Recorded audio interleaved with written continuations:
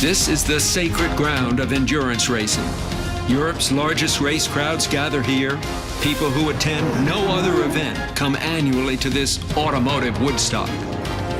The first 24-hour race here in 1923 dared manufacturers to prove their cars could last that long. Soon it came to be about endurance and speed, and now the names of the great teams are woven into the legends of the race. Porsche has won 16 times, Ferrari 8, Audi 7. Now the test of Le Mans looms once more. It could be won in the pits, increment by increment, or lost suddenly out on the track.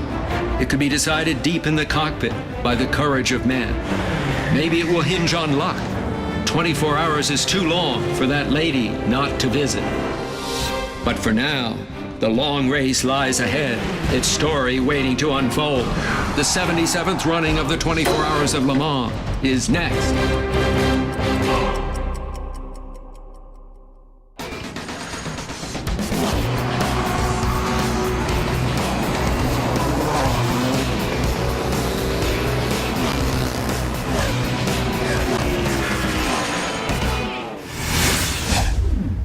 Just after 10 o'clock local time at the Circuit de la Sarthe in legendary Le Mans. Still some light in the sky, but the darkness is coming.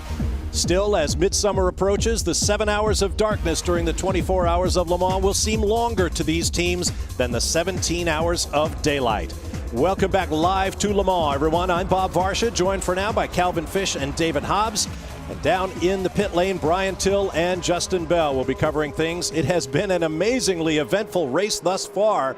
So let's get to the highlights from the very start of today's race and show you what's been happening. If you weren't with us for the start of the race, our Valvoline race recap will take you right back as the clock starts ticking down, and Frank Montagny in the pole-sitting Peugeot Turbo battled with Alan McNish for the top spot. Problems right away for the defending champions from Audi. Alex Premat slides across the Indianapolis corner and crashes heavily into the barrier. He was able to get back on track. Problems for the Peugeots. This was Pedro Lamy trying to get out of the pits, hit as he exited by Jean-Christophe Bouillon in the privately entered Peugeot 908 Turbo Diesel. Lamy flattened a tire as he exited the pits, had to go all the way around this 8.5-mile racetrack. French legend Henri Pescarolo on the right had to explain to Peugeot management what happened there. In hour two, problems for the defending champions from Audi again. Alan McNish got into the back of a slower car on a restart, damaged the nose. That took a repair, and that set the scene for the day.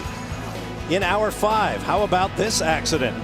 Somehow Stuart Hall in one of the Aston Martin Lolas went door to door with Tim Greaves and an LMP2 Radical, ushering the car off the track heavily into the tire wall. Watch it again. Somehow Stuart Hall was not reprimanded or penalized for this bit of mindless driving.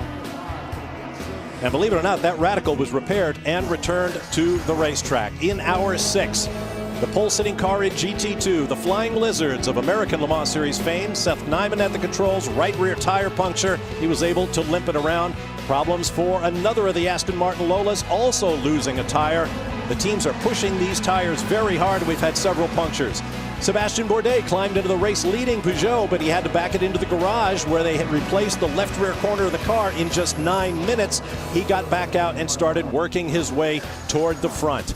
In hour seven, Lucas Luhr in the number 2 Audi. Left rear tire failure at the entrance to the Porsche curves, a high-speed accident. The damage to the car was extensive. Dr. Wolfgang Ulrich, who runs the team, shaking his head.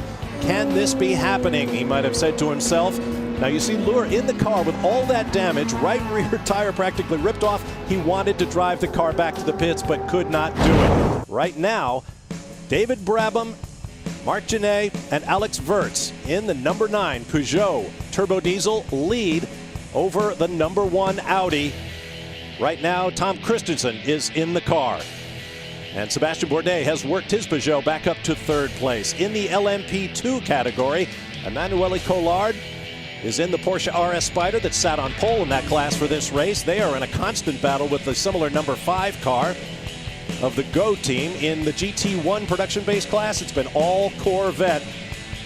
Magnussen, Jan Magnussen at the controls of the 63 car right now, leading that class And in GT2, which as it often does, has produced some of the best door-to-door racing thus far, Mika Salo, Taimi Melo, and Pierre Caffer in the number 82 Ferrari 430 GT lead that class. There's the Aston Martin Lola, number 007. Currently lying fifth, in for what looks like a routine stop, changing tyres. We've seen a lot of punctures and issues with tyres today because, as Calvin said at the top of the show, the rules have changed this year. You're only allowed one gun and one mechanic to change the tyre, so it makes it a long-winded business. So the teams are trying to double and triple and even quadruple stint their tyres, and we've seen some dire results as a result of that. And just to not confuse anyone at home, we talk about two mechanics, one gun. It doesn't have to be the same two mechanics in the same gun, so you'll see them alternate with the various crew members. Brian's down there by the Audi boys. Well, Dr. Wolfgang Ullrich, head of this of the Audi Sport, I know you've seen elation and you've seen heartbreak at Le Mans before. Right now, two cars seem to be experiencing heartbreak. With Lucas in the two car, any report as to whether the car broke or just a mistake from the cockpit? Lucas reported that he basically does not think that something broke, but we will look into the data carefully. And when we have really looked through it, then we know exactly what happened. And the three car, notice that it's had its problems as well this evening. Can you update us on it? Yeah, there we had to change a part on the fuel injection system, and the car will go out in the next 3 minutes.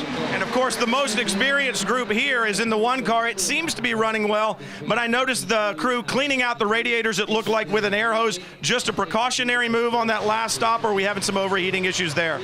No, it was not yet overheating, but we saw temperatures increase, and so we wanted to avoid troubles. Well, thank you very much for taking the time. I know you've got a lot to do. Thank you, Dr. Ullrich. Guys, back to you. All right, thank you, Brian. Well, that car of Lucas Luhr's, I must say, when on that onboard shot, the way it's swerving around sort of kind of looked like something was wrong, and the right-hand corner seemed to be rather up in the air, which would indicate that the left rear corner had in some way collapsed. I must say that when we saw those overhead shots of the car being dragged up by that crane, the left rear tyre seemed to be up, I must admit, but nevertheless, it's an unusual place to make a mistake, going into the Porsche curve. In the middle of the Porsche curves, you see people slide off the road, but very rarely going in, because it's a pretty easy entry. That's right. As we saw from the onboard, it looked like that the front was vibrating, like he may have had a puncture, but if it already got offline and got over on the marbles and stuff, maybe that was him just trying to gather the car and suddenly he's on a rougher part of the racetrack. But if Lucas said on the radio that he didn't believe anything had broken or he didn't have a flat tire, you'd have to think that somehow he got it wrong. That's a tricky part of the racetrack. Typically, when we see problems there, it's with slower GT2 traffic involved with the faster prototypes. And now we see that number 3 car that has been in the garage for many laps now trying to fix that injection system, and Romain Dumas sees his first laps. Sense the frustration there as he peels out, which is not allowed at Le Mans anymore in terms of wheel spin out of his pit box. Very frustrating day. Imagine this young man, for so long he's watched these Audis dominate for the last decade at Le Mans. Boy, I'd just love to drive one of those cars. He gets his chance and he starts in the garage. And of course he is a Frenchman in a French race. Well, of course, the same thing happened to me. 1987, for years, the Yost cars had looked so strong, the Porsche 962s, and run by Reinhold Yost. Me and finally get to drive one, and within about 45 minutes, we had some very weird fuel problem, and we were out. Couldn't believe it. So right now, the 2 remaining Audis are running in second and unofficially in 48th place as Romain Dumas brings his car back out on track and swings through Terre Rouge for the first time. He couldn't win it yet, Bob. There's a long way to go, as all drivers say here. That's why you're here, Mon Brave. There's a lot of racing left.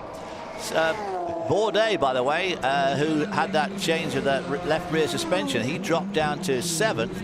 But he is now back up to 3rd, and he just clicked off a 3:25.3 as opposed to the fastest lap of the race, also set by him at a 3:25.1. So Bourdais really on it. You saw the Team LNT, Janetta Zytek, also an LMP1 class car sitting in the garage. There's been a lot of that thus far today at Le Mans.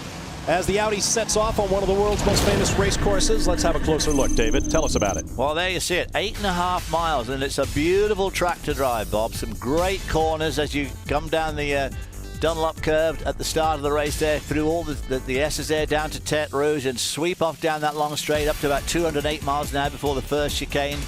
up to about a couple of hundred before the second chicane, then down to Mulsanne, and out of Mulsanne you curve your way through the forest there down towards Indianapolis, again to about 210 miles an hour. That's where we saw Alexander Premack crash this morning, then Arnage, and out of Arnage up to the Porsche curves. And that beginning of the Porsche curve is where we think that Lucas Luhr went off, which, as I say, is a bit unusual. Then all the way through there, that new Maison Blanche, and then finally the Ford chicane, bringing it back up to the start-finish straight again. So it's a great track to drive on, and obviously for a 24-hour race, it's exactly what you want. You want lots of long, high-speed straights, and there's a lot of daylight here, as opposed to the 24-hour race at Daytona, where of course it's predominantly dark. You know, they start at 4 o'clock in the afternoon, and within a couple of hours it's dark.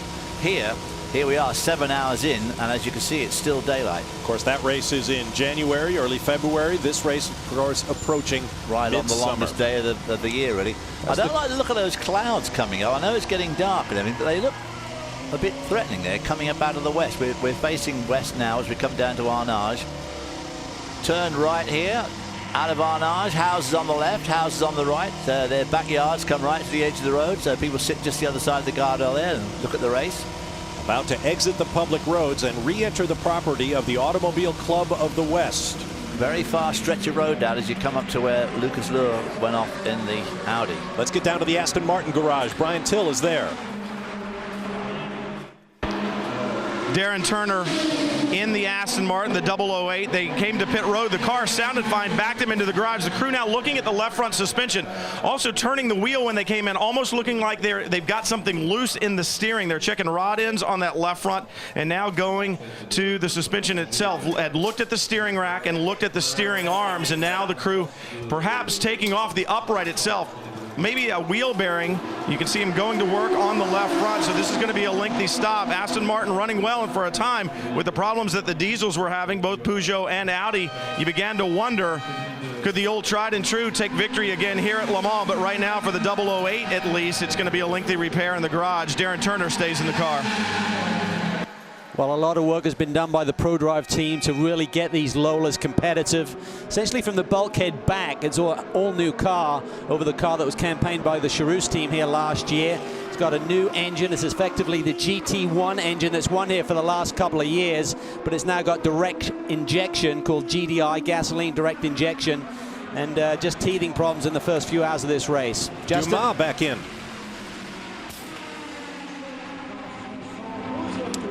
Oh dear, that doesn't look very good, does it? What did he do, 1 lap, 2 laps?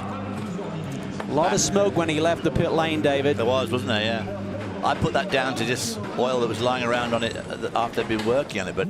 You don't think he did something to the clutch with that getaway, do you? Oh. These diesels have incredible torque, and it's entirely possible to burn up the clutch on exit. After they've used these cars here at the Le Mans 24-hour race, they take them back to Germany and use them on the farms there for pulling out tree stumps and things like that. Well, in the Peugeot, David Brabham, making his debut with the Peugeot team, actually did burn out a clutch in practice here with what their team called an over-enthusiastic getaway. And I find that difficult to do because they have these launch control systems where essentially electronics take over for the drivers in those situations. Essentially, you have the clutch depressed, you hit the starter button, and away she goes. So that's all controlled. On the Audi, it launches the car at 3,600 RPM. But right now, there's more issues underneath the hood of the number 3 machine. And there you see the Frenchman, Romain Dumas, right there. And he's just got to be sick in his gut right now. Well, let's get down to the Aston Martin crew. Get more from Justin Bell. What actually happened earlier on was after their last pit stop, they went out. Only 4 laps into it, they had a rubbing on the front left tire, which actually carved like a scuff mark out of the carbon fiber wheel arch. Takes some doing.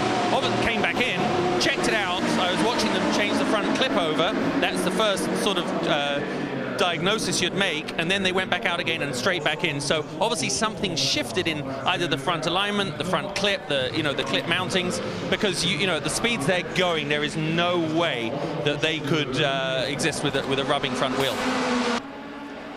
Justin, of course, talking about the Aston there, Bob, and meanwhile the number 3 car is back on pit lane, so hopefully a quick fix, and these boys can get some laps under their belt. A distinctive engine note from the twin turbocharged diesel. Fascinating to stand by the side of the track at Le Mans. These things just creep up on you. They whistle Sound like vacuum cleaners practically. Enormously powerful, and of course, that is the power plant to have in the current era at Le Mans. Romain Dumas is on his way. We'll be back in the gathering darkness.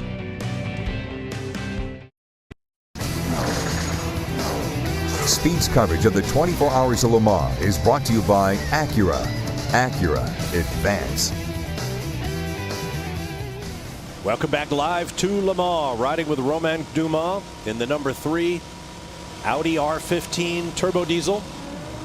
Meanwhile, there's the number 80 Flying Lizard Porsche. Started on pole in this class in the hands of Jörg Bergmeister. Brian Till is there. Darren Law just climbed out of the car. We'll let the crew get back in the garage and try to grab a word with Darren when he gets his helmet off here. I noticed some damage to the back of that car when they came in. It was a routine stop, tires and fuel. As Darren gets out of the car, I know it's a hot night tonight, but for a guy like you, yeah, you're in great shape.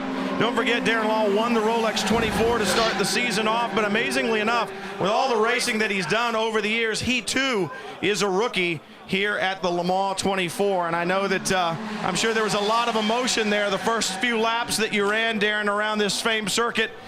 As we were just saying, the first time that you've been ever been here as well. Tell me what the emotion was like, and tell me where that scuff on the rear bumper of the car came from.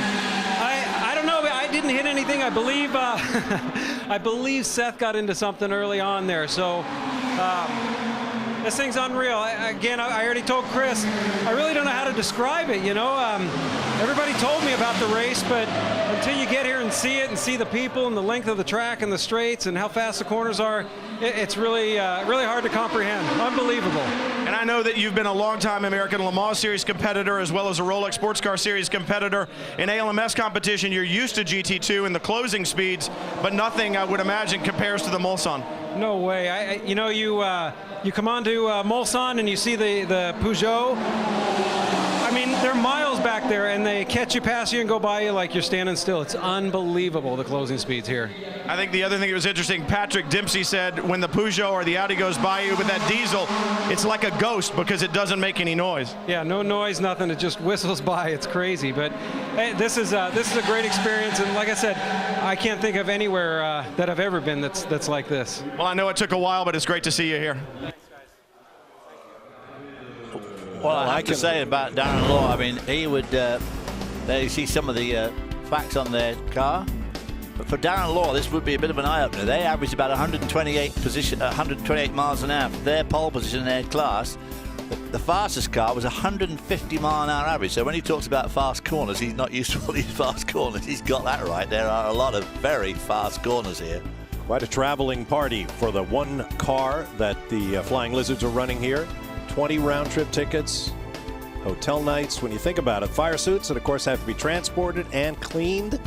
The tires, the fuel, the food, it just goes on and on and on. But I'll back up everything Darren Law had to say about your first visit to Le Mans. It's like nothing else on earth. When you get there the first time, you think, oh, is this what it's like? Yeah. And I tell you, you look at those numbers on screen a short while ago, it's a logistical nightmare for these US teams who are in the middle of a championship season, and then they break away and go over to France to set up for that. Just incredible. They got a race before and a race after, right? Exactly. So just great stuff. When you talk about those closing speed between these faster prototypes, the P1 cars over the GT2 cars, about 35 miles an hour difference, terminal speed in those two different classes. So that is monumental speed difference to deal with for the slower cars. Here comes the 008 Aston Martin Lola out of the garage yet again. Really cost them a lot of time there, right in the top 5 there in the mix of things. Now they're down to 11th. But they'll just, they're trying to learn here. They're hoping that the regulations next year will make these gasoline-powered cars a little bit closer to the dominant diesels over the last couple of seasons. And maybe they'll be in with a shout of overall victory next year. So learning, and they'll certainly file all this experience away. ProDrive have so much experience here in GT1, but not so much with the prototypes. Well, the Automobile Club de l'Ouest, who make the rules and regulations for this, are trying to make the rules with a lot more parity in them between the diesels and the gasoline-powered cars. A bit of a tricky situation at the moment because we're looking for a greener world. You know, all sorts of racing endeavors are looking to go greener. And of course, one of the easiest way to go green, of course, is to use diesel, which is so fuel efficient. The 64 Corvette is in. Brian Till is there. Second place when they came to pit road. Ollie Gavin out, Oliver Beretta in. Now early in the going during a full course caution, they were separated behind the second pace car, put them a couple of minutes back on the pace lap, but they have worked their way back up to second place, just a few seconds behind the sister 63, which leads right now. And you see the crew looking back at that left rear suspension. It looked like they were making some type of an adjustment. Then the left rear wheel goes on once again. Only 2 tire changers and a gun at the same time. Beretta underway. Justin? And we just saw the Peugeot number 8 leaving the pits. Now, you said something really, really observant earlier, David and Bob, in that these cars are virtually silent when they pull away, and that's not just a function of, as Calvin said, the electronics. It's that diesel motor. It's really odd. I was standing at the back there, and you get this whiff of diesel, a bit like I was in a truck stop in Rouen for a minute, and then it all gets a little bit nicer. But it's actually added a level of danger, I think, for us guys in the pit lane, because normally we hear the rumble like of the Corvette coming up the pit lane. Now what we do is we just have to turn around and hope we're not going to hit by a sort of a French or German missile. Guys? Well, years ago at Le Mans, David and I spoke with a man named Ian Dawson, who was running a low-budgeted team introducing a diesel engine to Le Mans. He said, mark my words, within a few years, diesel will not only be here, they will win. And they did.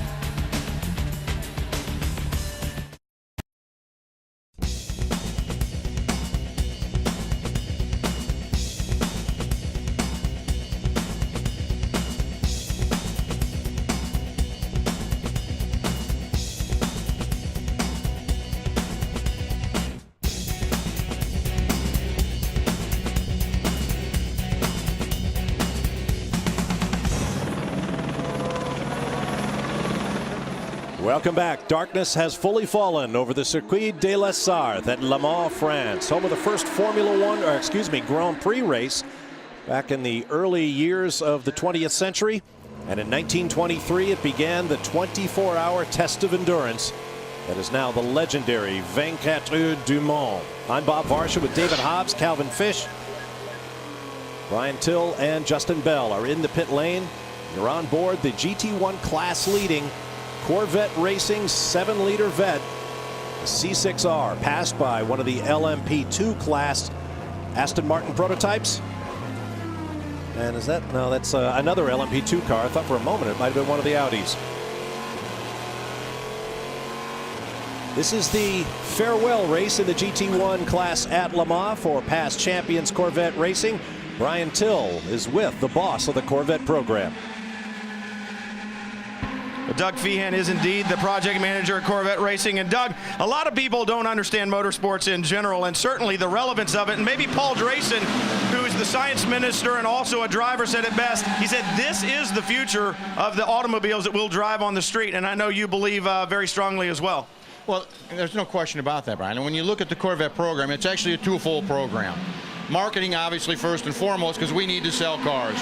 There's no better tool to sell Corvettes and the rest of the family of GM cars than utilizing racing in order to do that. We meet some very stringent guidelines set forth by the corporation on return on investment, and Corvette is a huge value from a marketing aspect. Now, to what the Lord had to say, all right, technologically speaking, he's absolutely right. Obviously a leader in green initiative with our E85 and our Green X Challenge victories there. Secondarily, when you look at what we're working with our lubricant manufacturers, zero viscosity lubricants, ceramic wheel bearings, new brake materials, enhanced aerodynamics, those things are not just applicable to Corvette. They're applicable to every model GM builds from Cobalt on up. So we're really a rolling laboratory, and quite frankly, very cost-effective one and expedient one. And in this day and age, you have to be lean, you have to be fast, you have to move forward, and that's what we're doing at GM, and that's what we're doing at Corvette Racing. You're certainly lean. I don't think I'm as lean as I used to be, but you said how important this program is. I know GT1 is going away for Corvette Racing, but GT2 is coming in. Are we still going to see the new GT2 Corvette at Mid-Ohio? We're all set to debut the GT2 car August 8th at Mid-Ohio, which we hope will be then classified as the new GT category, both here at Le Mans and then in the U.S. as well. get this down to a single GT thing, product relevance, a great deal of production car capability in the car, a lot of components from the production car. It's just going to be a great way to go racing in the future. So is he lean and mean at Mid-Ohio? Lean, mean, fighting machine, baby. All right, thanks to Doug Feehan. On board with Jan Magnussen. Let's just listen to the sound of this 7-liter Corvette V8 in its last visit to Le Mans.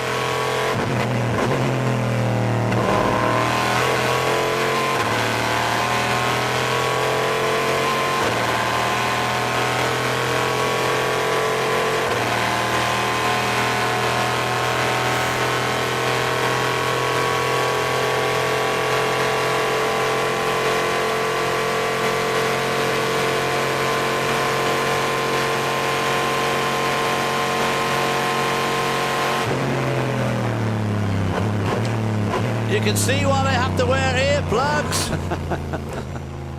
Just fantastic noise. Two definable engine notes this week of being the Aston Martin. That V12 just howls down the straightaway. But the nice thing is when you're a co-driver on one of these type of cars and you wake up in the middle of the night, David, you can always hear these things thumping around, you know. Yeah. There's nothing worse, you know. You're on the famous Mulsanne straight. Here comes the second chicane, the left-hander.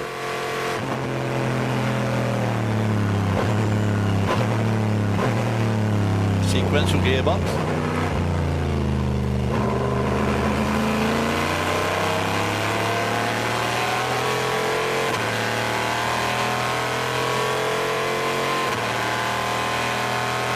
That was the kink that used to strike fear into our hearts without the chicanes there. Yeah, that had to be right hairy there back then. At 240 mile an hour, the years the Jaguars won in 1988.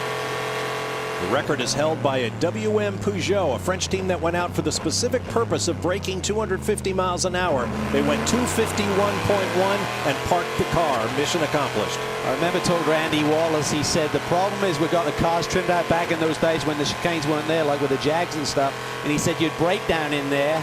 With the lack of downforce, you couldn't feel you were locking that right front as you go through that little kink, and you'd flat spot the tire. So some of the drivers really had to adapt to the very tricky braking corner. Now that's another tricky thing that someone like Johnny O'Connell's got to do in this car. He is, as you can see, past a lot of the GT2 cars, but at the same time, he's got to keep a very sharp eye on his mirror for the LMP1 cars, who are in turn about 20 mile an hour quicker than he is. It's hard to believe that a Corvette could be passed that fast by another car, but there you saw those LMP1 cars absolutely streak by. Through Indianapolis and Arnage, headed for the Porsche curves, Calvin. Johnny has a remarkable run here at Le Mans. Of course, we call him Mr. Sebring with the amount of races he's won there, which is a record. But here at Le Mans, he's tied with several other guys with 3 victories. And if he could pull one off here this weekend, he'd be the only U.S. driver with 4 wins at Le Mans. Quite remarkable, the career that he's put together at 46 years old. And he seems to go from strength to strength. I mean, he really feels the intensity of the battle. They haven't had a lot of competition in the last couple of years over in the American Le Mans series, but certainly between the 3 and the 4 cars we see them in the States, and the 63 and the 64 when they compete here at Le Mans, there's enough rivalry within the camp to really force the issue. Pretty heady company Johnny O'Connell could find himself in. The other Americans who have won this race 3 times, Phil Hill, Dick Barber, Al Holbert, and I suppose you could include Luigi Chinetti, who won it twice as an Italian, once as a naturalized American in 1949.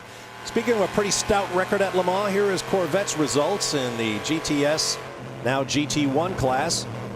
3rd and 4th in their debut, 5 class victories, 15 podiums, and look at that line at the bottom. Worst finish, a 2007 DNF. Only once in all their appearances here with 2 cars has 1 car failed to reach the finish. I think that was early in the race too, as I recall, with Ollie Gavin behind the wheel. It broke a prop shaft, and there's nowhere to go from that point on. Just devastating blow. You heard Doug Feehan refer to getting the GT class together. There's a lot of talk with a lack of support in GT1 that the GT1 and GT2 classes will be combined.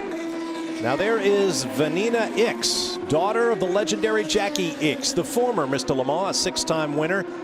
Vanina, one of 50 women who have raced here at the 24 Hours of Le Mans. Brian Till. She sits in the car right now, Bob. A problem with the right front. As the crew members shook it, it certainly moved. So they're going to take a look, see if they've got a loose suspension component or if it's more than that. The great thing about this is you'll notice the American flag on the right front fender. This car, this team now based in North Carolina. They're outside of Charlotte. So see a crew member working on the right front suspension right now. A North Carolina flag drapes the side of this car in decal form, and it's great. When you talk about worldwide racing, it's great to see a Le Mans Series entrant actually based in the United States. We haven't seen this team compete in American Le Mans Series competition this year, but they say they certainly expect to at least the last 2, perhaps the last 4 rounds, but they've moved it there. They've got an association with a couple of technical colleges there in North Carolina, and it's just great to see that worldwide racing and sports car racing now coming to the United States and being based there, in addition to the American Le Mans teams that we see compete on a regular basis. Also looking at the left front, they'll go to work, struggling a bit, and once again, a petrol-powered car against the diesels here at Le Mans is difficult in current times, but Vanina Ix has been here before. She's very experienced. The crew believes in her, as does the team, and it doesn't hurt when your father has won this legendary race so many times. They'll go to work on this creation, try to get it back underway, and head back out and see if they can't complete the 24 hours here at Le Mans. Thank you, Brian. A small correction. The team is based in Winston-Salem, North Carolina, about an hour and a quarter up the road. But your point is absolutely spot on about world racing coming to North Carolina. Congratulations to our speed colleague Peter Windsor and his partner Ken Anderson in the Team USF1 Formula One effort that is based here in the Charlotte area. And for just the reason you mentioned, there is so much technology, so much skilled manpower, so much racing knowledge here in North Carolina that everybody is gravitating, well, not everybody, but lots of people are gravitating in this direction. These guys are having a great run here today, other than the pit lane incident. The 17 machine, currently driven by Benoit Trullier. And he's really a star over in Japan. Just really would love to get back and do a bit more in Europe, but he won the 2008 Super GT Championship. He currently leads the Formula Nippon Championship.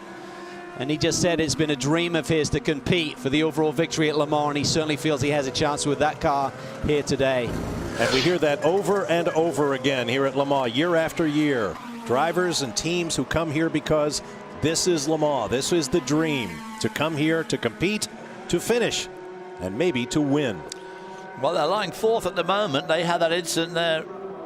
Bouillon ran into Lame as he left the pits and clipped the front of this car as well. It didn't do much damage to this car, but it did put them back about a lap. But now they're running in 4th spot, just about 2 laps behind the leader, which is Marc Genet in the number 9 car. Closing in on 8 hours down in this race, and they've actually gone through all 3 drivers now. So Bouillon now back behind the wheel. He started the race. Simon Pagenaud had a run, and also Trullier. So a lot of these teams will try and extend the amount of time that they run the drivers. There's a maximum you can run any 4 hours within 6-hour periods, so 4 hours straight effectively. And what that does, David, it gives you a little bit more rest time. If you can get the guys to do a quadruple stint, that means you're out of the car for like 8 stints, so you can actually get some rest. You can get some serious rest, there's no doubt about it. Obviously at the track it's kind of difficult to rest, because apart from anything else you're listening for your car all the time. You can hear them droning on, but at least it gives you a long time, a much better time to relax and recover. And we were talking about logistics. Nowadays they all bring washing machines and dryers. Everybody comes a brand new uniform all the time. Of course, it wasn't like that before.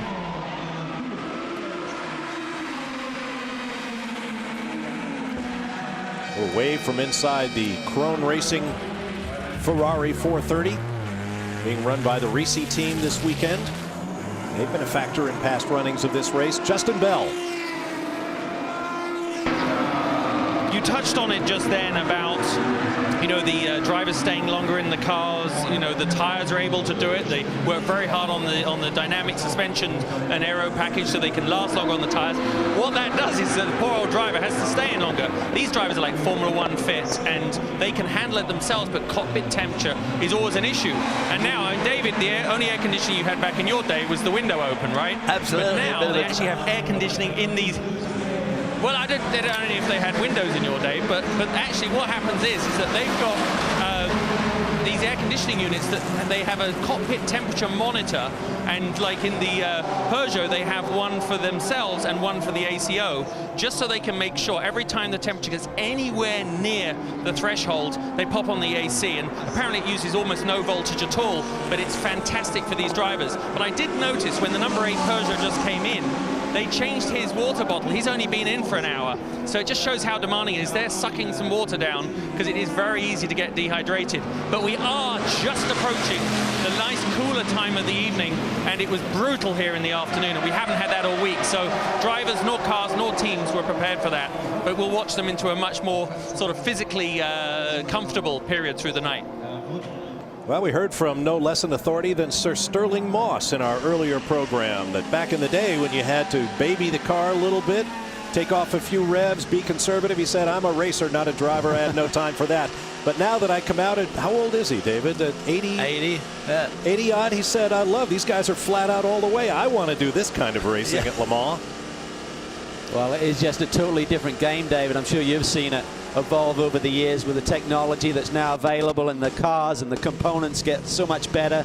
Brakes that can now go 24 hours flat out. I mean, you're not babying them, you're actually hammering them every lap, and they'll still go 24 hours. I mean, not on all the classes, but certainly the prototypes. You'd set times that were way, way, way under what you qualified at. And of course, but we used to do like 4-hour stints, but of course the only trouble was you didn't have 2 other drivers to do their 4-hour stints. GT2 class leader Ricci Ferrari is in. Brian Till. Jamie Mello sits behind the wheel. Mello won this race last year with Salo. This year, a new co-driver, though, Pierre Caffer, Jimmy Bruni, has moved to another team. So 2 of the drivers remain the same. They will double stint these tires. Ferrari very good on these Michelin. Mello has fuel and is gone.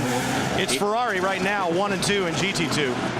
And Ferrari is back at Le Mans in force. 10 Ferrari 430 GT2 entries. And Ferrari president Luca Di Montezemolo here to wave the flag to get the race underway. Ferrari taking a very hard look at endurance sports car racing. Wouldn't it be great to have them back at Le Mans on a regular basis as a factory? Back live at Le Mans. Pit action continuing. Darkness fully fallen over the track. A little bit of a problem here on the number 97 GT2 class Ferrari of Fabio Babini, Matteo Malucelli, and Paolo Ruberti. What a thrill for those Italians to race a Ferrari on Le Mans. I'm sorry, I can't do that. You get one shot and that's it.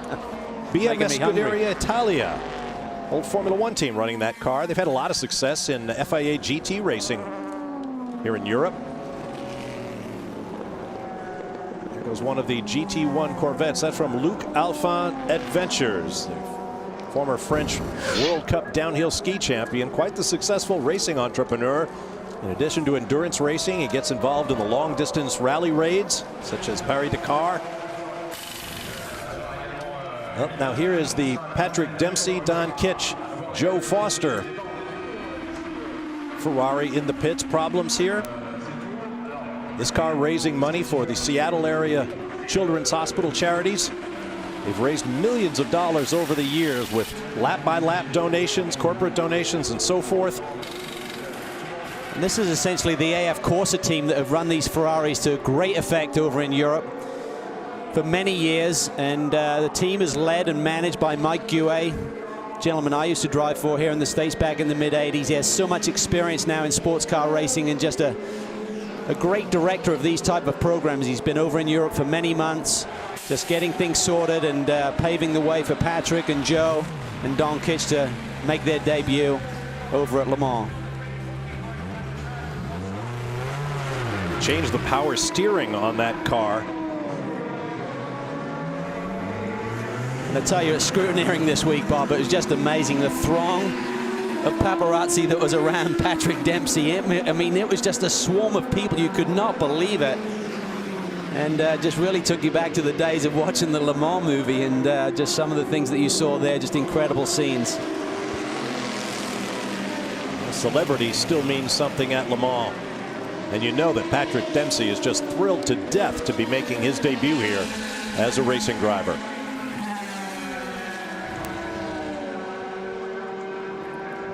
Hard to believe we've been running this long, but the race is really just barely underway with the 7 hours roughly of darkness ahead, and then into the day tomorrow, taking you up to the finish at 9 a.m. Eastern Time here on Speed. 99 comes to a stop. Driver change, tires. There's just so many of these Ferraris in the field this year. They outnumber the Porsches by 2-1. And we saw in qualifying that the Porsches had a slight edge by about a second and a few miles an hour down the straightaway. But the race today has not gone good for the Porsches. They've had problems, and the Ferraris lead the way. But this is a car that is led by Christophe Bouchou. He's had so much success over the years. He won Le Mans back in 1993 with Peugeot. He's also won the Daytona 24-hour race as well. This is another very distinguished team. Down to the Audi pits, Brian Till. Tom Christensen just brought the one car in, and this is not what you want to see. The stands have come out. They'll spin him around, back him into the garage. Now, remember, all 3 cars have been in the garage. We saw the problems for the 2. It will not return. The 3 had a fuel pressure problem, so they had to pull the engine out, work on the fuel pressure system, and get it back in. And so when you saw Romain Dumas go out and in, that was basically an installation lap because the entire engine had been out. But I don't know what the problem here is. You see the engine cover coming off, and the crew will go to work right now to try to get this taken care of. But whatever the stop is, it will be a lengthy one. Anytime you got to go into the garage, there's going to be a lengthy stop here. In from P2. And Calvin, this takes us back to something we talked about at the beginning of our programming day here on Speed.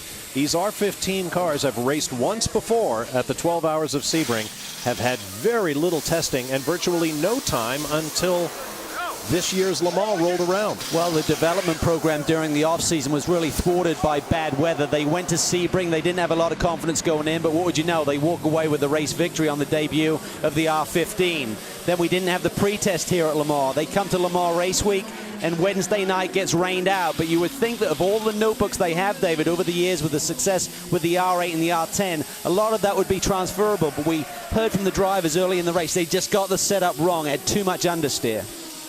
Let's get back to Brian. Guys, looking at the car right now, remember I had spoken with Dr. Ulrich about blowing out the radiators, and really that's a lot of the work that's going on right now.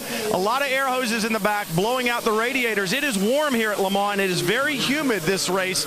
I don't remember it being like this in the past. Perhaps right now it's an overheating issue. We had seen problems at Sebring as the intake screens into both the braking system and the radiators had some clogs in them, but right now it looks to me like I didn't see any wrenches in the back or anything. Just going to work trying to clean out the radiators so they could get some fresh air.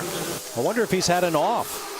Well, we haven't seen that certainly, but Brian is correct. At Sebring, they did have some overheating issues, not to the point of causing them to go behind the pit wall there, but certainly the grill system inside those radiator ducts has been changed for Le Mans, so they certainly learned things at Sebring, but it looks like there's a quick fix. They must have seen those numbers on the telemetry start to approach the danger zone, and better to spend a minute or so right now effecting a quick repair, cleaning everything out, than have problems later.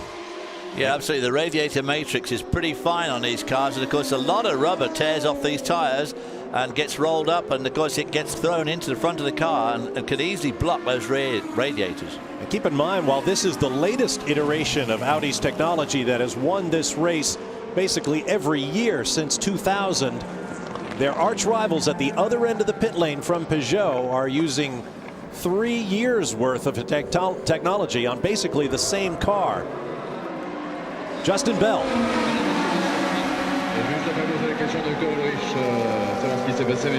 Patrick, well done. That was brilliant. Thank you so much. It's so much fun. It's starting to get better and better. I'm more relaxed in the car. It's just absolutely surreal when the sun goes down. All you smell is the cooking, and this haze covers the track, and you can't see anything. And certainly going into Indianapolis, it becomes this eerie haze, and you can't see anything, and you hope to God you're turning in properly. But well, you know, when you come past the fairground, that isn't Marlboro you're smelling. That's something completely different. There's a lot of smells you have when you're going around the track, but it's an epic journey each time around. There's so much to concentrate on. There's so much going on in front of you and behind you. The track conditions change constantly, but I'm learning so much. It's great. I'm having a blast. I want to say hi to my kids back home, Darby Sullivan and Tallulah, and my wife Jill. So tell me, when you're out there, how tough is it for you adapting to the incredible pace of the prototypes coming up compared to what we deal with sometimes in the States? Well, That was my first double. On the double, it makes it a little easier because you can get a sense of the rhythm, and that makes it much easier to anticipate where they're going to come in. They're also incredibly patient coming into the turns. They wait, so it's been good that way. I'm starting to get used to it. Everything's sort of slowing down, which is good. Well, you know, on my headset is the man that has probably gathered the same kind of attention as you, David Hobbs, when he was racing here. Yeah, it's great. I've heard some great stories that went in a few magazines about his experiences here. Hopefully we don't have those. Exactly. Well, great luck, Patrick. Go and take some break, and we'll see you later. Thanks, man. Take care. That's Patrick Dempsey. Backhanded compliment. You saw his Team Seattle Le Mans patch. I'm sure all of their supporters out in the Pacific Northwest are looking in and following them here on Speed. Welcome to all of you. And welcome to a very special guest here at our Speed announce booth. A.J. Baim is executive editor of Playboy magazine, and he has written a book steeped in Le Mans history. It's called Go Like Hell, Ford, Ferrari, and their battle for speed and glory at Le Mans. And A.J., first of all, welcome. You know better than any of us, perhaps, how much glory is involved in a race like the 24 Hours of Le Mans. I just want to say thank you so much for, I mean, what a thrill it is to see the cover of my book on your broadcast. Thank you so much for having me.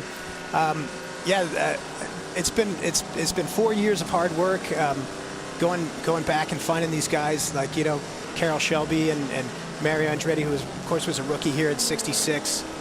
Dan Gurney. To be able to interview the great Phil Hill before he passed away was such an honor. I think the book turned out okay. Well, we look forward to reading it. We should probably, for our viewers, set the scene. If they're not familiar with Le Mans history, we're talking about back in the 60s, the two most influential men in the automotive world, Henry Ford II of Ford Motor Company and Enzo Ferrari at the peak of his power and influence at Ferrari. They couldn't get together on a deal for Ford to acquire the brand, and so they split in the most public way. And Henry Ford II, or the Deuce as he was known, made it his business, and he was willing to risk everything to beat the Commendatore at Le Mans, and he did. I'm sure it's a fascinating read. You just summed up the book right there. That's why I'm here. There's these two characters. I mean, they were so powerful at the time, and these two men, they lived and breathed their companies. They both said straight up that that the cars that bore their name were more important to them than their own families. And for these two guys to be building cars and going at it at the greatest automobile race in the world, that's who could script that? And AJ, where did you draw your fascination with sports car racing from? I started at Playboy 6 years ago, and the first thing I did was I knew about the story, but I went back and I read the old stories in Playboy by a writer named Ken Purdy, who David, I'm sure you know, and he had these portraits of these characters like Sterling Moss and like Maston Gregory, and I would read them and be like, these guys are so fascinating. They were so larger than life, all of them. It was a different period in motorsport as well. It was very controversial, I think, because of the extraordinary amount of violence in motorsport during that era, which these characters, when you look at what they accomplished, it's really something. Well, in 1963, I drove the Lola GT, which of course was the forerunner of the GT40. Really, the GT40 was taken off the design of the Lola GT, and of course kind of taken over by the Ford people, and John Wyer was working there pretty early on. So how much did you go into the technical details of how this thing got involved? And Lee Iacocca and a lot of other top execs from Ford were very heavily involved in the whole gestation of that program. I think that the book about the technology of these cars through the years and how they changed, that book had been written a bunch of times. So I tried to put enough technology in there to stimulate guys like you, and you would be fascinated by the book. But really, it's a book about heroes. Speaking of Lola, I did some wonderful interviews with John Surtees, and what that man accomplished in 1965 in a Lola in September.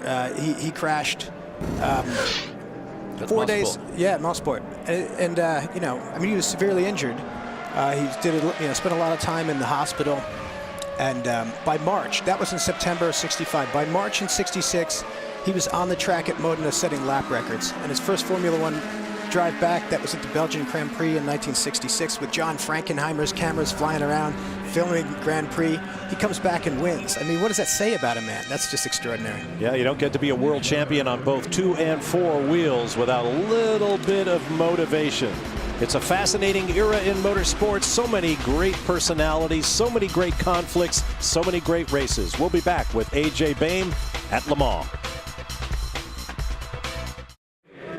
Welcome back live to Le Mans. You see action down in the pit lane is the number 25 LMP2 class car of Tommy Erdos, Mike Newton, and Chris Dyson of the United States. There you see the American flag on the door. Dyson, one of 9 American drivers in the 165-strong driver field for this 77th running of the 24 Hours of Le Mans. I'm Bob Varsha with Calvin Fish, David Hobbs, and our guest, author A.J. Baim, executive editor of Playboy magazine, who has written Go Like Hell, Ford, Ferrari, and their battle for speed and glory in the 1960s at Le Mans. And of course, as executive editor for Playboy magazine, he gives all us car guys reason to say, yes, we do read the magazine for the articles. As the number 3 Audi turbo diesel gets back into the pit lane, let's take a look at some of the problems suffered by the leading LMP1 teams in this Valvoline race recap. Early laps of the race, young AJ Primat of France, a little over-enthusiastic in the Indianapolis corner, got into the tire wall but was able to get back on track.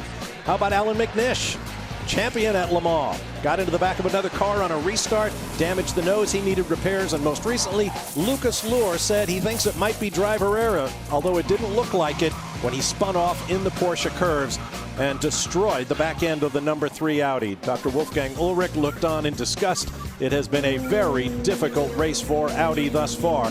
Luhr stayed in the car, thought about driving it back on 3 wheels, but he was eventually convinced it wouldn't happen. How about their rivals at the other end of the pit lane at Peugeot? Pedro Lamy says, I'm leaving. Jean-Christophe Roulant says, I'm entering. Not really Lamy's fault. You see the Pescarolo crewman running over to say, I don't think that's a good idea. Damage to Lamy's car and to the number 8 sister car of home favorite Sebastian Bourdais. Had to have the left rear corner completely replaced. The team did it in 9 minutes. Got him back out on track, and Bourdais currently runs in 2nd place behind the 3rd Peugeot entry in the race for Marc Gené, Alex Wurz, and David Brabham. Meanwhile, back in the pits, the number 25 has finally fired and exits. Well, these guys are having a great run here. They've had some motor problems in their early season races over in the LMS, but spoke to Phil Barker this weekend, who's team manager and engineer for RML, and he said we've really turned the corner. So Mazda are back here at Le Mans with a vengeance. Got 4 entries in the LMP2 class. And a lot of the Mazda management are here this week, really looking at the future. Sylvain Tremblay is over from the States. The boys who won the big one, the 24 Hours of Daytona last year, are over here just surveying, looking at the landscape. And that's what it takes to have success here at Le Mans, David. I think you really have to do your homework. You have to visit the track. You have to come to the event, see what it takes. You don't want to come here and be shocked first time. If you're one of the smaller teams, you've really got to have 2 or 3 goes at it and get to work it all out. If you're a big team like Audi, of course, when they came here, they came, they didn't win the first year, but they've won every year since. And of course, they can do it by massive amounts of money, computer expertise, and of course, the smaller team has to really, unfortunately, get out here and do a lot of work to find their way around to win this place. Because as Darren Law has already said, this is so different to anywhere else. That's Marc Gené on board the Peugeot. What a great job. Right now he's leading the 24 Hours of Le Mans. His day job is testing Formula One cars for Ferrari. Nice work if you can get it. And speaking of nice work, Brian Till has a great job down in the pit lane. Let's go to him now. You know, we just saw the 25 car come to pit road, and they spent a lot of time cleaning out radiators, and it got me thinking, I have not seen this type of little bit of tire debris before. It's in little shards, and this is just a percentage, a small percentage of what came out of that radiator. Now think back to the number 1 car being in the garage a little while ago and having to blow out those radiators. I'm not seeing this type of debris before. When you see a lot of rubber on the racetrack, a lot of times it gets thrown out. Now it seems to be collecting in radiators. David, I think you'd call this clag. That is exactly what it is. It's a highly technical term, which somebody like you shouldn't use too often, Brian, because it's very, very technical. But that is in fact clag. You're correct. Very black, sticky clag. And as you can see from the way the consistency when Brian was rolling it through his fingers, you can imagine that gets packed into the old radiator matrix. You'd have a heck of a job to get it out. Which is why the Peugeots are using that sliding screen. They have a sliding screen they put in front of the radiator, so it never ever gets into the matrix in the first place. That's the Speedy Racing Sabal Lola Judd in the hands of Xavier Pompidou. Second in class when they pitted. We'll see where they get to when they come back out. Still this going down at a furious pace, the race here at Le Mans. As Sir Sterling Moss pointed out, it does these days. A.J. Boehm, I'd like to ask you about your book about Ford's success, winning 4 times, I believe, the overall here in the 60s at Le Mans. Is there a central incident or race in the book? The culmination is really Le Mans in 1966. What a scene it was. Ford had, spent untold money. It was really one executive, really a few, but this was really Henry Ford II's passion. He really wanted to win this race, and he really wanted to defeat Enzo Ferrari. And for him to come over here himself, bring his new Italian wife, who was this beautiful woman, to Le Mans in 1966. He was honorary Grand Marshal. His wife bets $1,000 that the Ferraris are going to win. Oh! And she lost her $1,000, that's for sure.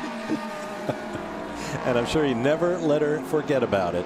And AJ, when you look at the domestic car situation here in the U.S. right now, how is that going to now happen again? How are we going to take an American brand and manufacturer over to Le Mans and try and do what Ford did back in the 60s? You know, when I started the book, I can't believe how topical it is now. What's going on in the American automobile industry stems from everything that happens in Chapter 1 in the early 1960s. Really, Detroit. The book is very much a business story because it's about a Detroit company that has to compete on a global level for the first time, has to compete against the European car companies. And I'll tell you, man, nothing like that could ever happen again today. I mean, there could never even be an automobile executive as powerful as that man was. You know, tough news today with what GM is talking about. You know, their future in racing uncertain. So that probably doesn't answer your question, but.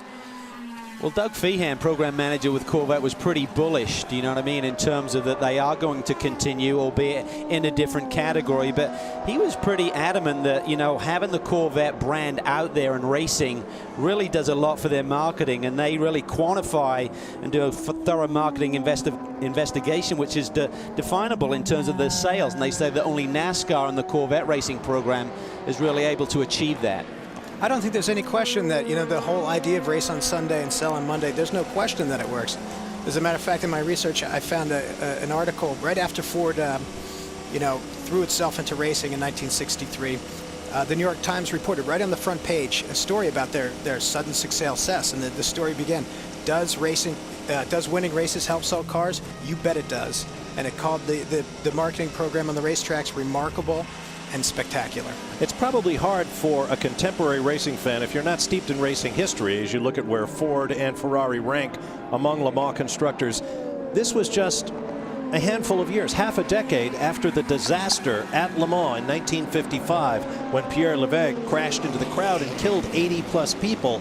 Countries around the world ran from racing like the plague.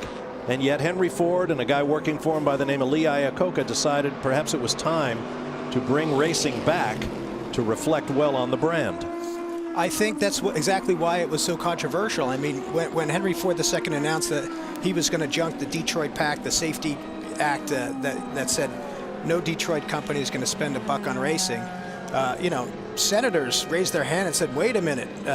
You know, it was one Detroit writer called it the biggest automotive story in years. I mean, this was very controversial. You got to remember, of course, that back then Ford was a major international company. I mean, they had massive factories in Germany and France, and England. So, yeah. I mean, obviously it was a big manufacturer over here. So it wasn't like it was an American car coming over here racing in Europe and no one had ever really heard of Ford much. I mean, it was a massive presence in Europe already. No, I agree with you. I think it's very important. Henry Ford II had such foresight, and he saw that what happened in Europe in the 1960s was going to is what happened in America in the 1950s, and that was a crystallization of the middle class. So Ford had a huge presence even since the 1920s in Europe. Absolutely. But in the 1960s, that's when there was going to be this massive car buying boom, excuse me. And Chrysler and GM were investing heavily too. So it was going to, he knew it was going to be a battle. And it was a battle that includes most of your racing heroes: Mario Andretti, Dan Gurney, AJ Foyt, Ken Miles, you name it, the list goes on and on. The book is titled Go Like Hell, Ford, Ferrari, and Their Battle for Speed and Glory at Le Mans by AJ Baime, B-A-I-M-E. Look for it at your local bookseller. AJ, thanks very much for joining us. Thank you so much, guys. We'll be back with more of the 24 Hours of Le Mans. Back at Le Mans, Daytona International Speedway invites you to enter the 2009 Rolex Sports Car Series VIP Sweepstakes. Enter to win a VIP package debuting the Brumos 250, featuring 2 laps in a Daytona prototype, access to the garages, and much more. No purchase necessary. Visit speedtv.com, keyword promo, for more information. I tell you, Bob, that was a very lengthy pit stop for the number 8 machine here, right in the thick of this thing in second position. They were trying to replace the front nose, and for some reason the old nose would not come off. They were really struggling with that, and that cost them precious time. I bet they were sitting still for over a minute there, David. That is the sort of thing that will come back and get you, because as Sterling Moss said right at the beginning of this show, these guys go flat out all the way, and you just cannot afford any downtime at all. And they just lost in very valuable time just trying to remove the nose. I think they were just changing it for the night nose, maybe with the cleaner headlights or different headlights. I don't think it was damaged in any way, but boy, oh boy, that old one just would not come off. And that's where Audi over the years have been so incredibly good at making sure everything works. And that's the sort of thing that a guy like Roger Penske, you know, just always, he makes sure that things like the noses, the wings, the whatever, everything just goes like clockwork, and that did not. There's the number 6, Janetta Zytek, in the P1 class. They've been in and out of the pits quite a bit. Problems up and down the pit lane. This is rapidly turning into one of those last man standing affairs. How about this situation? The number 3 car in the GT2 class, the IMSA Performance Porsche 997 GT3 RSR. Patrick Pilet at the keyboard. Let's go to Justin Bell standing by with one of his teammates, American Patrick Long. Pat, we were just watching on the replay your car get, I guess, nerfed off by someone and spun into the gravel. I mean, that is really not fair play, is it? Your aggravation is palpable. Well, my engineer was just asking me why there was so much variation in my lap times in the second stint, and I said, man, it is crazy out there. It's normally pretty wicked out here with P1 cars, but something's in the water in the system or something, because it's nuts out there. Patrick just got tagged in the rear. We had to come in and change tires, but as I talked about in my last interview, it takes a lot longer to change 4 tires these times, so we're back a little bit. We've had a couple of rough and tumble holes, but we haven't given up yet. This is my 6th Le Mans, and I know to roll with the punches. You got to be there at the end, but hey, if I can come to the Super Bowl of racing every year and race, you can't win them all. I've got a couple of them under my belt, so I'm having a lot of fun regardless. Oh, you mentioned it, and there are obviously gasoline now in P1 cars, and there's diesel. You say that some of the hassle's coming from the diesel guys more than, I mean, the gas guys more than the diesel. Why that? Yeah, the Audis and the Peugeots have been pretty well behaved, but I think they have a lot more power to deal with, so they're not worrying too much about momentum. But I think we might have just got hit by a Peugeot, so we'll wait and see before I cast any judgment or give anybody an endorsement. No. Well, a fan favorite in America. Great job, Pat. Brian? Another fan favorite, Marino Franchitti, out of the Aston Martin in GT2. Good top 10 run going on out there, Marino. Right now, how's the racetrack? We were just talking about this new tire rule. It seems to be affecting maybe a lot of that rubber on the track. I have to say, I'm not noticing any difference. Driving, you know, if you get a little bit of pickup, it cleans up the same. The main thing I'm noticing is just that the tires are so durable. The Michelins just keep going faster and faster. I was at the end of a double stint, and it's kind of driving a GT car is almost like being a prototype now. You just keep going faster and faster. There's no tire degradation. It's amazing.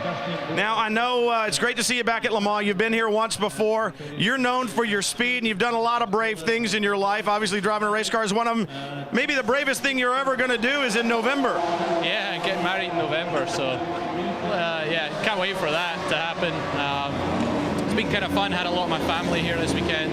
Had my fiancée Holly driving in the historic race, and yeah, that was a bit nerve-wracking. I know how she feels now, so I'm happy she was out in one piece. Well, I wasn't talking about the marriage being brave. It's the fact that you're going to marry a girl who's also a very accomplished race car driver. I want to know when you guys are going to go head-to-head on the track. It's never going to happen. I told her that. We're never driving together or against each other. It's just not a good thing. Great to see you, brother. Thank you. Every time I hear Marino Franchitti, it's it's the pasta. He comes here, he's Scottish. He can only understand what he's seen. Like his brother Dario. Hey, hello, Dave, how you doing? Dario explained it to me once. They are 1/4 Scottish, 3/4 Italian, but Scotland won out in terms of homeland. So there it is. Here's the Flying Lizard team.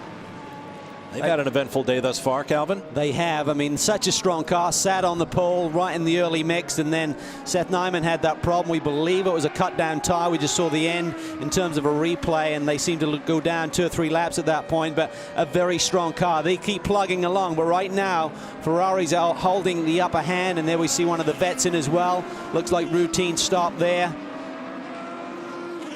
See them plugged in. They got that long lead. That was really something they developed after Dale Earnhardt Jr. had a massive practice crash in one of those Corvettes over at Infineon Raceway. And the fuel cell, the cut in that was right on the edge of the bodywork, and they learned that day to put it further deep into the chassis, and consequently to get to that brake you need that long tube that actually goes right into that rear fender and then hits the fuel cell at that point, so it makes it a lot safer in the event that the Corvette boys do have another impact over in that area of the car. On board, Johnny O'Connell set to be behind the wheel, as he was when we came on the air. They'll tread gingerly here. We talk about the fact you're not allowed to use tire warmers at Le Mans, and I think everyone refuses to obey that rule because you walk down the back of pit lane and everyone's got these little ovens going on, and they heat these up to about 160 degrees. Spoke to Danny Binks about this the other day, and he said, yeah, we've got to be careful. There's really a prime spot with that. If you go too hot, then you can actually destroy the tire in terms of its performance. So about 160 is the mark they're looking for. But even so, you still got to get the pressures up and get everything. The ride heights need to come up with the tire pressure, and then the car will start to perform. Those very powerful halogen headlights there, giving them a good long view down the road. And as Bob said, I am going to say, because it's not as dark as it used to be, there's a lot of exterior light coming out now, which goes back to what Patrick Dempsey was saying about that low-lying middle. The main world feed, there's a white line that no one is allowed to cross. And I don't know what Brian's witnessing, but certainly, and you're not allowed to cross until the cars come in. I see a couple of French feet going over it, slightly more than they should be, and the officials are looking up in the sky. So that's just not a biggie, but those are the rules at the moment. Well, I think this is something we talked about at the beginning of the show, these new pit stop rules and enforcing them. And you've got 55 cars in the race, and they each have a team judge or an observer down there, and they actually can't sit up for 24 hours, so they have a replacement. So you're looking at about 110 people who are going to make these calls, and everyone's going to call it differently. And I know a lot of the teams were very concerned because it is really a unique orchestration of this tire changing procedure we're seeing here today in terms of how it would be judged. If you're kind of doing the Heisman and tagging the other half of your crew as they come back over the line, is that okay? And certainly Justin is observing down there. There's a little bit of leeway going on in terms of the positioning of the mechanics and that white line. It's very dissimilar to, of course, when you have a race circuit that has a pit wall and you're either one side or the other. When it's just a painted line, there's so much going on there for that official to really comprehend. You've got tire and brake technicians who are allowed out there. He's really got to put it all together there and really identify. And the white line we're talking about is right there. You see it in the background. As this car takes its pit stop, we've now lost that picture, of course, but there's a white line, and effectively that's like a fake pit wall that all of the crew members have to obey that rule by. Vanina Ix out of the number 4. Creation Autosportif Judd. Don't forget, you can send us your questions and comments at LeMans24onspeed@gmail.com. We've got a question from Bradford asking, what's the average lap speed on this 8.5-mile circuit? Well, Bradford, it depends on the class of car. The last lap of the Audi of Tom Christensen was about 145 miles an hour, just a hair under 145, about 144.5 miles an hour. Is a 3-minute 29 second. The pole position at 3:22 was absolutely almost dead on 150 miles an hour. So here they are averaging 144 miles an hour in the pit start with all that traffic, as we've seen, going in and out of the traffic. So those are the fast guys, and obviously the other classes are averaging significantly less. Don't forget, 4 classes of car, 2 classes of prototype, 2 classes of production-based GT cars, like that Ferrari right there. Let's learn more on the pit rules in the Corvette pits with Brian Till. Well, Bob, you know, we talked about the stars that are here, and certainly we talked a lot about the drivers, but Danny Binks, one of the stars when it comes to crew. Danny, Calvin and the guys were just talking about these new pit stop regulations, and I think even for the teams when they got here, they were still kind of somewhat unclear, especially the tire changing rule, the white line and all that. How long did it take you guys to really grasp it and come up with a system that not only worked but was quick? Well, we sent one of our guys to Europe to videotape all the other cars. So, you know, I mean, we take this really serious. We won the Klein Tools Pit Stop Championship in the LMS. So we looked at everybody's stops, and we took about 3 or 4 ideas from each one and sort of made them ours. And I would say we're not the fastest ones here, but we're pretty damn close. You know, it tightened everybody up, though, I think. And when you look at it, too, one of the conversation pieces that we all had amongst ourselves was this race could come down to a judgment call on who stepped over a white line in pit lane. I'm sure you guys have taken that into consideration. Yeah, we have. We actually have videotapes on both the 3 and the 4, 63 and 64 pits. One looking one way and one looking the other, just for that purpose. We can argue over maybe the line or whatever, you know. If we're wrong, well, we'll take our licks and keep going. Well, they covered all their bases one more time. This time has to do with that little bitty white line on pit lane that you guys were talking about. That's right. That's Dan Binks, who lives for this. Crew chief for our speed colleague Tommy Kendall in his championship years in Trans Am. But despite all the victories for Corvette here, Dan has always been on the other car when the sister car won. So Dan looking for the first victory for his car here at Le Mans. And it would be a great year to get it as Corvette bids farewell to the GT1 category and gets ready for a new formula in the future of sports car racing. Well, their last lap was a 3:54, which is about 129.5 miles an hour. So the Corvette averaging just around about 130 in the dark. There you go, Bradford. Email us your questions and comments. They're open all night long, or most of it, here at the 24 Hours of Le Mans on Speed.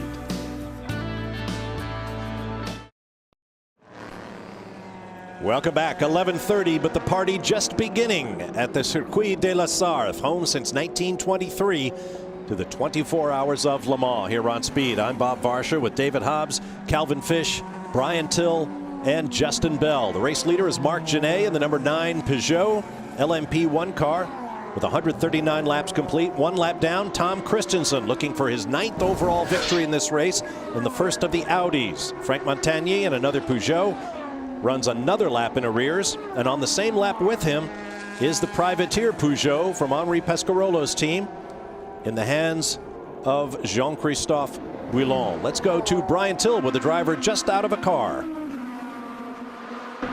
Well, Bob, Patrick Dempsey, not only the pretty face here, only pretty face at Le Mans. Vanina Ix just climbed out of the creation. Vanina, you've driven here for legendary team owners like Henri Pescarolo before. This time having a good run in the creation for a while, but seemed to have some type of a problem with the right front. Could you tell us what it was? Since it got dark, we got a lot more downforce on the car, and it gives a lot of bouncing in the straight, and we are touching everywhere, and it's a little bit difficult for the eyes and to see the braking points, and it became so scary that I had to come in and pull up the ride height by 2 mils, but otherwise the car is great, and I'm very proud to be live in America. And she's having a great run here, guys, and making a name quite for herself, not just living off of her father's reputation. Great to see her here. Justin? Well, a man that is certainly not living off his father's reputation. He's got his own. David Bradman obviously spoke to you at the top of the show. You've now had a chance to get in the car. But tell me, it looked like chaos there at the beginning. Is it really as hectic as it seems to us in the booth? Yeah, I mean, it's been so much going on out there on the track. It's unreal. It's the great thing for us is we've had a very good run, very stable run, and we find ourselves in the lead. Other people are having issues. It's going to be an interesting run to the finish, that's for sure. Tell me, when you're out there with the traffic and the closing speeds, what to you is the worst place? Because I know, just from my experience when we race like the McLaren stuff, when you dread some of the places and you already anticipate the problem ahead. What's the worst for you? I think one of the most difficult places is through the Porsche curves. because our cars are going through there so quickly. And, you know, you have guys in GT cars which aren't as fast as, say, the top GT guys. It's probably their first or second Le Mans, and they're a little bit inexperienced, and you come across them so quickly. I mean, they can't see you because you just come up so quickly anyway, so it makes it very interesting out there. Give me a little bit of a background. When you did Formula One, I mean, that was a few years ago. That was state of the art back then. You did. I'll remind you. Now, compare those old cars to what you're driving now. Is it leaps ahead? No comparison, really. I mean, the technology has moved on in every area. It's unbelievable. These things are really technically advanced. They really are, and they're a joy to drive as well. Well, I think it's really mean, but have you looked over your left shoulder over there? Yes, mate, yeah. They put the trophy up right there. That's the big one. That's the one you won. All right, back to the guys in the booth.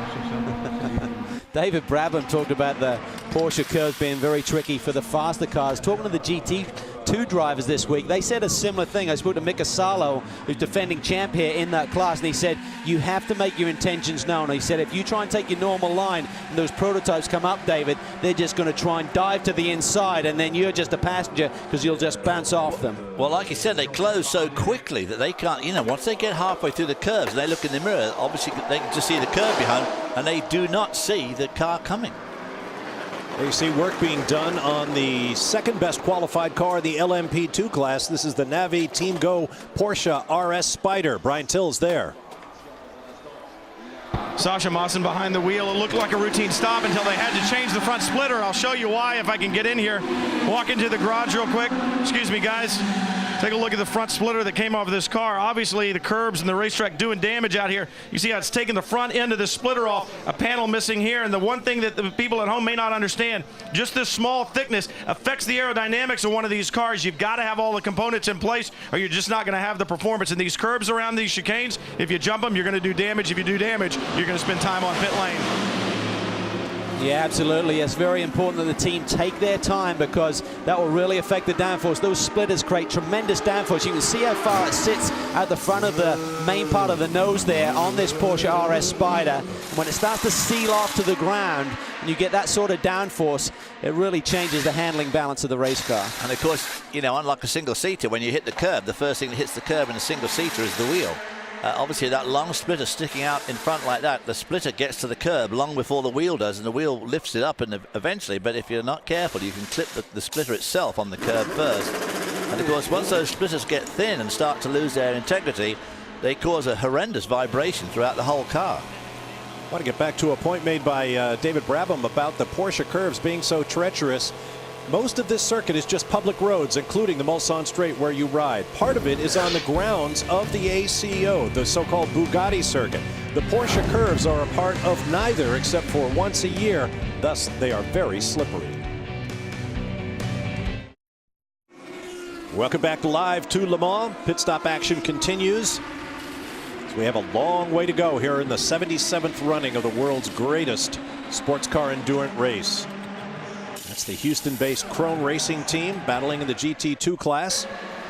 If you can't get enough of the 24 hours of Le Mans here on Speed, or if we're stepping off the air for one reason or another, go to speedtv.com for uninterrupted live streaming coverage of the whole race. You won't miss a moment. Just click on speedtv.com, look for the 24 hours of Le Mans program page, or search keyword Le Mans, L-E-M-A-N-S.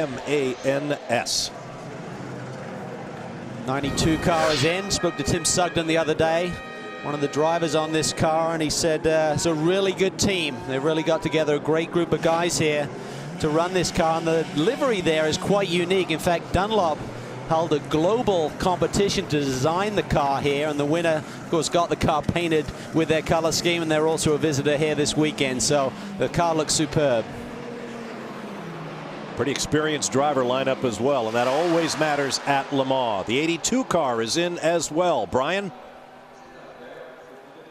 routine stop down here. They have set out tires, Bob, and it'll be interesting to see. They did double stint them the last time, so I can't see them doing a triple, at least not right now. There's no reason to. They've got a good lead going right now. Mello comfortable in the car, and while they've set the tires out, well, he started to fire it up, and now he shut it back down. Looks like they will change tires. A little miscommunication here. This team's so accomplished. Remember, they won this race last year. They won Sebring. They won Petit Le Mans last year, so they know how to get it done, especially in the endurance races. Now they're coming to the left side. They'll change these left side Michelins as well. 4 new tires, and Jamie Mello will head back out. Perhaps just a little over anxious to get out, and once they finish the tires, Jamie Mello will head back out on track in this Risi Competizione Ferrari. And you notice there, those wheel guns take quite a bit long. When you watch a Porsche doing a pit stop, these Ferrari wheel nuts, Rick Meyer, the engineer there, said, we have better nuts, no pun intended, but basically they have a bigger surface area on them, which really makes sure that these things are not going to come loose. A couple of years ago, they were having some issues with wheels coming loose during the course of the race. So they changed the design, so there's more surface area, but consequently, it takes a little bit longer to unload those nuts during the course of a pit stop, so it probably cost them a second or two over the Porsches. Did you notice how long it took from the moment you heard the engine fire to the moment the lights went on to the moment the car was rolling? An eye blink. I think pedals were flying even as the car fired up. Absolutely, they were. And Brian talked about double stinting. I spoke to Rick Meyer about when they could go to the softs, and he said probably around about this time. He said 11 o'clock at night. It really depends on track temperature rather than time of day, but he said about 11 p.m. we'll probably go from the mediums, which they're very comfortable double stinting during the course of the heat of the day, to the softer tire at night, which will give them more grip. But the key is you want to be able to double stint with these new pit lane rules to minimize the time spent on pit lane. Let's get back down to the Risi Competizione pits and hear from Nick Janssen with Brian Till. Well, Bob, you know, Krone Racing and Risi Competizione join in some of these endurance races to run that second Ferrari. Nick Janssen, you just climbed out of the 83. Conditions on the racetrack right now, first of all, let us know how those are. Actually pretty good. I mean, there's a little bit of debris out there from the cars that have been blowing tires and so forth, but very little, actually. I'm very surprised how clean they can keep the track at this point. From the GT2 driver standpoint, how aggressive was it early on? Certainly the P1 guys really seemed to lay down a pace and go for it like we haven't seen in years past. Yeah, I mean, it's very aggressive out there. You know, it's almost like a 3-hour Grand Am sprint race or something like that. But, you know, we actually just pacing ourselves. They just got out of the car after, you know, triple stint, and we moved it up to 6th. And we just pacing ourselves till tomorrow morning and see where we are at that point. Because right now, just transportation to see, you know, where we are the last 5-6 hours. Then it's time to go racing. You said like a Grand Am sprint race. You guys won one earlier for Krone Racing in your Proto Auto Lola, and it's great to see Tracy Krone back here at Le Mans this year. You're a driver. You know when you've sat out of the car for a while how hard it is to get back used to it. Tracy hasn't been driving that much this year. How much have you had to work with him to get him back in the saddle and get him back on pace here at Le Mans? Yeah, as you said, Tracy haven't driven that much this year, but he does an awesome job. Well, you know, we kind of condition ourselves with go-karting down in Houston once in a while, so I go down there a couple of times a month. So we do some 125 shifters, so that kind of keep him in shape. And so far, he kept his nose clean. He did an awesome job, and he's going to come and do the Grand Am race the 4th of July in Daytona as well. So really glad to have him back, and it's great to see that, you know, Risi Competizione Krone Racing car running in the top 6 here right now. Well, Tracy Krone, not only his partner in the seat, sometimes he's also his boss. It's great to see such a good relationship. Nick Janssen, a much admired Swedish racer, now lives in my neck of the woods in North Georgia, the Atlanta, Georgia area. And you heard him mention 125 shifters, 125cc shifter carts, enormous performers, and really the training tool for all sorts of racing champions. No problems for this car. This has been one of the top 3 cars in this class here today. Team Speedy. Spoke to Johnny Kane this week, one of the young drivers. He drove for Embassy Racing here last year, and he said this car has a lot of potential. The jet should be really good. We've had a few electrical gremlins this year, but he's back in the Lola family. He's one of the MG drivers back in 2001, so it's got very quick car having problems. It's got damage to the sideboard underneath the door on the driver's side. It looks like a lot of damage to the bodywork along the, basically under the driver's door. I don't know whether they've run that over a curb or something. There's the number 3 Audi back in the pit lane. And back underway. The number 3 Audi has now worked its way up from 48th to 47th in the last hour and a half. Well, what they'll do is, David, they may use this car as a guinea pig at certain times during the race. When they get to a point, maybe they're going to a softer compound for the 1 car, which is their lead arrow right now. They may try running that on the 3 car and getting some feedback. See what it feels like. Yeah, just evaluating different things. If they try a different downforce setup, maybe they'll try on that car first. Well, the team falls to work on the 33.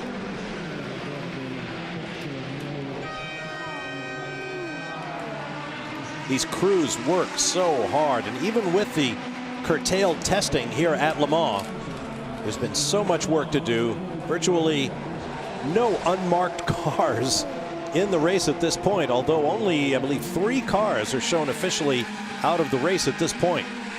See another one of the Lolas as we're talking about the sports car brigade. Got the Aston Martin Lolas here this year. Since Martin Bahrain took over Lola back in 1997, they've campaigned over 60 different cars here at Le Mans during that period, so they still remain one of the top sports car manufacturers in the world. And one of the teams on the waiting list for a possible berth in Formula One beginning in 2010. Oh, now the Team Modena GT2 Ferrari is going to be propped up on the dollies and wheeled backwards into the garage. We spoke to Nigel Mansell on the grid with Justin Bell here today, and his son Leo hasn't done a lot of racing. 24 years old, only started racing at 20, so it's a very late start for him. But did some Atlantic racing over here in the States, but really found a nice home now in sports car racing. He said it's really something that I've adapted to well. He and his brother Greg, who's currently campaigning in the World Series Renault Championship, so they've kind of gone their different ways as opposed to campaigning in the same championship. So it's a busy weekend for Nigel. He's going to be here and also spend some time over in Hungary where Greg is racing. And that car, the Team Modena car, currently lying 6th in the GT2 LM GT2 standings.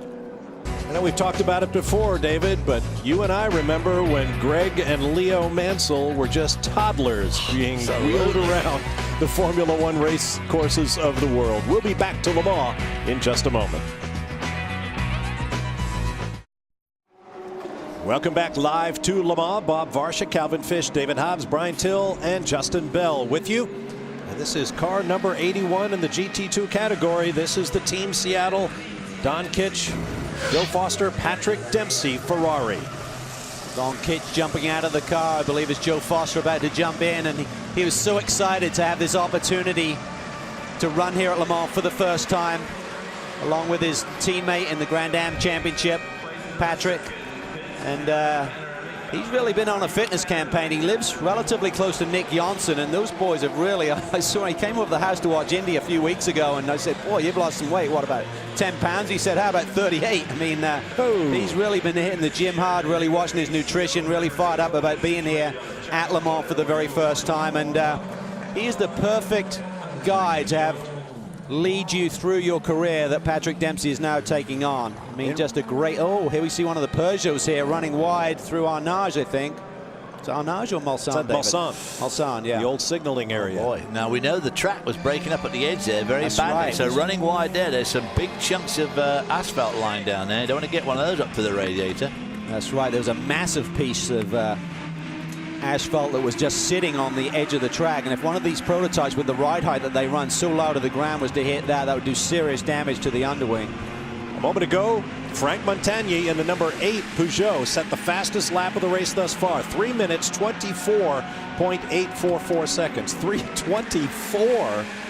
That is blindingly fast. You heard Vanina Ick say earlier that with the cool temperatures, they're getting more and more downforce on the cars, so the more powerful turbo cars, particularly the diesels, able to dial up that horsepower a bit. It's about 149 and change, so let's call it 150. Swooping through the dark at 150 mile an hour gets your attention. More pit action going on as they do. Let's hear from Chris Dyson with Brian Till. Well, the RML car was just in, Bob, and Mike Newton stayed behind the wheel. Fuel only. Chris Dyson, you picked a great year to come back. This team looking like it's running really well. They won back-to-back 05, 06. And the neat thing, I guess, for you is this is just like being at home. This is the car that you drive in the American Le Mans Series, basically. Well, that's exactly right. It's a Lola Mazda, just like we raced back in the States, and very similar. Obviously, we're running in a lower downforce configuration here for Le Mans, but fundamentally, it's the same chassis, so it's pretty seamless for me. What lessons do you learn when you come here? Obviously, Mazda learns lessons with the power plant, but what lessons do you learn that you can take back to the state? I think what's amazing about Le Mans is you learn every single lap because the track's so dynamic here, and obviously it's so long. So, you have to wait 8.5 miles before you get another shot at the same corner. So really, there's no replacing lap time around here, and obviously looking towards the future, I want to be current here. You talk about learning things. You've had a big learning curve over the last year because there's been a new addition to the Dyson family. Your dad finally has a grandchild from you guys, Nicholas Robert Dyson. What's it like being a dad? Can you explain it? Not in the course of an interview. It's not really a soundbite exercise, but no, it's been a fascinating exercise for us. I mean, obviously the best experience of our lives. They tell you that, but they don't tell you about the first 8 weeks, which obviously we're a bit of an adjustment period. But my wife and I have had a tremendous run with it. Nicholas is a lovely little boy, and I just can't wait to go back and see him. I mean, we're having a blast over here running with the RML guys, but I found that you really I never knew how much you could love somebody until I had a son. When I was reading your quote about him, I thought it sounded like you were preparing for an endurance race. You said you can prepare for the sleep deprivation and everything else, but you just don't know it until you get it. Yeah, I never felt better condition than when I went to Sebring, actually, and got a few extra hours of sleep. But no, I think you don't really know what sleep deprivation is until the cry starts and you get the poke in the side. Obviously we're trying to pitch in at home to both of us to sort of put in equal efforts. And anyway, well, it's just a fun experience, but you definitely have to raise your game. It's great to see you back at Le Mans. Welcome back, Justin. Well, the number 8 Peugeot has come in, and they're obviously starting a standard pit stop for them. There is no driver change on this one, but of course the pits get pretty frantic around here because the number 9 is about to come in with a driver change to David Brabham, who we obviously just spoke to. I said this pit stop here was getting more and more methodical and mechanical. They have to, because that's this stage of the race, it is yours to sort of mess up. So as I almost skip run over there, these cars launch out so fast. Calvin mentioned earlier about their launch control. David said there's actually a secondary sort of button to the launch control button, and when they hit it, it really just takes off at the certain specified revs, because if you wheel spin, you will get penalized, very unlike what we're used to in America when we look like car park cowboys as we leave the pits. And Justin, we talked about on the previous pit stop, they spent a lot of time changing the nose on that car, and Pat Long talked about maybe a Peugeot had hit his teammate. And we understand from the notes that are coming from the race circuit now that it was this car involved. So the reason that nose took a long time to get off, David, is it probably got jammed in there. Yeah, so it was damaged, and it hurt some of the fasteners there, and it cost him a bunch of time. But meanwhile, Brab's car is in. This is the lead car. There you see the familiar helmet of David Brabham climbing on board. Spoke to David the other day. He said this car is just a rocket ship, and I believe the boys are down there.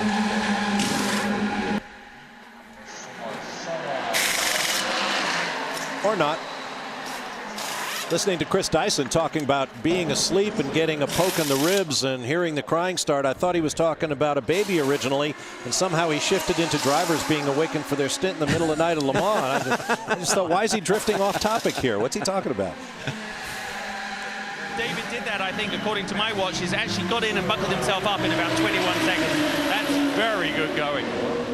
Well, that is one thing with the driver changes. Now, they always try and coincide the driver change with the tire change. So by the time you're putting the fuel in, which is 30 seconds plus in one of these diesels, and then you add around the 20-second mark, so it makes it pretty leisurely for these guys to get in and get buckled in, close to a minute.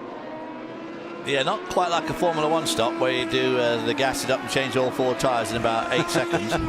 These boys could do it if they were allowed the same regs, I tell you. I mean, these are some of the best crews in the world. Obviously, in F1, it's unlimited. I mean, there's an army of guys around those cars. While you have a moment, here's a couple of emails we've been sent. Vera asks, besides Vanina Ix, are there any other female drivers this year? No, there are not. She is the only distaff member of the driver set this year, although, as I mentioned, 50 women over the years have raced here at Le Mans. Ryan wants to know, is there significance to the air horns we keep hearing in the pit area? It doesn't sound like fans. Ryan, in fact, it's not. Those are horns used by the officials to alert the pit lane when a car enters for safety reasons. Everyone has reason to look up. You can send us your email questions and comments to lemans24onspeed@gmail.com. David, here's one for you from Peter, who says, back in the 1980s, I photographed the Daytona 24 hours for a headlight company, and one of the drivers said he was going so fast he overdrove the headlight beams. What does that mean, and does it still happen? Well, I guess overdriving the headlight beams mean you're going fast and your headlight beams are going down the road. But I did comment earlier on that Corvette, what incredible lights they have now, and but at 211 odd miles an hour, you need a pretty bright old headlight to be able to see far enough in front, in really far enough in front. I'm guessing that's adhesive. Sometimes you do what you have to do in the pit lane at Le Mans. Look at that. Over 12 hours remaining. We're not even halfway at Le Mans.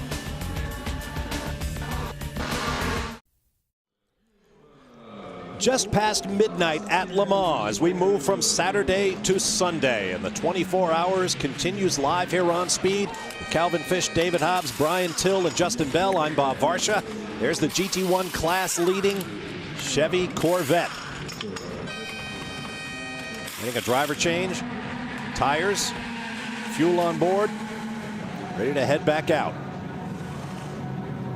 See this Corvette squad going to work. You see that little arm? That's basically something they stole the idea from a car wash. It's got that little spinner across the top of the car. And they found the biggest problem they were having with the hoses with this new procedure was hooking it around the rear wing and underneath the car. So they went to that kind of device. This really seems to be working very effectively during the course of the first half of this race. Basically a boom overhead that keeps the air hose out of the way. And of course, like any other form of motorsport, there are penalties if you run over air hoses and things like that. Since we're just past the top of the hour, it's time for a Valvoline race recap. And this one has an Aston Martin theme on their anniversary appearance here at Le Mans. It hadn't gone well in the early going. This was Stuart Hall with faster traffic behind him, not watching where he was going.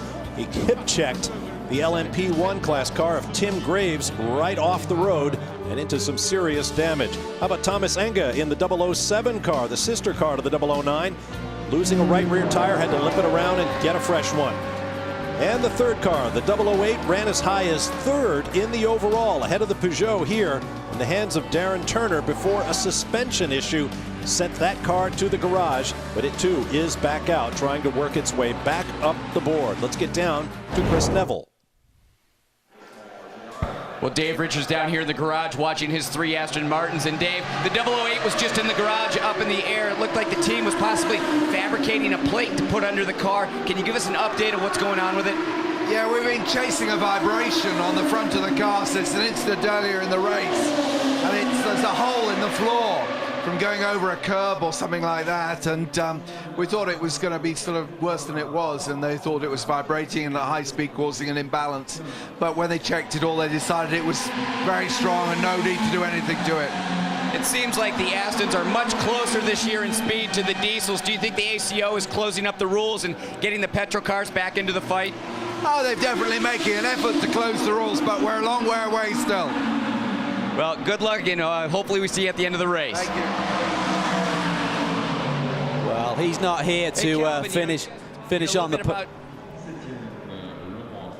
He's not here to finish on the podium or top 5, David. I mean, Dave Richards likes to win at whatever he does. He's done it with the GT1 cars. He's done it with his rally programs over the years. So he wants to win in this big class, and he's just really done some homework right now. As you say, Dave Richards is not one of those guys that's happy with coming second. Very intense gent, very efficient, very good, effective team manager and team owner. And one of those guys that we might even see in Formula One. He's talking about bringing Aston Martin into Formula One with the new rule change and things. It's going to be interesting to see if that does in fact take place. But he's going to have his plate full if he's going to do World Sports Car Championship and Formula One.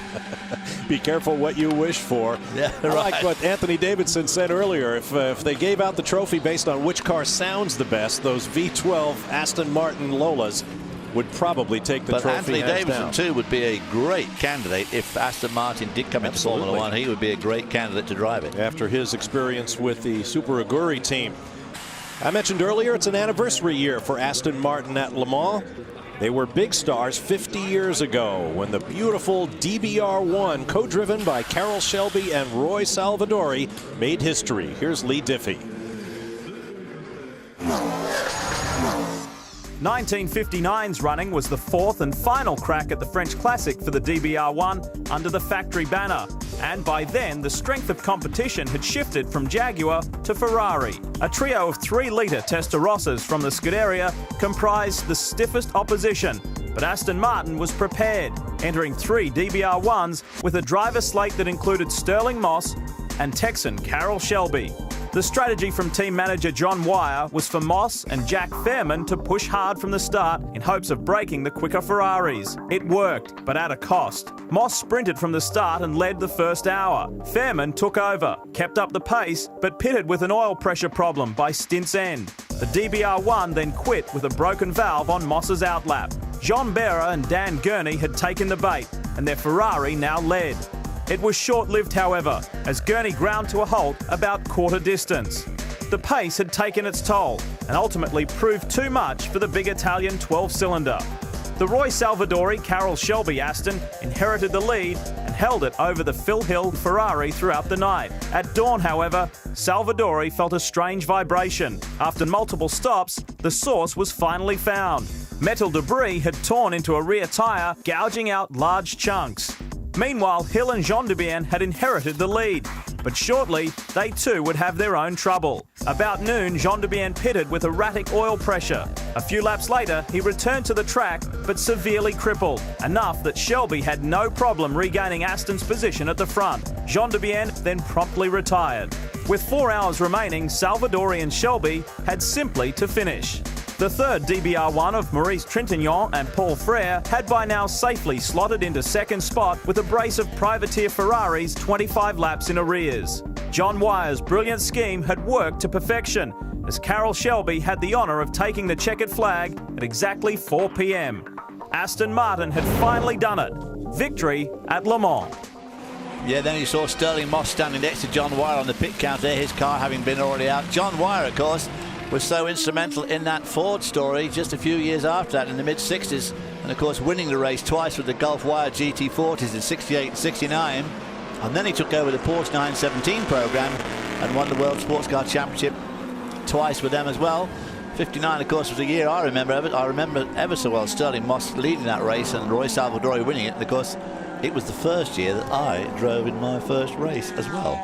So 59 was a big year for me.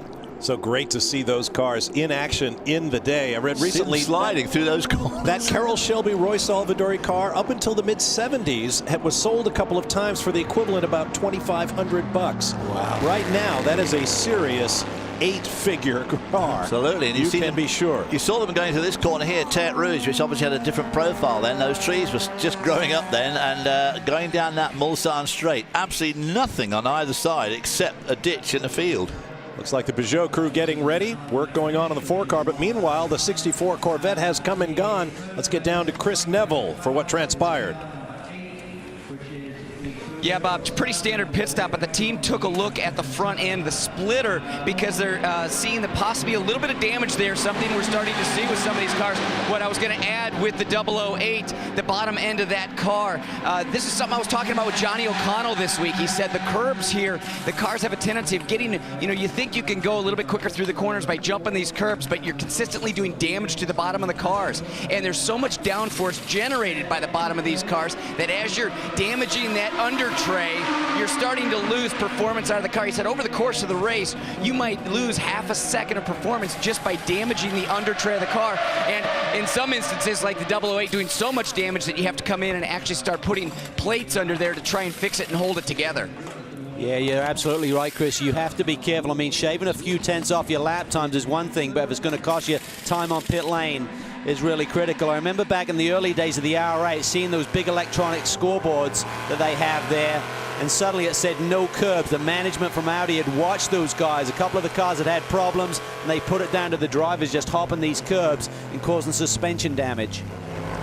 Well, it causes bodywork damage, and as David Richards said, that vibration, once you get the bodywork, you can get these strange vibrations. You think it's a mechanical malfunction, that something's out of balance, a wheel's out of balance or whatever, But in fact, it's just the bodywork fluttering underneath when you get to a certain speed. Yeah, and I mean, the Astons are one of the fastest LMP1 cars down the straightaway in qualifying, hitting speeds of about 209 miles an hour. So a lot of things start to change once you get to those sort of numbers. Terrific pressure, of course, exerted underneath the car.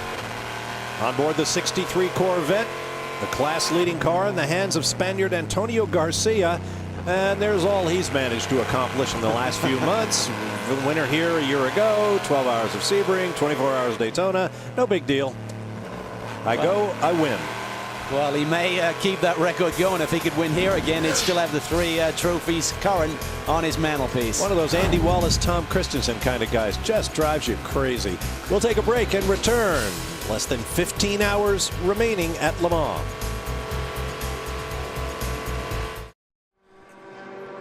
Welcome back deep into the night at Le Mans here on Speed. Bob Varsha, Calvin Fish, David Hobbs. Chris Neville is down in the pit lane, and he is standing by with Audi driver Alan McNish. Well, we're not going to have Alan for long because he's going to get behind the wheel of the one car. Alan, we saw the car up in the air, then blowing out the radiators earlier on. What's going on with that car? It's just basically cleaning out the rad ducts. Got a little bit of sand and things in it. I think the circuit's been pretty dirty, probably because it hasn't been cleaned because there was no test day, and so everything is still sort of sitting in the porousness of the track. Brian Till was talking about a lot more rubber on the track this year, a little bit finer than usual. Are you guys seeing anything like that? Certainly not when I was out at the beginning of the stint. I don't think there was very much rubber on the track at all, but it's obviously building up now. Okay, go get your helmet on. Have fun. I get the feeling Alan McNish always has fun. He has fun, and he's always got his game face on, and that's what's remarkable about that squad. I mean, they have great chemistry down there with Dindo, TK, and obviously Alan, and I think you can give the ball to any one of those 3 guys, and they'll pick it up and run with it, and that's what it takes to win here at Le Mans. You can't have a weak link. He was very aggressive in his pre-race comments, saying, yeah, the Peugeots may be faster, but we're going to take it to them and force them to make mistakes. We've got an email question for our colleague David Hobbs at LeMans24onspeed@gmail.com. David, what was your finest moment in your 20 career starts at Le Mans and your lowest moment? Well, I guess my finest was the 2 third places I had in 1969 and 1984. Lowest, wow, out on about the 3rd lap when I was driving another Aston Martin project, a Lola with an Aston Martin engine back then in 1967. There's the lad. Won the class a couple of times. Also spun here in 1963 in the Lola GT that I was telling you about. The gearbox had already been in and out of the car twice, and we only had 2 gears left, and unfortunately it went into neutral going into the S's. I don't think it had any left after you crashed it. It didn't have any left after. This is the 10 car, 1968, when Paul Hawkins and I were leading pretty comfortably, and unfortunately the engine expired, and our sister car, the 9 car there, went on to win with Rodriguez and Bianchi behind the wheel. And then the following year, 68, this is going backwards in time here. This is 1964 with Triumph, and we won the class there. Pretty handily, but obviously you can see a lot slower. But this is in the day when you really had to keep your eye open in the mirror all the time, because the Ferraris were then doing about 180 and we were doing about 125. That's Rob Slotmaker, who was my co-driver. A Triumph at Le Mans. Wearing a sweater. That's the old Dunlop curve. And we came out, as I say, we won the class, and everybody was very happy about that. That was 1964. But the lowest moment probably was actually when I came 3rd in 1969, when we were leading the other GT40 with Jackie Ickx comfortably, and I had a brake failure going to Mulsanne hairpin, which hairpin in those days, went down the escape road, came in, said I got a brake problem, and everybody said, okay, you need new pads, and I said, no, it's more than that. And the team manager told me to shut up and mind my own business, so they changed all the pads. I went down the pit lane, exited the pit, still no brakes, so you have to do another slow lap, come in, take all the bodywork off again, all the tyres off again, and they found that one of the brake pipes there was a brake pipe in those days balancing the caliper out, and it had been clipped by a wheel weight, and it had put a little hole in it, so by the time they changed the pipe, bled the brakes, went off. Instead of being 2 laps in front of the other GT40, we were now a lap behind, and that's where we finished. David, we've spoken to a lot of drivers today who are making their debut. Darren Law, Joe Foster, Patrick Dempsey. Was it the same for you? Did you have that same feel going there for the first time? Was it that special? Oh, it's absolutely special. To me, as a kid growing up in England, the Le Mans 24 Hour was probably bigger than Grand Prix racing, actually. And Le Mans was the race I really wanted to win. And my very first trip there in 1962 in a Lotus Elite, I did win the class, and I won the Index of Thermal Efficiency with the Australian driver Frank Gardner in a Lotus Elite. And so all these guys like Johnny O'Connell that say they won 4 or 5 times at Le Mans, I did at least win once if you count class wins. But to me, there's nothing like winning overall. But that was an incredible start for me. A huge crowd too.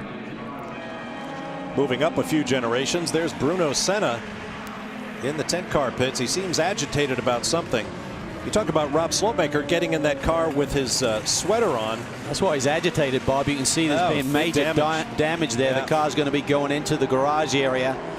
Front nose cone is loose, so I'm not sure if he got into traffic or into the arm. Self-inflicted damage, isn't it, somehow? There's Stefan Ortelli has already had that car off track once and took the rear off of it. I tell you, that was a huge moment we saw much earlier in this race when Ortelli dropped a wheel on the left side of the track as he turned in for Tete Rouge and tore the rear wing off. He was like he just didn't destroy the car. With that incident, the team did a great job in getting the car back on. It's been running some pretty good lap times and very competitive, but many laps down, of course. Getting back to Rob Slopemaker, getting into the Triumph in his sweater. Back in 1939, Rob Walker, well-known name to motor racing fans, particularly Formula One fans, drove a Delahaye 135 CS to 8th place overall in the Le Mans 24-hour, wearing a dinner jacket and bow tie. Very correct too. Just well, that way he was dressed for the awards dinner without having to change. Absolutely, yeah. Let's go to Chris Neville.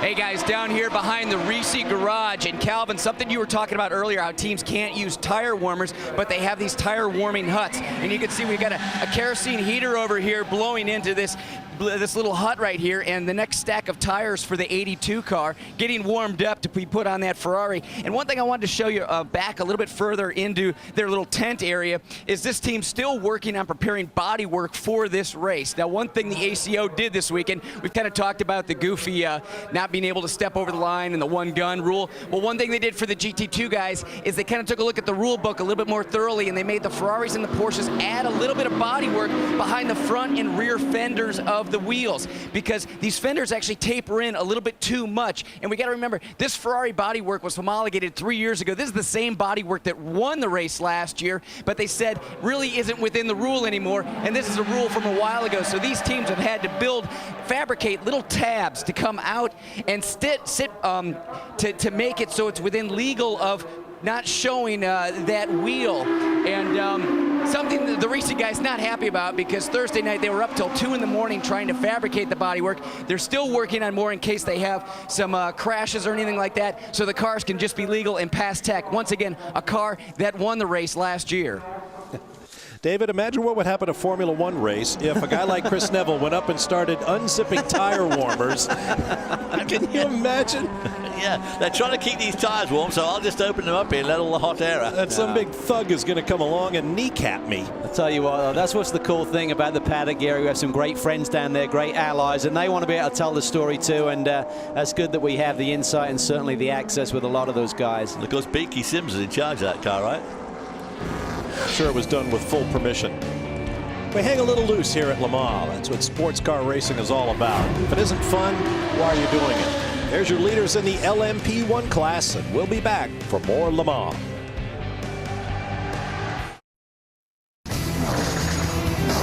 Speed's coverage of the 24 Hours of Le Mans is brought to you by Valvoline. Only Valvoline guarantees your engine for up to 300,000 miles. Register at Valvoline.com. Welcome back. 12:30 local time in Le Mans, but it feels a lot earlier than that to me. I'm Bob Varsha, now joined by Dorsey Schrader, Calvin Fish still on board, down in the pit lane, Justin Bell and Chris Neville. Here comes the number 3 Audi, which has had such a difficult day. Well, that's getting redundant. Just about everybody's had a difficult day thus far, and we're not yet to the halfway point here at the 24 Hours of Le Mans. And it's just really hard when you're in this catch-up mode, Bob, to really stay focused. But, you know, there's so much experience on this team. I know Brad Kettler, they're the guy at the front of the car, will be talking to his drivers, keeping them pumped up, keeping the whole crew charged up. See something going on here in the left side pod. So once that refueling was completed, you can then go to work with any form of maintenance on the car, but not until that refueling is done. Sometimes it gets confusing because you have tire and brake engineers who are down there. They're able to inspect the car during the refueling process, but no physical work can be done.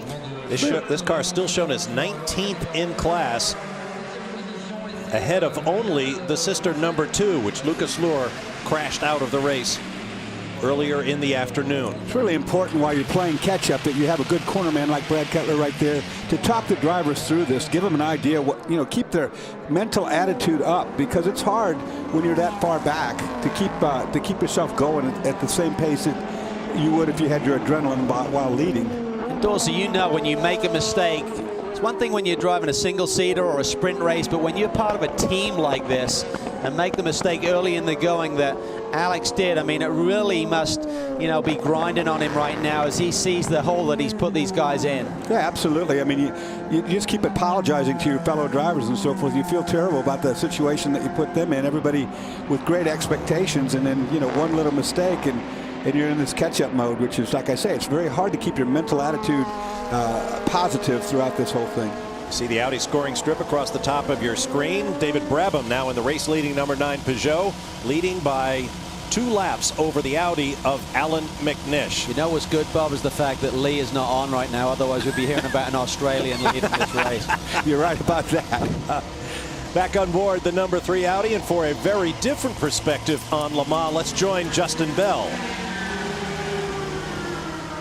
Well, somehow I always am the one that gets the task of going up to find out what really happens at Le Mans, away from all the hustle and bustle. And there are a couple of magical hours at this race, as we all know, that are here on the ground. And that is as the evening sets in and the kind of pace and the relaxed pace of the evening comes into play. And then, of course, the dawn time.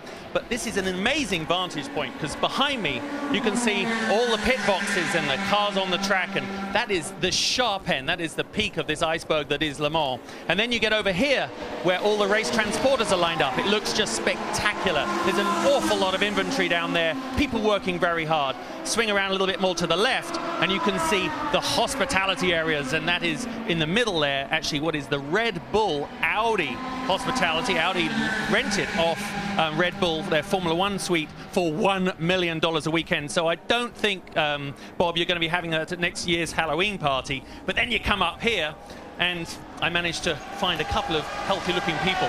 Over here is a bar.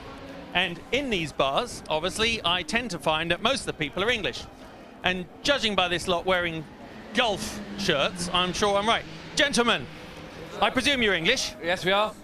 That was talkative as well, and I can obviously guess which team you're supporting. Aston Martins. Aston Martins. Oh, well, there was a rousing cheer from behind him. So you're here, you're drinking champagne. Do you ever have like a glimmer, a tinge of guilt that you should be indulging while probably the people you're supporting are risking life and limb? Yeah, every time they reach the bottom of my glass, I do worry about that, but never up, never in, that's what I say. Yeah, exactly. Well, as you wander around here, guys, enjoy your evening, and I'm sure you'll be drinking to the middle of the night. Over there, you can see another chap. He looks a fine specimen. I think I'm going to go over and grab him. How are you? I'm fine, guys. And where are you from? I'm from Asia. I'm from Dubai.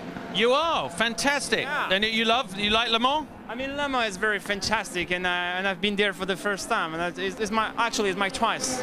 Okay, well, you see, it takes all sorts to come to Le Mans, and I think that's the beauty of this event. It is so varied, so rich, and people come year after year, and some of these guys have been coming like 20 years.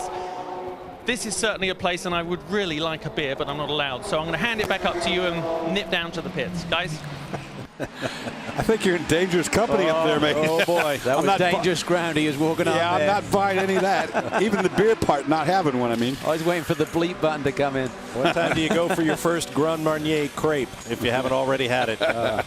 Well, what Justin was showing us there was basically the grounds of the Automobile Club of the West, and behind it is the Bugatti circuit, which hosts MotoGP, a 24-hour race for motorcycles, if you can believe that, and much more during the course of the year. But only on one weekend do they open up the gates at either end of the track and include the public roads to create the 8.5-mile circuit that is world-renowned is the home of the 24 Hours of Le Mans. This is big, Bob. This is the second place car in the LMP2 category. Team Navigo. They won here in 2004 overall.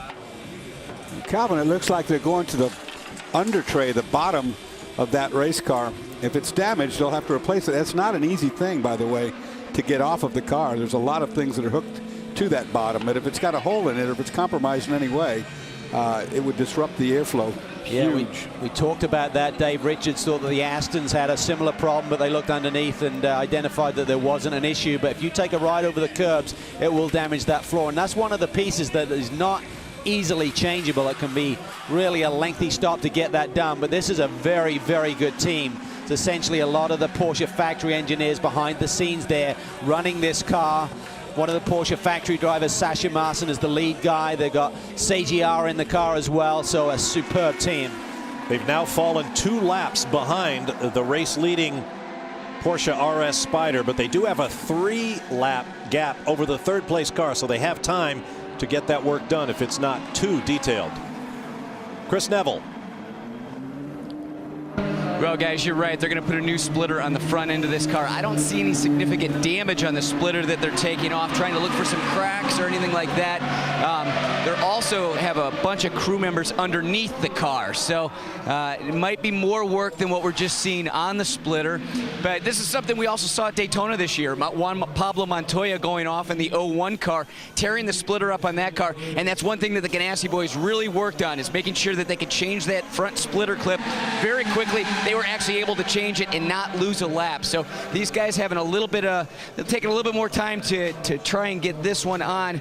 Yeah, they're going to be working on some more damage that's further underneath the cars. We can see this front splitter clip isn't going on, and there's about 4 crew members underneath the car right now, probably just trying to assess the damage and figure out if they're going to have to take the floor off the car. Well, the difficulty, Chris, is sometimes when you got those jack stands under there, it's hard to get to parts of the floor as well, because essentially the weight of the car is being supported, so it's really a shuffle there to try and replace any of the floor. But just conjecture right now, we're not exactly sure what parts they're trying to replace, but it looks like one of the boys had an off. Calvin, like you said, nearly 200 miles per hour, that underpan, and we saw this at Sebring, that they modified the flat bottom and they made it a contour so that these cars, if they did spin out or get sideways, wouldn't take off. They wouldn't gain lift from underneath that floor pan. So obviously it's a very technical part of the car that you cannot have any compromise to.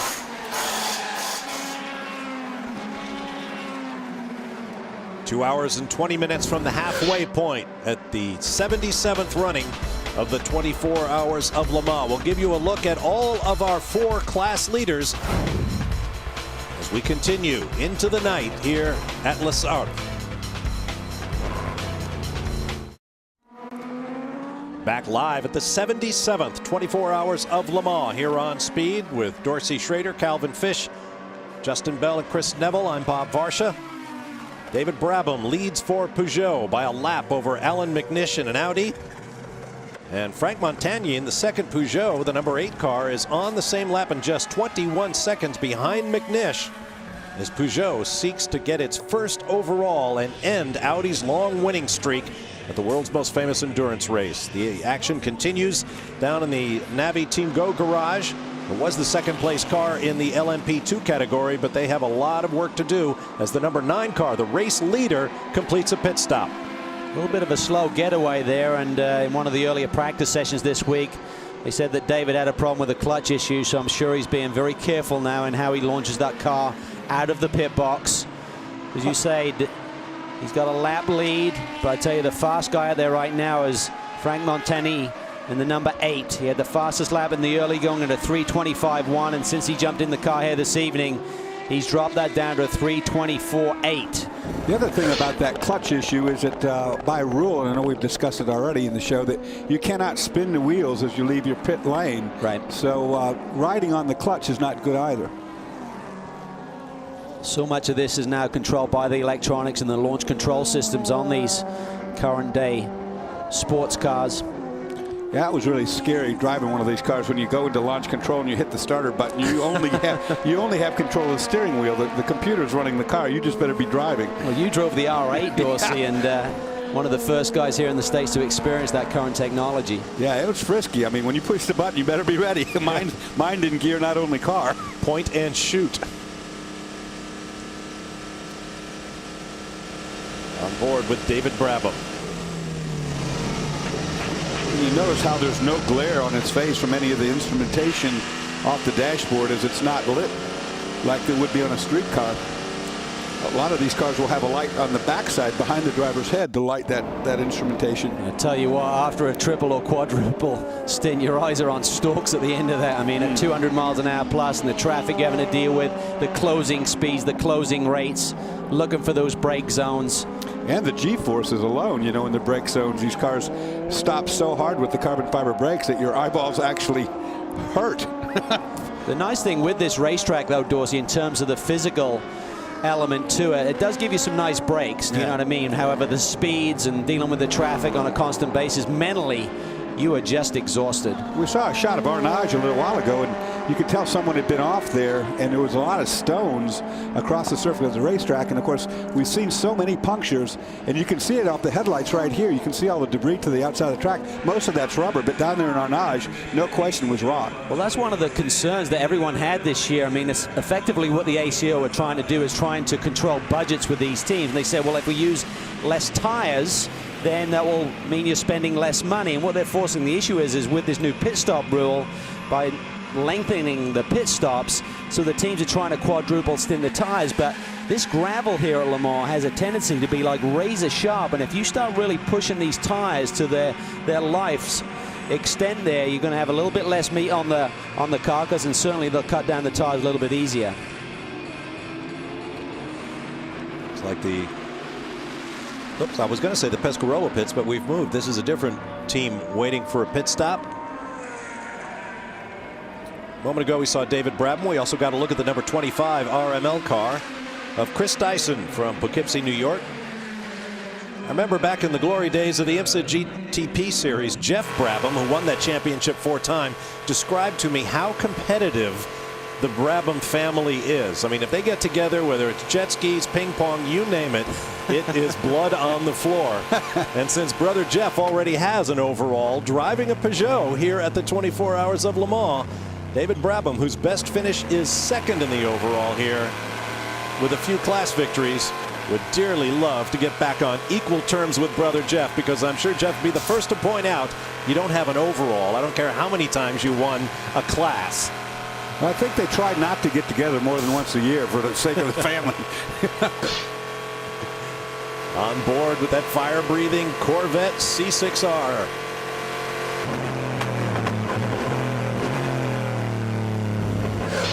Into the left-hand chicane. And then to finish up the legendary Mulsanne. There's a look at the LMP1 class leaders. We'll be back to Le Mans live.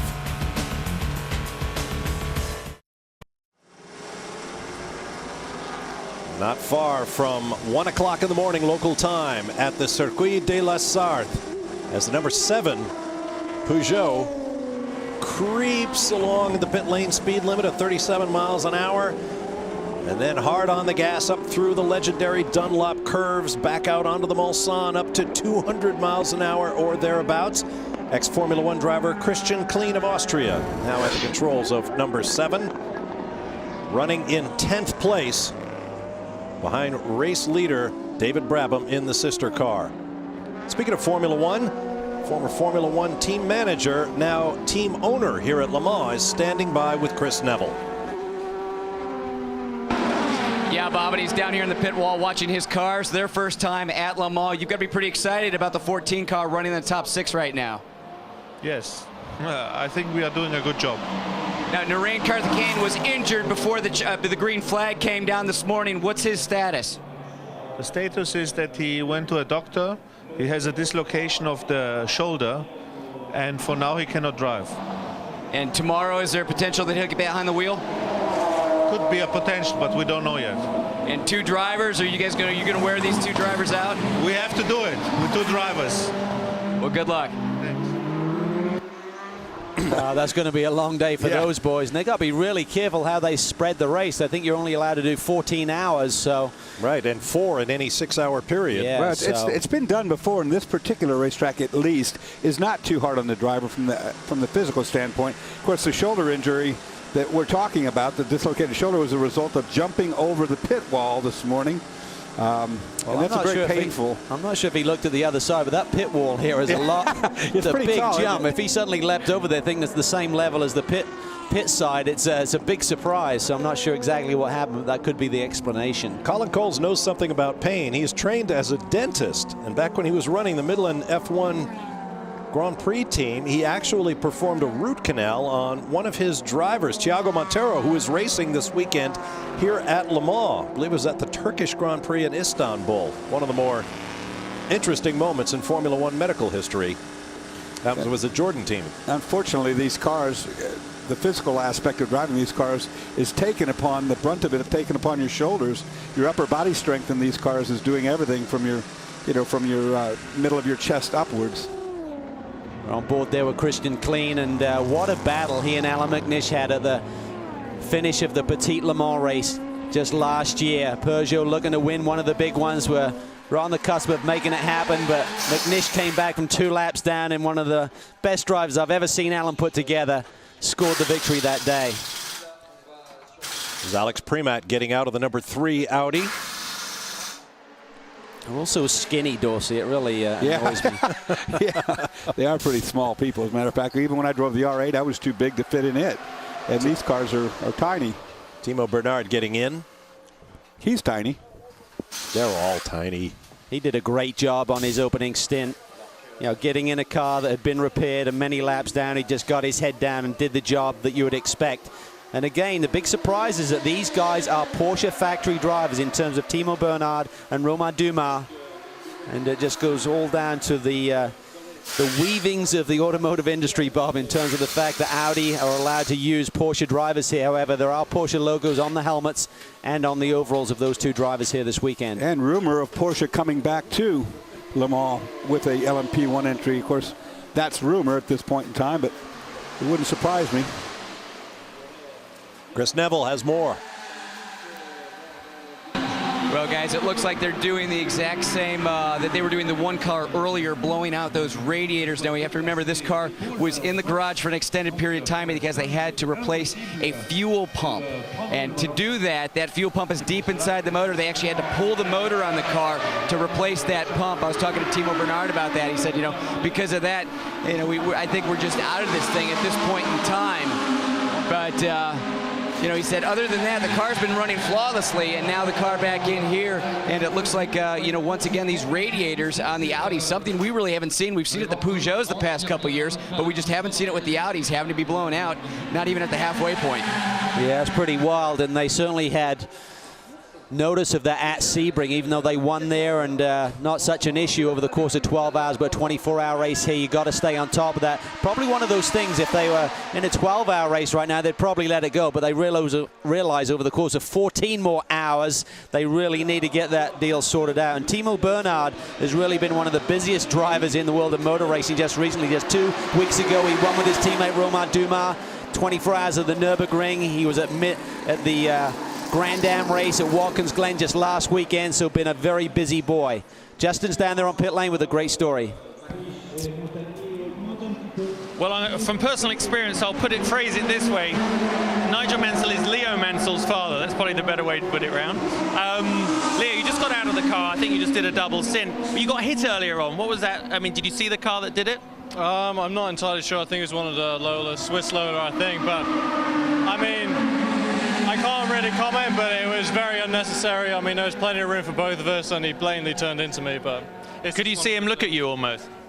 Maybe. I mean, it's very unfortunate. We were running well into the top 10, and now we've lost a couple of laps, I think. But we'll get it back. We've already got back a couple of positions in that double stint, so we'll be all right.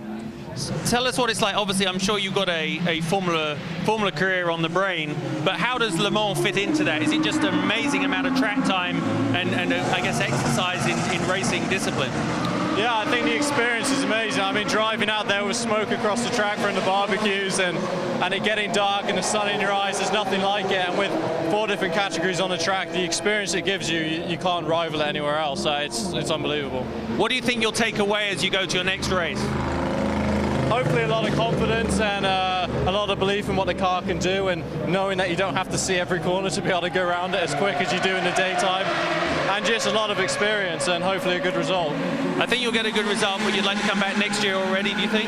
Yeah, definitely. If I can be back here, I'll be back here many times. Believe me, it's a habit. Well done. Good luck, Leo.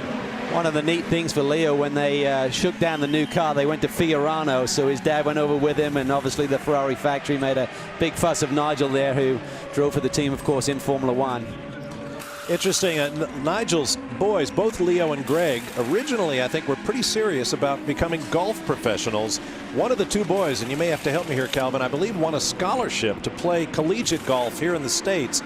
Did not race much as young men, but in their late teens became interested in following in their father's footsteps, and of course he supported them as much as he could. They've been working their way up, and Leo appears to be doing quite well. Yeah, he does, and it was Leo, in fact, who was the keen or more avid golfer. I think all the boys play with their dad, and he's obviously a very good golfer as well. He doesn't get as many rounds in these days with the boys' racing careers, but it was a scholarship in Clearwater, Florida, where Nigel had a home for many years, so very keen on that. But he said, I look at that sport and I look at some of the boys I was playing with who's still struggling out there on the tour. He said, I think I made the right choice and jumped out of that career path. You can always go back to golf. You got to be young to do the racing, though. You know, when the Audi left, the 3 left, there was a tremendous amount of smoke. Now, it's normal for these Audis when they sit stationary for a while to smoke somewhat, but unfortunately that one really carried on for quite a while, so I'm wondering about that radiator issue. If that engine temperature on a diesel is critical, it has to stay within a very tight confine. Unlike a gasoline engine can run quite a bit above. But these diesels are really temperamental about their engine temp.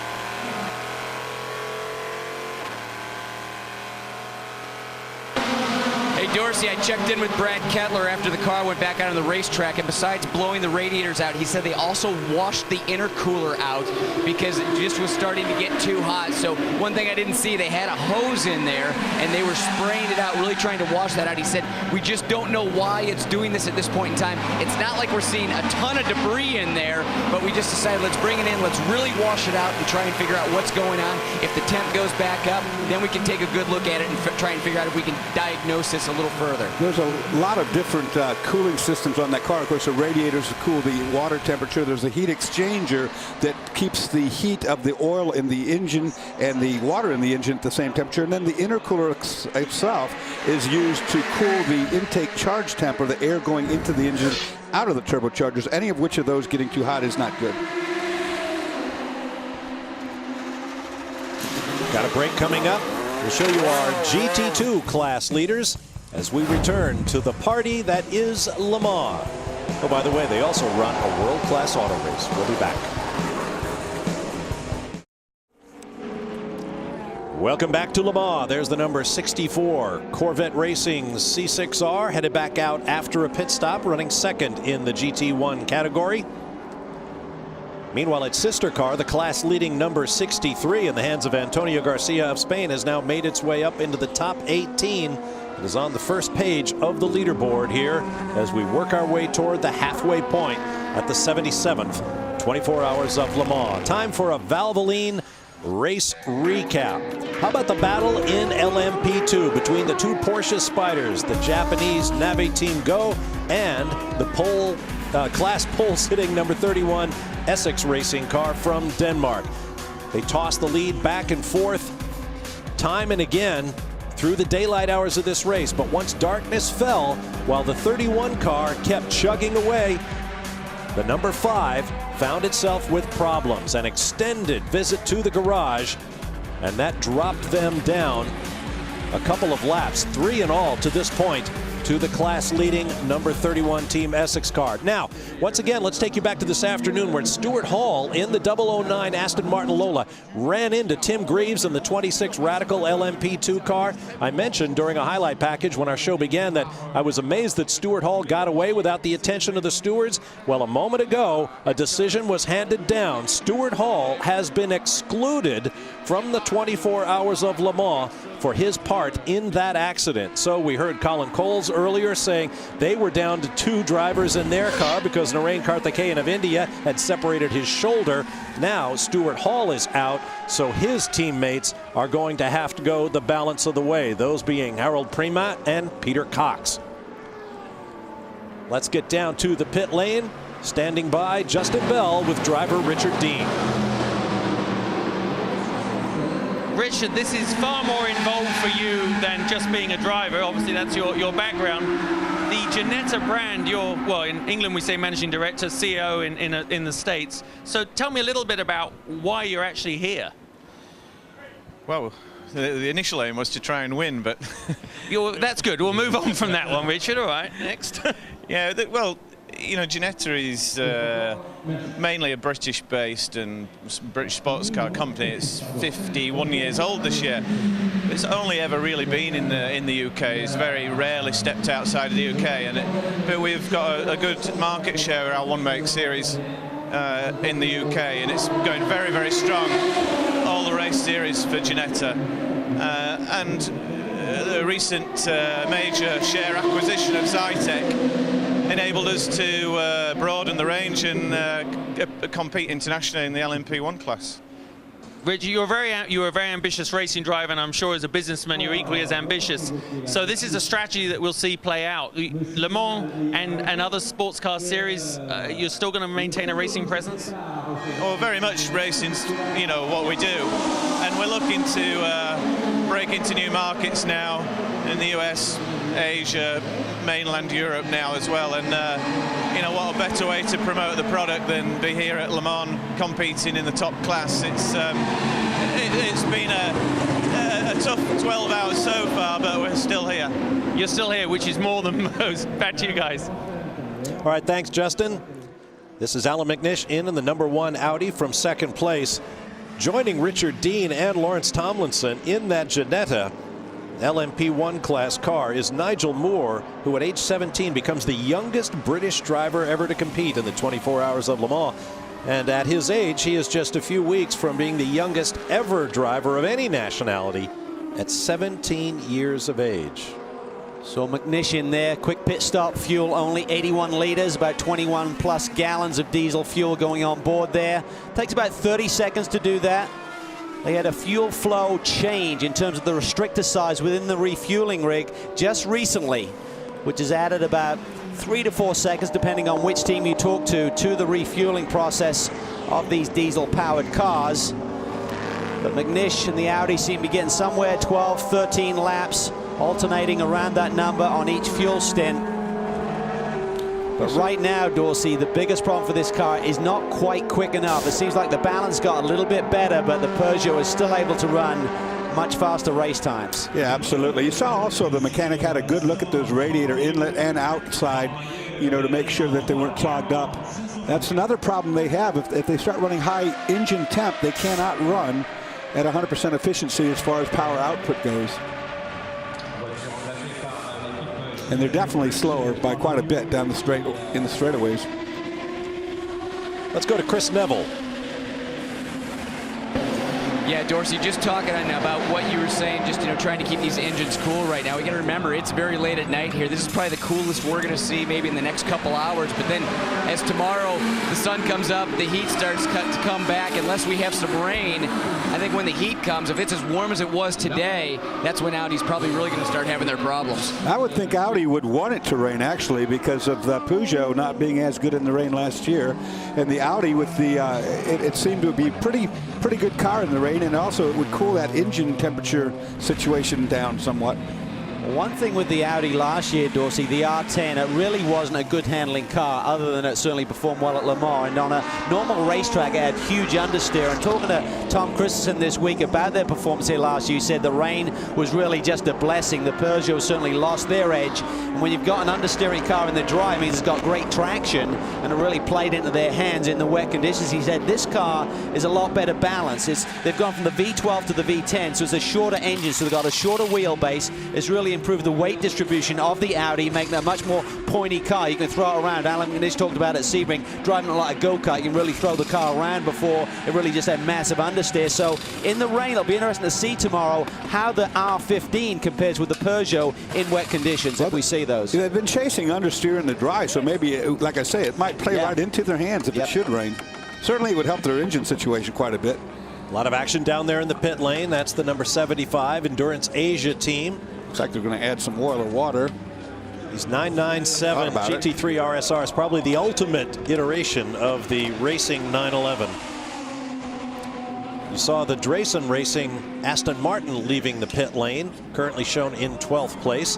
While we have a moment, let's check a few questions from the email bag at lemans24onspeed@gmail.com. This one I'll give to you, Calvin. Phil wants to know, with Acura's success in the American Le Mans Series in the LMP1 class, why did they pass on coming to Le Mans? Well, I think it's certainly been on their radar screen for a number of years, and everyone thought when they entered the American Le Mans Series initially with the P2 car and now P1 and P2 car this year, that Le Mans was next. But certainly it's all about their global marketing objectives, and a lot of it is down to budget as well. And I think with the crisis that the automotive industry is going through, a lot of people's plans have changed, and they have a tremendous new prototype machine that sat on the pole at Sebring, even with Peugeot and Audi there. They've gone on to dominate their class, certainly this year over in the United States. But that car, I don't think, Dorsey, have got that unique characteristic of 4 tires the same size, effectively the rear tires on the front. Aerodynamically, I don't think that would work here at Le Mans. No, it wouldn't. I mean, that car was built for the tracks in the United States with those massive front tires that would lose so much straightaway speed with scrub resistance that it wouldn't be competitive at Le Mans. Here's another one for you, Dorsey. Brian asked, we know that drivers do stints in the car, but what about the crew and engineers? Are they on for the entire 24 hours? Well, unfortunately, the crew and engineers are, in fact, as you see them here, on for the 24 hours. They never leave the pit stalls. They stay there the whole time. The engineers behind a computer most of the time. They take breaks like you see these boys doing, but they never get to sleep. They are always on call, 24. Here's another one. John from Indianapolis wants to know, why is the Indianapolis corner at Le Mans given that name, and who gave it that name? Well, I don't know the second question answer, but Indianapolis, obviously named for the Indianapolis Motor Speedway, another of the great racing circuits in the world. The curious thing is Indianapolis is actually the left hand of the slower part of that complex, the fast one where Alex Prema went off early in the going. It doesn't really have a name. And I think it's one of the best corners on the racetrack. And it has a little banking, so perhaps that contributed. In fact, there's a corner called Indianapolis in China, I believe, at the Grand Prix circuit. That's also slightly banked. There's also one at Manicourt in France. A little bit of banking makes you pretty well known. Of course, the ultimate bank corner is the carousel at the mighty Nordschleife at the Nürburgring. We'll take a break and return with more from Le Mans. Stay with us.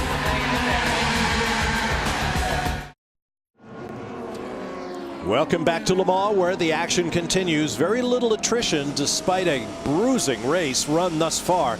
Lots of contact between cars. Cars pushing the limit, going over the curbs as you fly through the night down to the Indianapolis corner on one of the Peugeots. That's the number 8 car running 3rd in class, 1 lap behind the sister number 9 of David Brabham, and between them Alan McNish in the first of the Audi turbo diesels. Now, fans, if you live for speed, you need speed gear. Head to shopspeedtv.com to get shirts, hats, jackets, much more. Father's Day's a week away. This is serious stuff. Go to shopspeedtv.com, get your speed gear, and get your dad a little extra today. Here's an update on driver in the rain car at the Cayenne. We heard his team manager and team owner Colin Cole say earlier we'd wait and see if he could recover from that ultimate nightmare. His first visit to Le Mans, he hops over the pit wall, falls down and dislocates his shoulder. The Audi team doctor cleared the Indian to race, but the ACO doctor, who has priority, has refused Karthikeyan permission to race. So his race is over before it ever began. Let's go to Chris Neville, standing by with young driver Dominic Farnbacher. Well, with the smile we always see on Dominic Farnbacher's face, you wouldn't think it was 20 after 1 in the morning. Dominic, you've had a busy year of racing. You're in a Ferrari with Hankook tires here. You race in the European Le Mans Series, Ferrari with Michelin tires. Back in the U.S., you've got the Panos on Yokohamas. You also do some Rolex action on Pirellis. How do you keep it all together? I mean, it's a lot of work this year, but I love racing, and that's why I'm here. Now, this is Hankook's first time to Le Mans. How do you grade the performance compared to the Michelin? I mean, we had a few incidents so far. We had 3 tire blowups, but I mean that's racing. We were leading the race for a couple of laps. Now we are far back, but we're trying to work our way up again. You know, with all these different races, all these different cars, you got the height, you got the hair, you're starting to remind us of Boris Said. Yeah, that's right. That's who I am. No. Well, he's having a lot of fun down here, guys. His second running at Le Mans this year. Yeah, he's much prettier than Boris Said. I might say. He's staying busy, though, and he's just got such a great personality and really learning his craft. Horst Farnbacher is his father, who engineers the team to great success on various continents around the world with both Porsches and Ferraris. And I spoke to Dominic this week about that Hankook tire, and he said it's quite remarkable. They can develop a new tire, Dorsey, in about 3 to 4 weeks in terms of telling the manufacturer what they want, having it made, and then testing it. So very short turnaround. That is amazing when you think about it. A smaller company like that probably has the advantage in being able to do that because they don't have as big of a mainstream tire population if there were. You had a look there at Henri Pescarolo, iconic French racing driver, 4-time winner of this race, mostly driving Matra products. And he has labored so long and so hard to bring a Pescarolo, an eponymous car and team, here to win the overall. Well, down at the Audi camp, there's something going on here. We talk about these official observers there. He's having a word there with Ralf Juttner, who's really guided both Audi and Yost Racing to so much success here at Le Mans. Dr. Ulrich on the right. And I saw Ralf signaling like almost like a visor thing, so I'm not sure if they're saying one of the refuelers didn't have their headgear in the right position or something. Just trying to read between the lines here, so to speak. I don't think I'd want to get in the way of the Audi heavyweights myself. Well, I think the lady in red is probably a translator, and Mr. Juttner and Dr. Ulrich are looking for just the right word in French to explain to the pit commissar what's going on. That's the car number 5, the Navigo crew, I believe. Still in good spirits despite that long pit stop. And plenty of work still to come. The Audi crew gears up. Which of their cars will be in for service? We'll find out in a moment.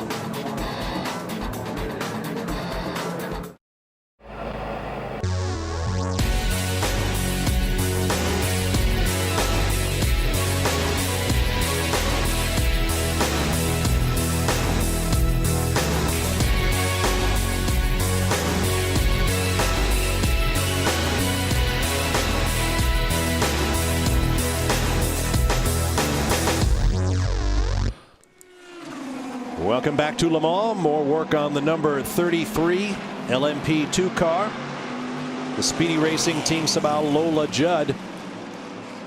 Now, while we're in break, we saw some animated conversation as that summit meeting between the senior management of the Audi team and some of the ACO pit lane officials has gone on and on and on, and Chris Neville can tell us more. Chris? Well, Bob, just trying to pick up on some of the things going down here. This isn't any official word from Audi or hearing anything from the ACO, but just trying to pick up on some of the things that they're saying back and forth. It sounds like when the one car was in, the crew chief on the one car, Howden Haynes, or as we know him down in the paddock, H, was down in front of the car with a flashlight looking in at the radiators. And I guess when that car comes in, the rule stipulates that he needs to step away from the car. They've got the rule book out. They're looking through it and being very animated frustrated about trying to figure out if the car is going to be penalized or not. Obviously, Dr. Ulrich is doing everything he can to try and keep that car out on the racetrack.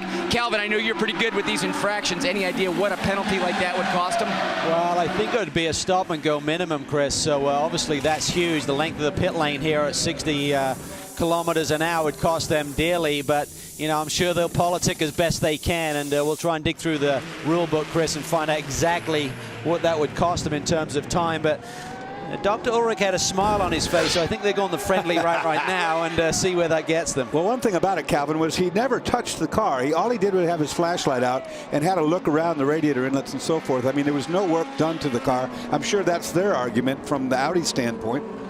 The number 8 Peugeot finishes its pit stop. Stefan Sarrazin, who put that car on pole for the 3rd straight year here at Le Mans, now takes over. Race leader remains David Brabham. A lap ahead of Alan McNish in the first of the Audis, then Sarrazin, who comes out currently shown on the same lap as McNish, though that may have changed during the pit stop and driver change for the Peugeot team. Yeah, go ahead, Cal. They've got that gap down to about 10 seconds behind McNish, and obviously as we sequence through here with the various pit stops, there'll be an ebb and flow to that, but certainly the 8 car is catching the number 1 Audi right now, and we're still got to wait and see if the Audi's going to get any kind of penalty with the problem in pit lane. Currently shown in 4th is the 3rd of the factory Peugeot, Simon Pagenaud. A lap down to McNish and Sarrazin. Thomas Engen now has the Aston Martin Lola, the 007 car, in 5th. And then the first of the privateer Audi R10s and Andre Lotterer.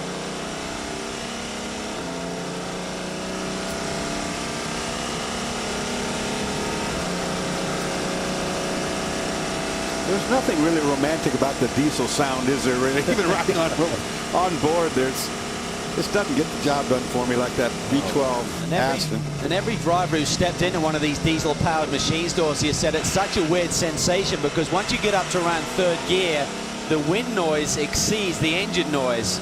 And when you're driving a race car, it's all about sensation, the feel, and noise is a big part of that. Yeah, absolutely. I agree totally. Somebody off the road there, off to the side in the straightaway, with the blinkers going, so that's been there for a while probably.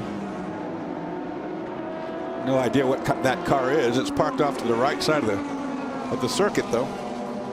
Over the rise that was shaved down a few years back to help prevent cars from flying the way 2 Mercedes did years ago here at Le Mans. Mark Webber currently in Formula One. Peter Dumbrecht, both were on the Mercedes junior team, and both flipped while rocketing down the Mulsanne straightaway here. Looking in the rule book here, guys, about the Audi situation, and reading one of the rules, it says prior to a car stopping in front of the pit, 1 person only is allowed to step over the unbroken painted line on the ground. And during the pit stop, this person is not permitted to carry out any task other than supervise. So by inspecting the car, that will really be the gray area, and the penalty, if they do say it was a penalty, be a 1-minute stop and go. Ugh. They both left that conversation smiling, though, so I think well, it was interesting. During a commercial break, I was talking with Calvin because we saw another team making a stop, refueling going on, and one of the mechanics was kind of looking around with a flashlight in the wheel wells and through into the brakes and that sort of thing. Well, sometimes you got those tire and brake engineers out there, so they're supposed to have a different armband, a different colored bib to differentiate the different guys out there. And here we're looking at it. There you see H. This is H right here. Now there goes the fuel hose into the car, so no one's allowed to touch it. There you see him. So he's supposed to do there is supervise. And right now, whilst the refueling is going on, he's inspecting. He's inspecting. He's not just supervising the stop. That's okay. The guy back there, the Michelin guy, is fine. And I'm not sure who this guy is with the flashlight. That could be the brake engineer. However, it looked like that was Audi overalls on him. Yeah. So the guy at the front there, H as we call him, Hollywood, after the Le Mans movie, got a lot of airtime there, but certainly one of the best. And he won his first Le Mans last year here, engineering a race car for Audi. He was inspecting to make sure the fuel was going in right, that's all. Yeah, right. I had to look down to make sure that none of it was getting on the ground. Exactly. We had one of our old friends, Duncan Dayton, who left us a message in the break. He's certainly one of the premier sports car teams run the Highcroft racing machine that David Bradman and Scott Sharp have had so much success with over the last couple of years. And he saw that email question about Indianapolis, and he said the reason it's called Indianapolis was it was originally made out of bricks. Right, just like the Indianapolis Speedway. So we appreciate that, Duncan. I'm glad that you're watching tonight.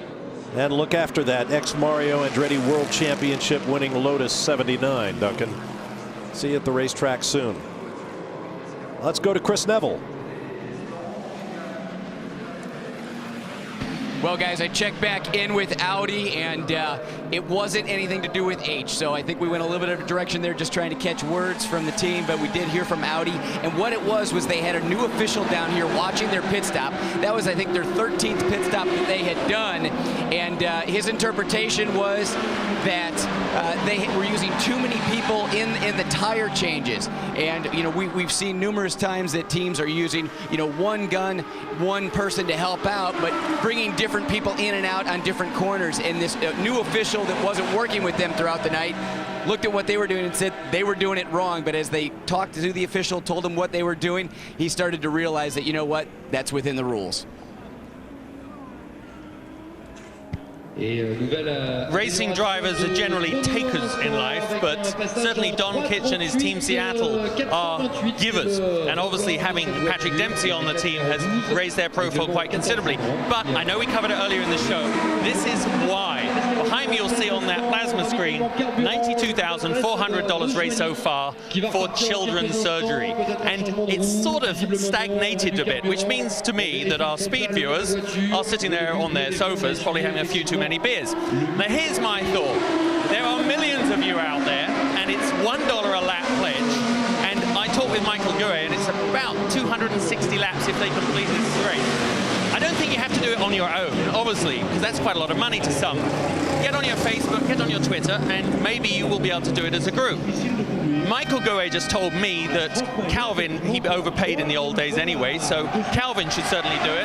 I'll tell you, I've got 2 young babies, and I certainly am going to do it. And guaranteed, whatever the outcome of this race, 5 young babies, children, are going to have their chests opened up, heart surgery performed, sew back up, get on the road to recovery, and their education covered in the near future. So it's an amazing cause. That number needs to move right now. And while we're here spending millions, zillions of dollars on going around in circles, I think everyone who's a speed fan should do their bit.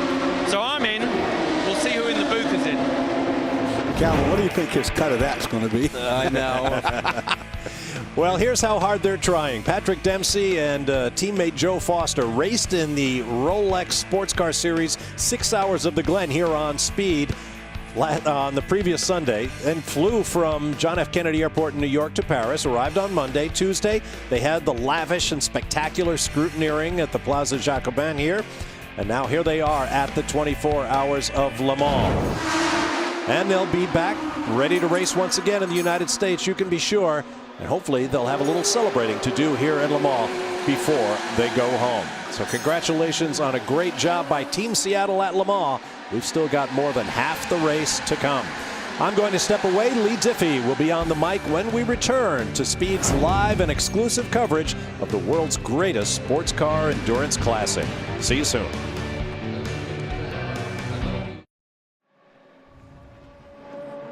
A big thanks to Bob Varsha, and we welcome you back to Speed's live and continuous coverage of the 24 Hours of Le Mans, wherever you're watching, East Coast, West Coast, in the mountains or the Midwest. It's great to have you with us. And speaking of the United States, here is now a solely American-based team from North Carolina, the Creation Autosportif team.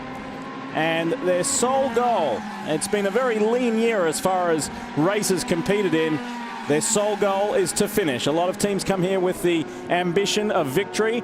However, Mike Jankowski and the entire team from Creation, they say, hey, just to come back, get back into our racing groove and finish will be an accomplishment. Well, they tested this new car at my old home track, Snetterton in Norfolk, England, at the end of May, and just went through various downforce settings, getting their drivers some seat time. And had 2 pretty trouble-free days there, and had high expectations coming in.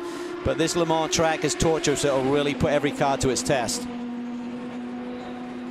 Speaking of being put to the test, that's an understatement for the 3 team.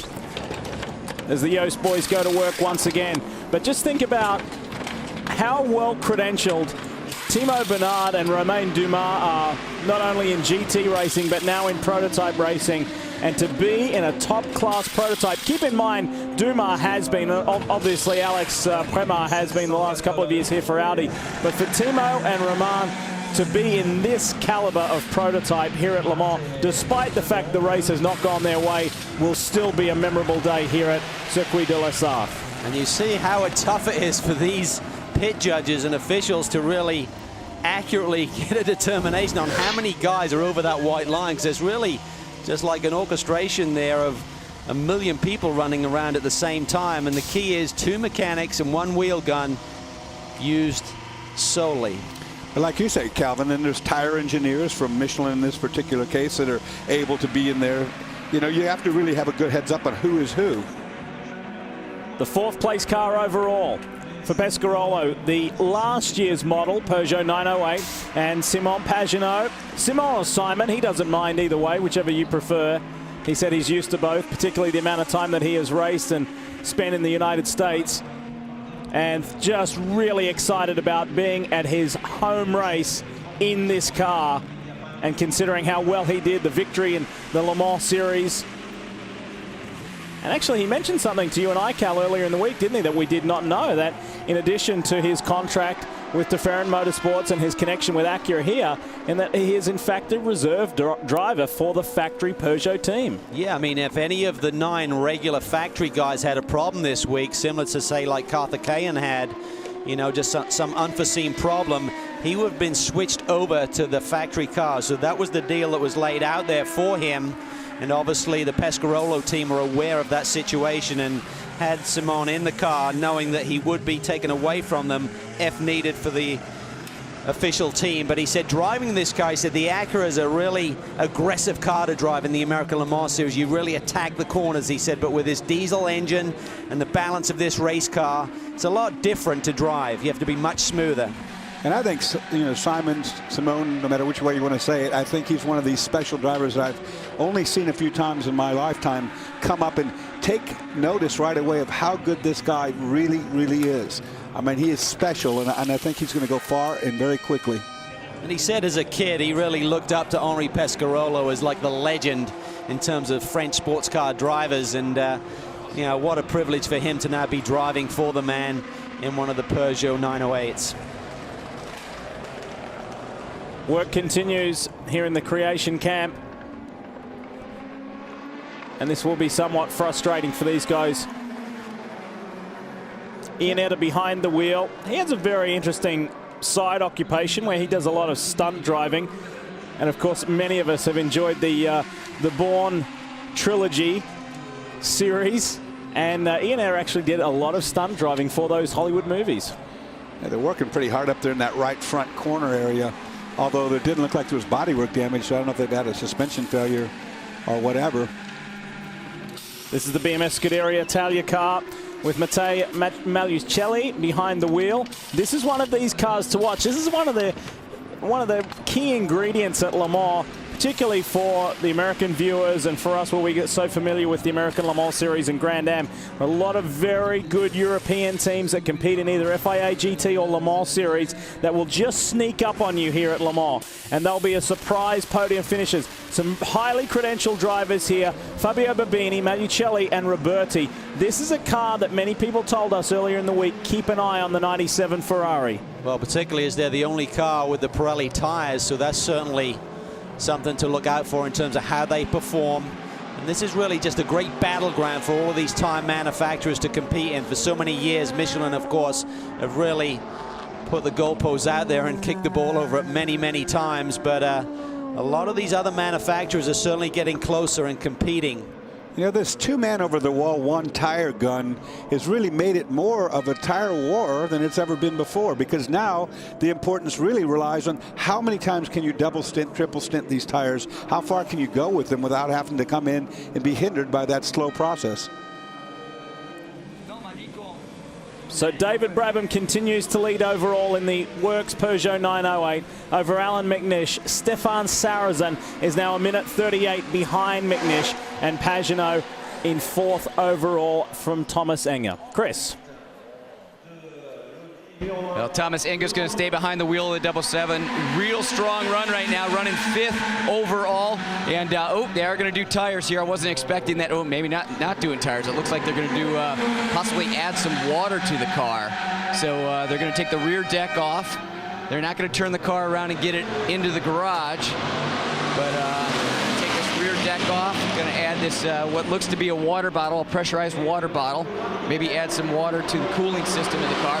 You know, guys, I think each year we come here and we listen to the cars and you kind of come up with one that sounds like your favorite car. And this year, by far, I think it's this Aston Martin. This V12 just sounds like it's absolutely ripping around this racetrack. It sounds like it's at about 18,000 revs, but in reality, it's only 7,500 revs. And the reason they're doing that is because the air restrictor in the car, they've got to make that power down lower. But with the headers on it in the V12, it just sounds fantastic. And I was talking to George Howard Chappell about the weight that's been added to the diesels, those 30 kilos, and if it was really slowing those cars down, bringing these guys back into the fight. And he kind of chuckled. He said, you know what, I got about a 30-kilo difference between my heaviest and my lightest driver out there, so it really doesn't matter much for us. But these guys, a little bit of a longer pit stop here, still adding some water to it. You know, guys, thinking about those 30 kilos from their heaviest to their lightest driver, kind of sounds like our broadcast team.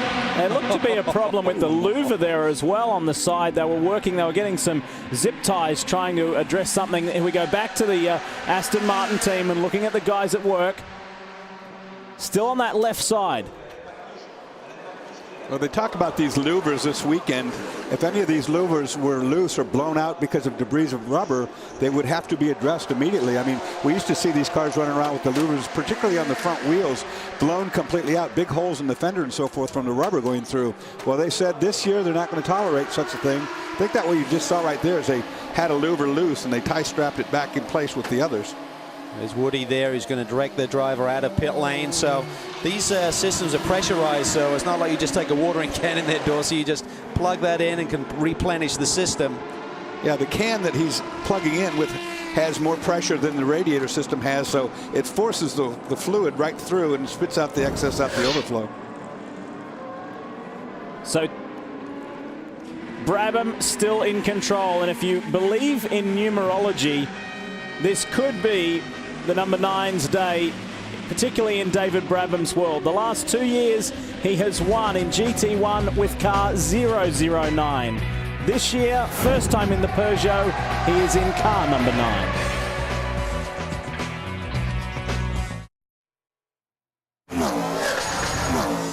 And 3, let it go! It's a Grand Prix from the beginning, ridiculous. 7 victories for Christensen. There's the checkered flag, and Davy Jones picks up the victory after 24 hours. Flat old man, the flat old man. What's the French for handbrake? Flat old man, I always thought. Sounds good to me.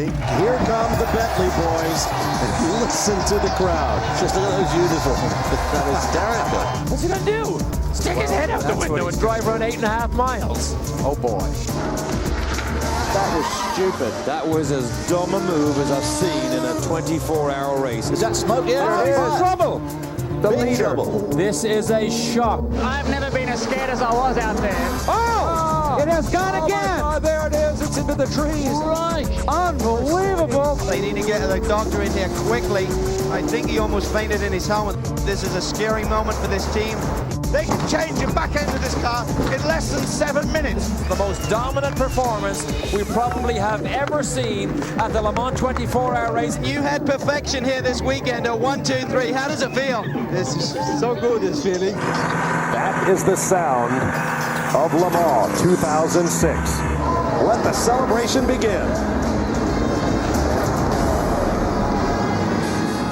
Some of the magical moments you've seen here on Speed over the years from Le Mans, and just magical stuff. You heard a lot of sound bites there, a lot of quotes, a lot of commentary from Derek Daly. Want to give a shout out to his son Connor Daly, who won his first Star Mazda race today at New Jersey Motorsports Park. Well done, Connor. I'll tell you what, Lee, I think the thing that stood out the most there in that previous footage is how young Wayne Taylor looked in that picture compared to today. We love you, mate. You'll be getting a text here over that one. Scenes inside the Audi garage. One of the scary moments in that video footage was in the Corvette pit. I was down there that day calling that incident with the driver feigning. It was on our own Justin Bell there, and it was his sister who came to his aid there, and it was a pretty panicky moment. You saw the big fella there, Chris Neifel, who was driving for the Corvette squad there, assisted in getting Justin's helmet strap undone, and it was really scary. Justin got out of the car and his eyes just went backwards in his head, and I think Chris was the first to realize just what a situation Justin was in, just totally dehydrated. While we're in the last commercial break, Alan McNish, he was within 2 minutes 40 seconds of David Brabham, so he had got back onto the lead lap. However, he was out of sequence as far as in relation to Brabs, that is. And while we're in that last commercial break, McNish did pit, so he is now back a lap down. 178 plays 177 in terms of laps run. He really needed to get that lap in a caution, but he got only half of it done. He got the lap back, and of course, once he pitted, I believe that was Joe Foster jumping out, and I think on schedule it'll be Patrick Dempsey jumping back in here and driving at Le Mans for the first time. He spoke to the boys down there and just big smile on his face, just a huge ambition, and now the realization of it's coming together, and now night at Le Mans, something extra special. Now, once you get used to it at night, it's actually easier. You have less distraction because you can see less things. So your focal point is just right there in front of you at the end of the headlight beam. You usually see that at fastest speeds of the race also set at nighttime when things are nice and cool. Engine's making good power. Brakes aren't too hot. We spoke with Patrick on Wednesday, and he thoroughly enjoyed the build-up to the race meeting, but on Wednesday he was a little bit over it. He was like, let me get in the car, because in the car I then don't have to be worried about smiling for the cameras, signing autographs, and he certainly loves doing that. He's brilliant with the crowd, but he just wanted to get behind the wheel and really soak it up here at Le Mans. So yeah, that's what he's doing right now, mid-race. To Chris Neville. So the number 4 creation back in the garage, and Andy Woolgar standing here watching the team. Andy, we heard from Vanina Ix earlier about the team having to raise the car up a little bit, also some steering issues. What's going on with the car now? Yeah, that steering issue appears to be a wishbone problem, so we've just changed the wishbone now. We're going over the whole car. Basically, we've run trouble-free for about 11 hours, you know, these things are sent to try us, I guess. We're changing the wishbone now, just going over the whole car, double checking everything, checking the lights, and when we put this fender back on, and then hopefully we'll be good to go again, hopefully for another trouble-free run to the end. Now the team moving over to North Carolina and then coming back here, was that a little bit more difficult from preparation for Le Mans? Not quite so difficult. We actually had one car kept in storage at Forsyth Technical College in Winston-Salem.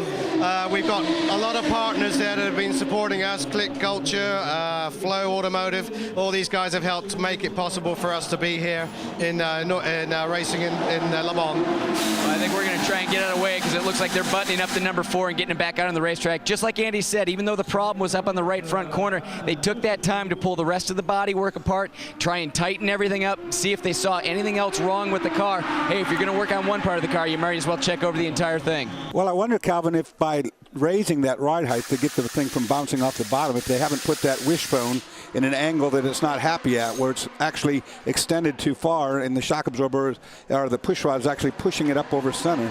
Yeah, and conversely, Dorse, if it was hitting the ground for that many laps, you can certainly you know, cause a stress issue with the componentry anyway. So they're just trying to work things out, try and keep the car safe, keep it in good shape, and get 24 hours under their belt here today. Well, you saw they had the whole right front hub assembly completely off. They were looking at everything, wheel bearings, etc., as well as that wishbone. So obviously it's not happy up there on the front end. If anyone can come back, Creation Auto Sportif can. This car was virtually destroyed prior to the race last year. The team got it to the start, and then during the race they had 5 punctures and still finished the race. So they're a determined bunch, that's for sure. Overall leader continues to be David Brabham in the Peugeot. He has a lap advantage over Alan McNish. There's only 7.5 seconds between McNish and Sarrazin. Then their lap further back is Pagenaud. 2 laps further back is Enger.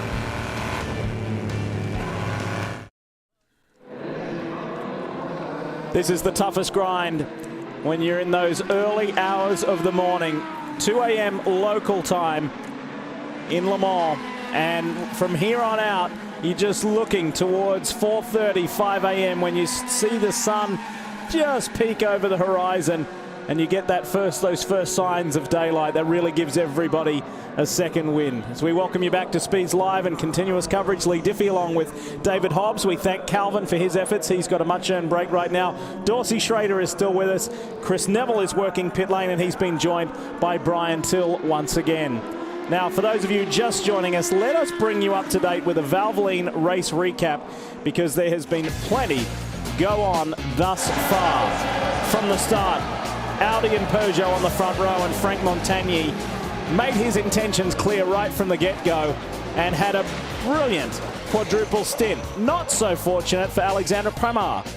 Down into Indianapolis, he was fighting with the Aston Martin pair and came off second best, just like Pedro Lamy did when he got nailed by Jean-Christophe Bouillon. Olivier Quesnel, the boss of Peugeot Sport, said the team radioed Lamy and told him to stop right here, but he did not hear them. Alan McNish didn't escape injury as well. Well, he was okay, but his car was not. There was contact. He slammed into the rear of another prototype. He was extremely angered by it, and although there was a lot of damage on the front of the R15, he was okay. However, the Bruichladdich Radical was not, after being nailed by the Aston Martin of Stuart Hall. This was a really serious incident. So serious, Stuart Hall has been excluded from the event. The driver of the 009 Aston Martin LMP1 is out of this race meeting. This car is still running. The Aston Martin driver has been asked to no longer take part. You can understand why. That was a fairly substantial hip check. One of the American Le Mans Series teams, Flying Lizards, suffered a puncture. This has been one of the strongest Porsches in GT2. Speaking of tyre dramas, the Aston Martin, the ProDrive boys, did not escape that either. That car had been running as high as the top 5, and it still is, with Thomas Enger behind the wheel. Well, the strongest Peugeot did not escape drama either. Sebastian Bourdais behind the wheel. Transmission issues on the back of that car. It spent a lengthy time and it lost the race lead. This is one of the more serious incidents as well. Lucas Luhr in the 2 Audi. This is the Audi Sport North America entry, and this was day done. 9:30 local time, 6.5 hours into the race. Now the car he could have got going was still running. However, the officials would not let him go back. There was too much oil leaking from that car. Another Aston Martin in the pits. This is the 008. It was a top 5 running car as well. It is back out on track. And the man, Mr. Le Mans, out of the car, handing over to his longtime friend and trusted teammate, the defending winners here at Le Mans, Alan McNish, climbing aboard once again. However, the storyline right now is the 9 Peugeot. We've got a copy of L'Equipe, the French newspaper, hanging here in the booth. Beautiful photo on the front cover from early in the week, and it says Peugeot attack Audi. And boys, that's exactly what they're doing. Well, they certainly are. And the second Peugeot, the number 8 car that led for a long time, is now in 3rd spot, but only 4.5 seconds behind. You're on board that car now. And you see the high brake lights of the Audi right there in front. That would be for 2nd position once he gets to it. So they're 1.3 seconds behind as they cross this timing strike. So he's picked up 3 seconds on that one lap. A 3:27.51 was that last lap. Very quick at this time of night for Sarrazin. And he'd love to get past that McNish car and put it to Peugeot 1-2 again. Well, Le Mans always brings out the big names, and you never know who's going to visit you to the booth. And we would like to say welcome. Yes, is that laugh, is that tone familiar? It's Dave Despain. Hey, welcome. You better pay me back. You better be on my show tomorrow night, Diffie. All right, we can do that. We can make a trade. Tell us about sports car racing in your world, in your mind. Do you enjoy it? Do you like endurance racing? I do like it. I quarrel with your point about second wind at dawn. I always found in trying to cover these races that I could make it till dawn, and then I would just absolutely collapse. I don't know how these guys do what they do and sustain the level of performance for as long as they do, but I find it fascinating at so many different levels.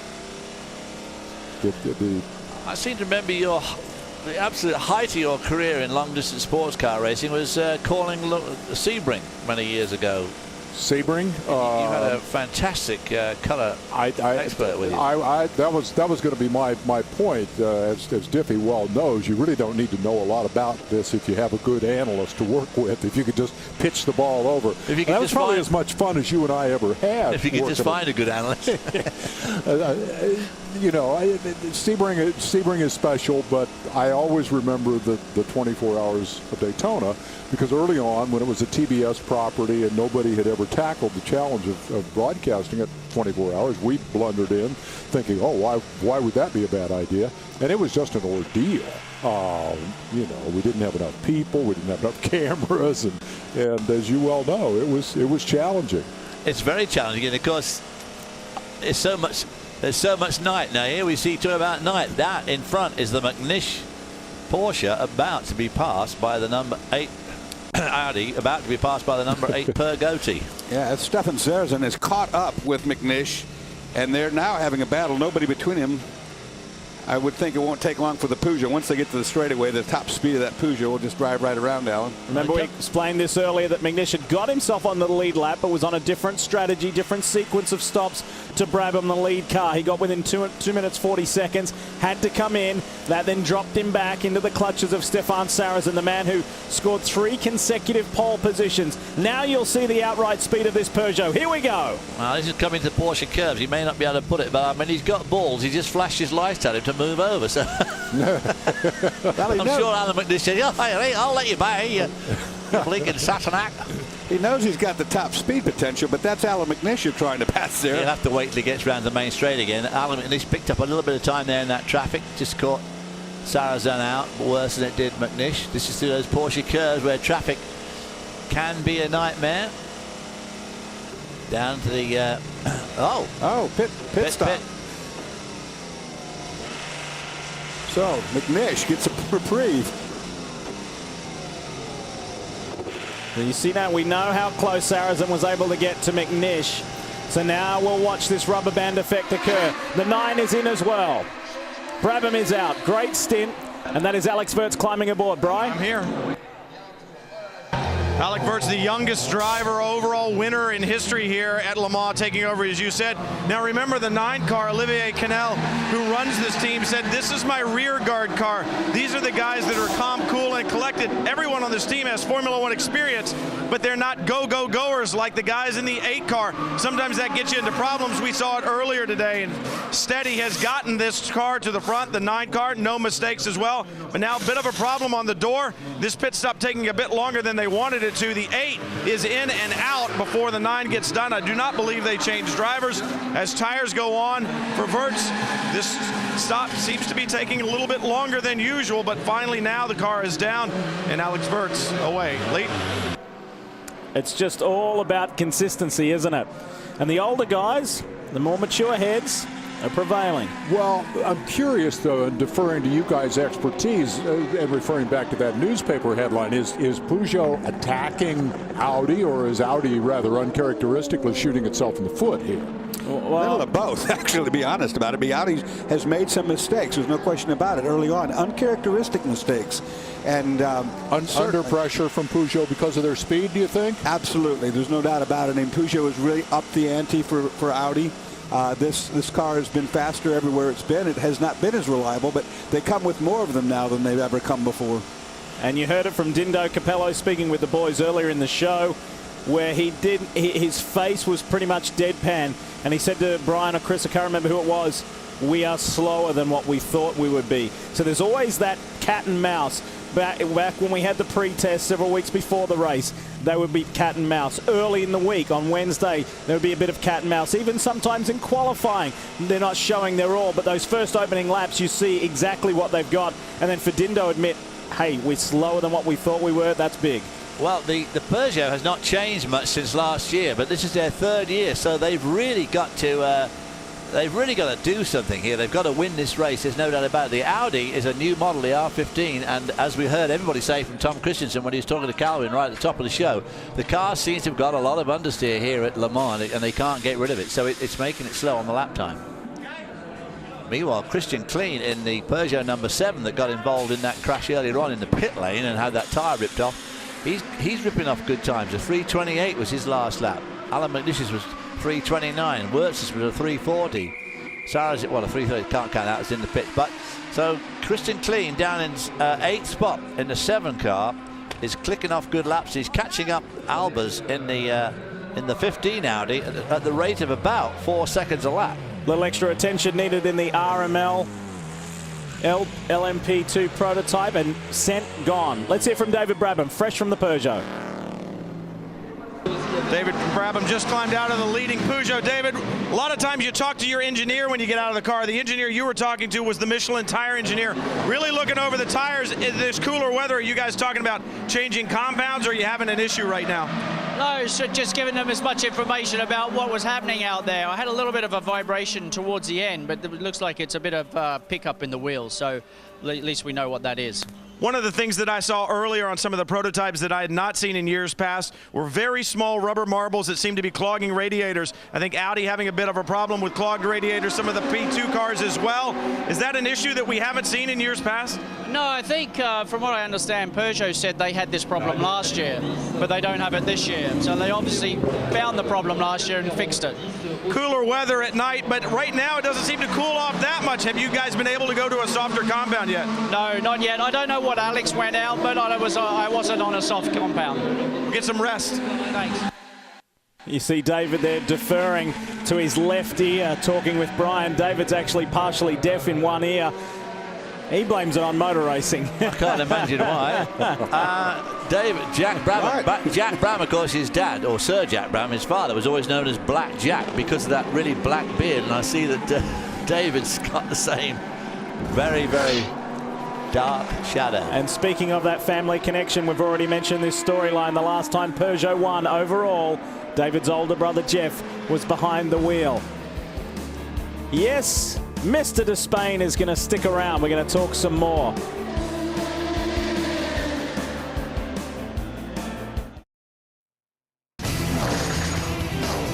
Speed's coverage of the 24 Hours of Le Mans is brought to you by Audi, Truth in Engineering. We're with you live here on Speed for about another hour and 3/4 and until 10 p.m. Eastern. And a quick reminder that when we do go off the air, and that will be our last break, incidentally, after that we come back at midnight Eastern. We'll be there with you all the way through to the finish and beyond. But when we do take that quick break, you can have uninterrupted live streaming at speedtv.com. That's right, continuous coverage so you don't miss a thing. Dave Despain is with us as a guest for the time being. What intrigues you? What grabs you about this kind of racing? Its relevance. That's going to be a topic we'll get into tomorrow night on Wind Tunnel. We kind of kicked that door open last week talking about the hypothetical, the possibility, give them 10 gallons of fuel to run the Indy 500, who would show up? What would you see? What would happen with the technology? Le Mans, it seems to me, has always managed, and this is a French automobile club. I mean, you know, notoriously inefficient in terms of management. Automobile clubs, the worst managed clubs in the world. These people have always managed to keep this race relevant to the manufacturers and on the cutting edge of technology. And if you look around at the rest of the racing series in the world, that is not the norm. That is not the natural order of things. So to me, it's very interesting that we see the lead cars out here running around fueled by you know, a mixture of natural gas and ground up pine cones. That's pretty cool stuff. Hey, a quick update on this 008 car. Jos Verstappen had to bring this car back to the pits for a 4-minute stop-and-go penalty. After investigation, race control decided that the car was to blame for pushing the 72 Luke Alphon car into the Taiwan Tête Rouge. So not all going well for the man who won LMP2 last year. However, the 008 is still in the top 12 overall and in class. That's a serious stoppage, though, 4 minutes. And, of course, their teammate, the 009, one of the drivers, has been removed from the race altogether for running into the car down at the pit inn. So, one way or another, not a good day for some of these Aston Martin Lola drivers. The bad boys, are they? I guess apparently. So. They've been listening to you, Johnson. Might have been my fault. Got a favourite memory, Le Mans memory, Dave? Not a favorite Le Mans memory, but a favorite memory of one of the greats of this form of racing, and that is Bob Wallach the late Bob Wallach, and that memory is of our colleague over here on the left, Mr. Hobbs, interviewing Wallach after he was joined as a teammate by A.J. Foyt, a fact he seemed to resent. Well, do I remember that correctly? I do remember it well. And it rained, and he said, Mr. A.J., and then he put in another word between Foyt. He did. He was very eloquent. But it rhymed sort of with Foyt in a way. And he said, and he was just disgusted that they were going to put Foyt in the car with him. Driving for the same word again, PR, for the PR. And then they went and won it. Anyway, so from then on, he and AJ were all lovey-dovey. I need to get out of you guys' way and let you call the race. It's just a privilege to see Speed doing this kind of coverage. I'm proud to be part of the network. You guys are doing a great job. Thanks for the opportunity. Come on the show tomorrow night and join a pretty cool lineup. Bones Boursier is going to be on the show talking about the green racing thing and about Tony Stewart's success. He wrote the Tony biography. Colin Brown has agreed to join us after winning the truck race. Finally, isn't that great news? Great sports car racer. You know, so many good stories to talk about. And the kid's, 20 years old? So we're looking forward to it. Thanks for your time tonight. Dave, thanks for joining us. We look forward to tomorrow night. And I spoke to Colin Brown's dad, Jeff, last week at Watkins Glen, and he said, you know what, the team are so much behind him. They're not changing anything. They know that Colin is so close to winning. He's been nerfed into the wall multiple times. He's had various incidents of bad luck. We know a win is just around the corner, and finally today it was delivered for the former sports car race winner, Colin Brown. The young man on the way to a very long and healthy NASCAR career, and we congratulate him for that. The Audi team standing by for another stop. We'll update you with who is where in the relative splits when we come back. We're back. The work continues here on the 009 Aston Martin. It's back in the box, and we will follow this and update you in just a moment. Meanwhile, Alex Wurz continues to lead. He has a one-lap lead over Audi's Alan McNish. There is only 1 minute between McNish and Sarrazin after that stop. A lap further back is Simon Pagenaud for Pescarolo in that later model 908, and then 2 laps behind him is Thomas Enger. That's the split. Casper Elgaard in the Porsche RS Spider continues to lead P2 down in 13th overall, and he has a 3-lap, I correct myself, buffer over Seiji Ara, who also has a 3-lap gap on the 33 of Ben Leuenberger. So that's how it stands in the prototype class. It's still Corvette with the 63 ahead in GT1.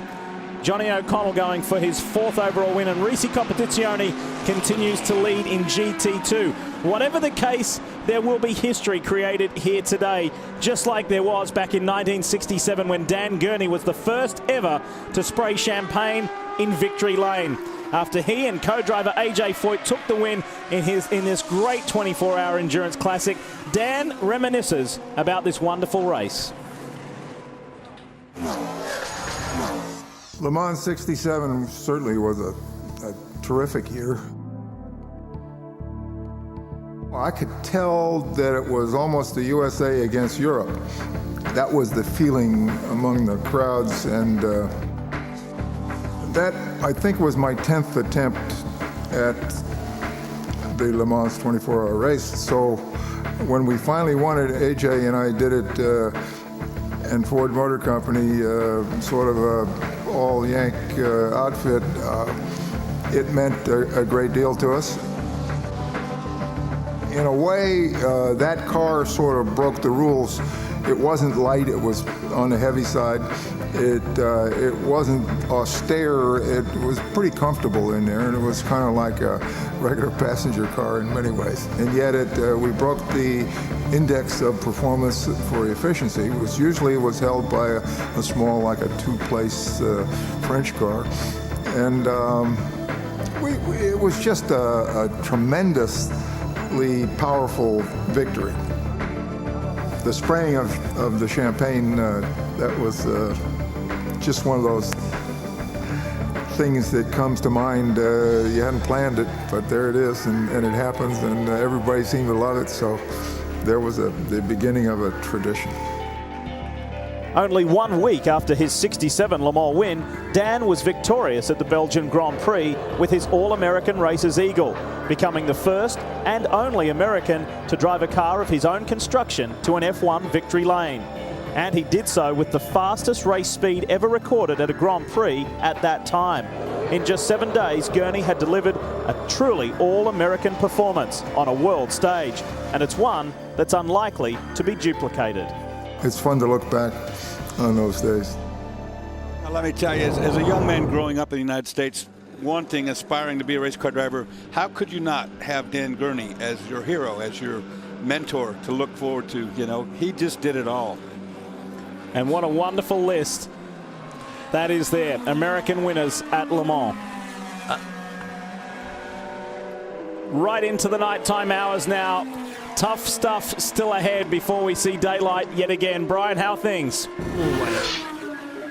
Things are great now. You know, we spend a lot of time, Lee, on that side of pit wall, back where the garages are, but a lot of the work gets done out here in pit boxes like this for Team Oreca. You see a lot of the engineers, they have all the information on the screens along here, and then you got team owners and engineers like Hugh DeShonak here watching his team, keeping a track of what's going on, keeping up with the engineering data, and then they come down here and on their pit boards give the information to the team and the driver out on the racetrack in case the radios aren't working. So while the work on the car goes on out there, a lot of the brain trust and the planning goes on here in these pit suites. They've got doors on them, roll downs, so if the weather gets bad, they can take care of things. Take a look at this team next door. They're getting the board set up, letting them know that's for the 76 car, the IMSA Matma team, telling them L5, P3, they're telling them position 3. In 5 laps they're coming in, telling them what the gap is, and you see this hockey board glass that they almost have up this year, trying to make sure that pit lane gets separated from the racetrack, guys. And that, Brian pointed out there, that large hockey-style glass, that has been implemented just for this year alone in safety's name, which is very good, I think. Just freak things happen in motorsport, and that's a very heavily populated area of the track as far as the crews are concerned. Who knows what can happen? So props there to the ACO for implementing that. David, you know this. You walk this racetrack after one of these races, or even in the middle of it, you cannot believe the amount of stuff that's out there that's fallen off of cars. Wrenches that mechanics have left on there, nuts, bolts. Absolutely, yeah. And I was just thinking, if something flies off a car going past the pit there at, well, close to 200, yeah, about 175, 180 towards the end of the pits there, if that was to fly off, I'd go straight over the wall. I mean, it could cause you serious damage. And as you said, it's amazing the stuff that falls off and gets left around. A big chunk of rubber, actually, if it hits you in the head at 200 miles an hour, you know about that. A big hello to everybody watching in Seattle who are supporting Patrick Dempsey, Joe Foster, and Don Kitch, because the team has now raised over $100,000. This is for the Seattle Children's Hospital and the Cardiac Mercenary Hospital in Paris. Now, the goal is to show the world what can be done using motorsports for charitable concerns like pediatric health care, and they're hoping to raise $500,000. Good luck, keep going strong, and to all those friends and supporters up in the Pacific Northwest, we say hello. Hope you're enjoying it.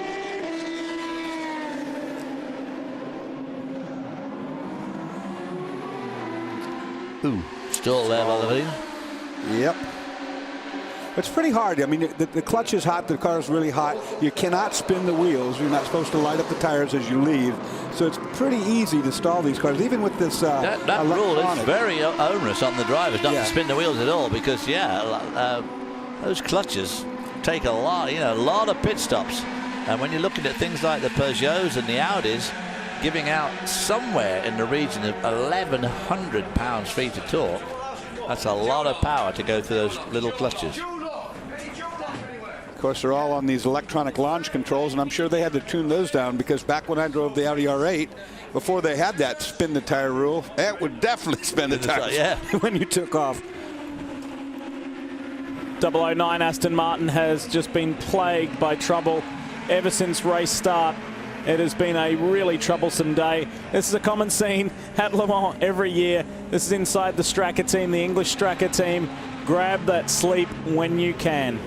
You know, one of the most important things I learned on the early end of my endurance career was, even if you're not sleeping, get off your feet.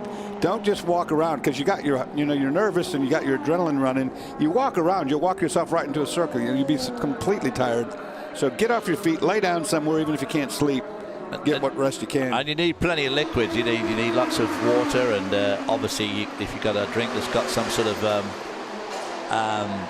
salts in it to replace some of the stuff you're going to lose, because a lot of perspiration.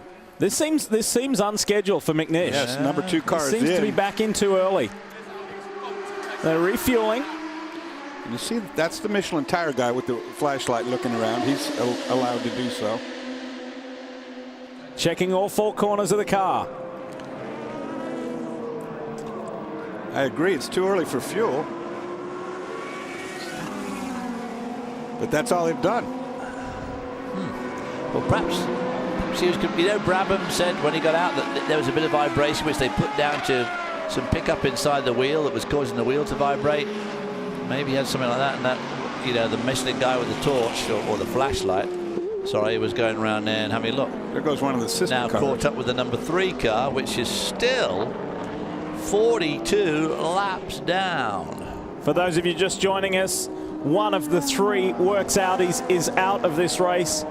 It is the number 2 of Mike Rockenfeller, Marco Werner, and Lucas Luhr. Lucas crashed some 6.5 hours into the race, spun in the Porsche curves. He said it just snapped on him. He did not know what happened, got no warning, and severely damaged the back of the car. They would not let the car rejoin the racing surface. Too much oil leaking from that car. So 3 Audis become 2, and Peugeots have the numbers here. They're ganging up on the team, the manufacturer that's dominated over the last decade.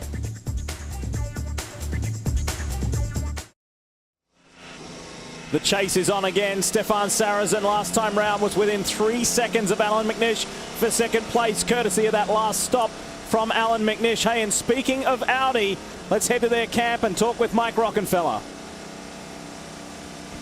Mike Rockenfeller here, not dressed the way we'd like to see you dressed, and that is no driver suit. Obviously, we saw the problems that Lucas had earlier. You had kind of the same opinion that we did when looking at that onboard camera. To us, it looked like something might have gone wrong. Well, yeah, I saw the same than you saw.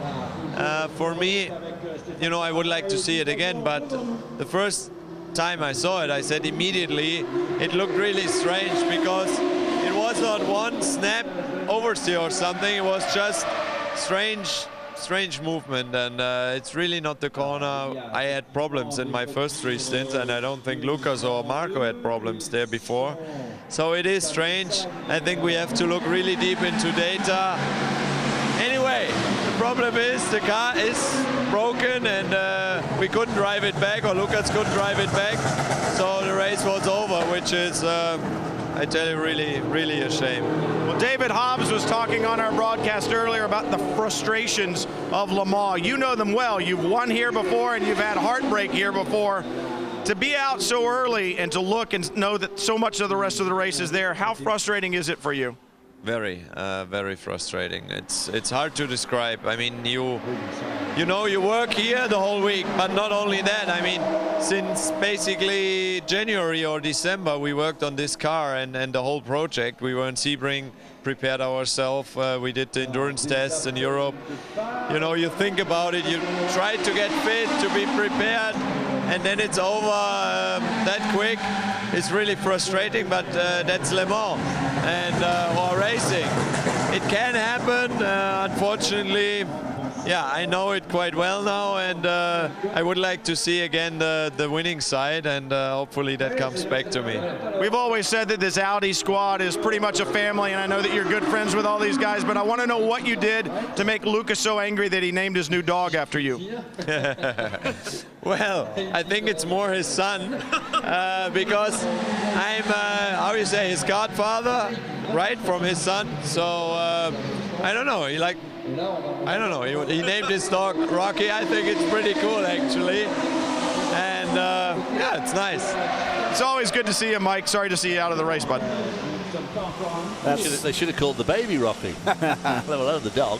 Well, here we are over Sarazen again, and that is Mr. McNish with the high brake lights on the Audi in front. And the flashing of the headlights has already started, so... Well, catching him up, of course, as we all know, is one thing. Getting by is another, especially when it's Alan McNish driving. Now, coming to the one part where the Peugeot does have a distinct advantage down this long straight into the first chicane. Still curious about that pit stop. That didn't seem like it was time for fuel. Maybe it was a vibration of some sort, but word from the Audi camp is that there was nothing untoward. There was no major drama with the McNish car. So just 3.8 seconds separates McNish and Stefan Sarazen. We heard Alan describe earlier about how dirty the track was, how slippery the track was. And one thing that we were educated on earlier in the week is that because there was severe weather, there were thunderstorms in Le Mans, the ACO got their ground crew to go out and trim a lot of the large trees, like through Tête Rouge, etc., down Mulsanne. Trim a lot of the trees back in case there was high winds and more storms. They didn't want any branches being broken off and onto the racing surface in case it happened during the race. And that led to a lot of wood chips and leaves and debris being on the racing surface. And we've seen on some onboards earlier in the race, and certainly in this morning warm-up, just a lot of general garbage, a lot of trash on the track. That would be clag, wouldn't it, Mr. Hobbs? That would be clag. That would be wooden clag. Wood clag. Which, as I said earlier, is a technical term. Now we're on with the Corvette 63 as it leaves its pit.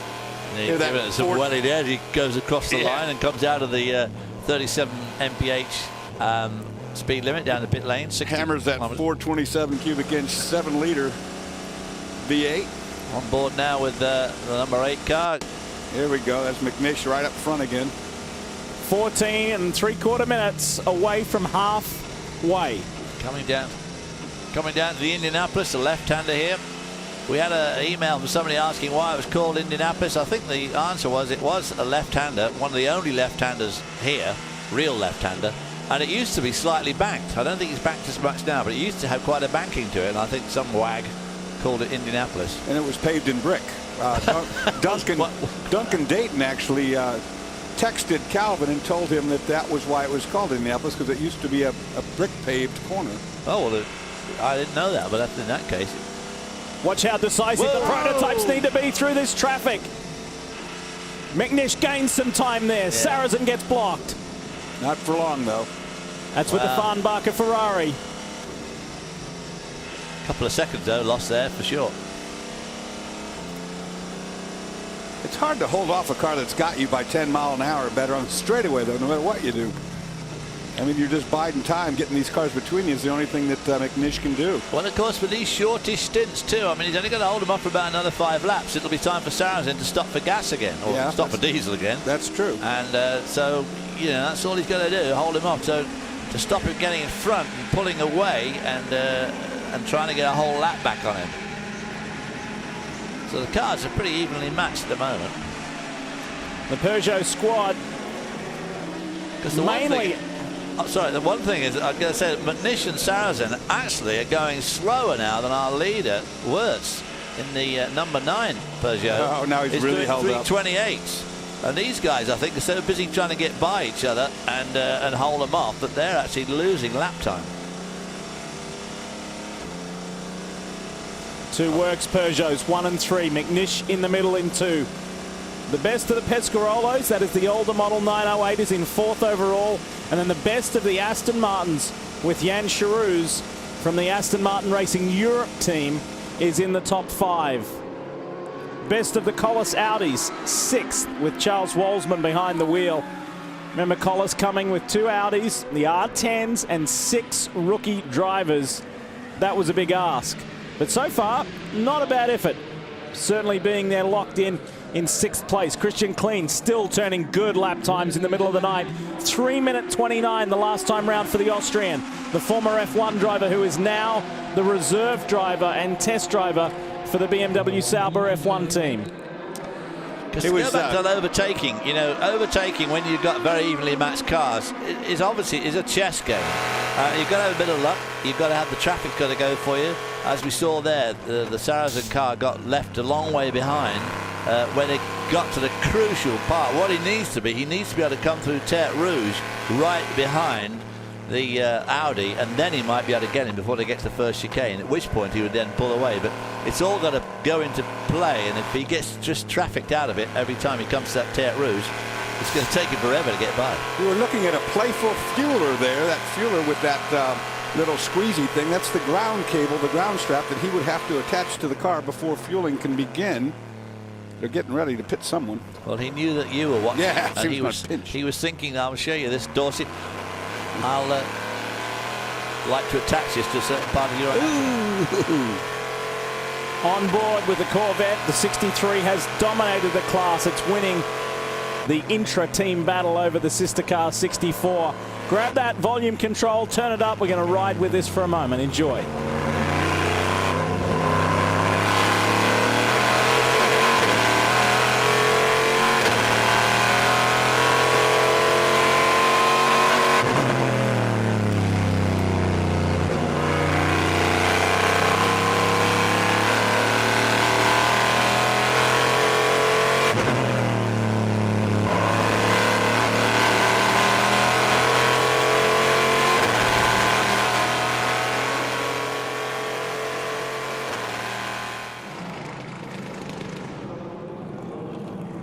'64 in.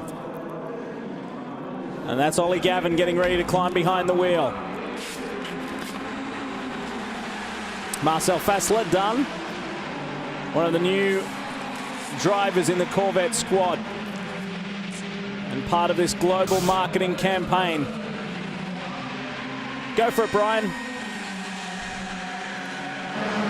Lee, one of the things about the 64 car, we talked about aerodynamics early on for prototypes, but it also goes for 64 and the Corvettes and the other GT cars as well. I understand a little bit of damage to the front splitter on that Corvette, like we talked about. A little bit of damage, lose a half a second a lap over the course of the race. It's going to be very, very detrimental. Now the 8 on pit road. Stefan Sarrazin behind the wheel. Remember, 3 poles in a row here at Le Mans behind the wheel of a Peugeot, but yet to find victory lane.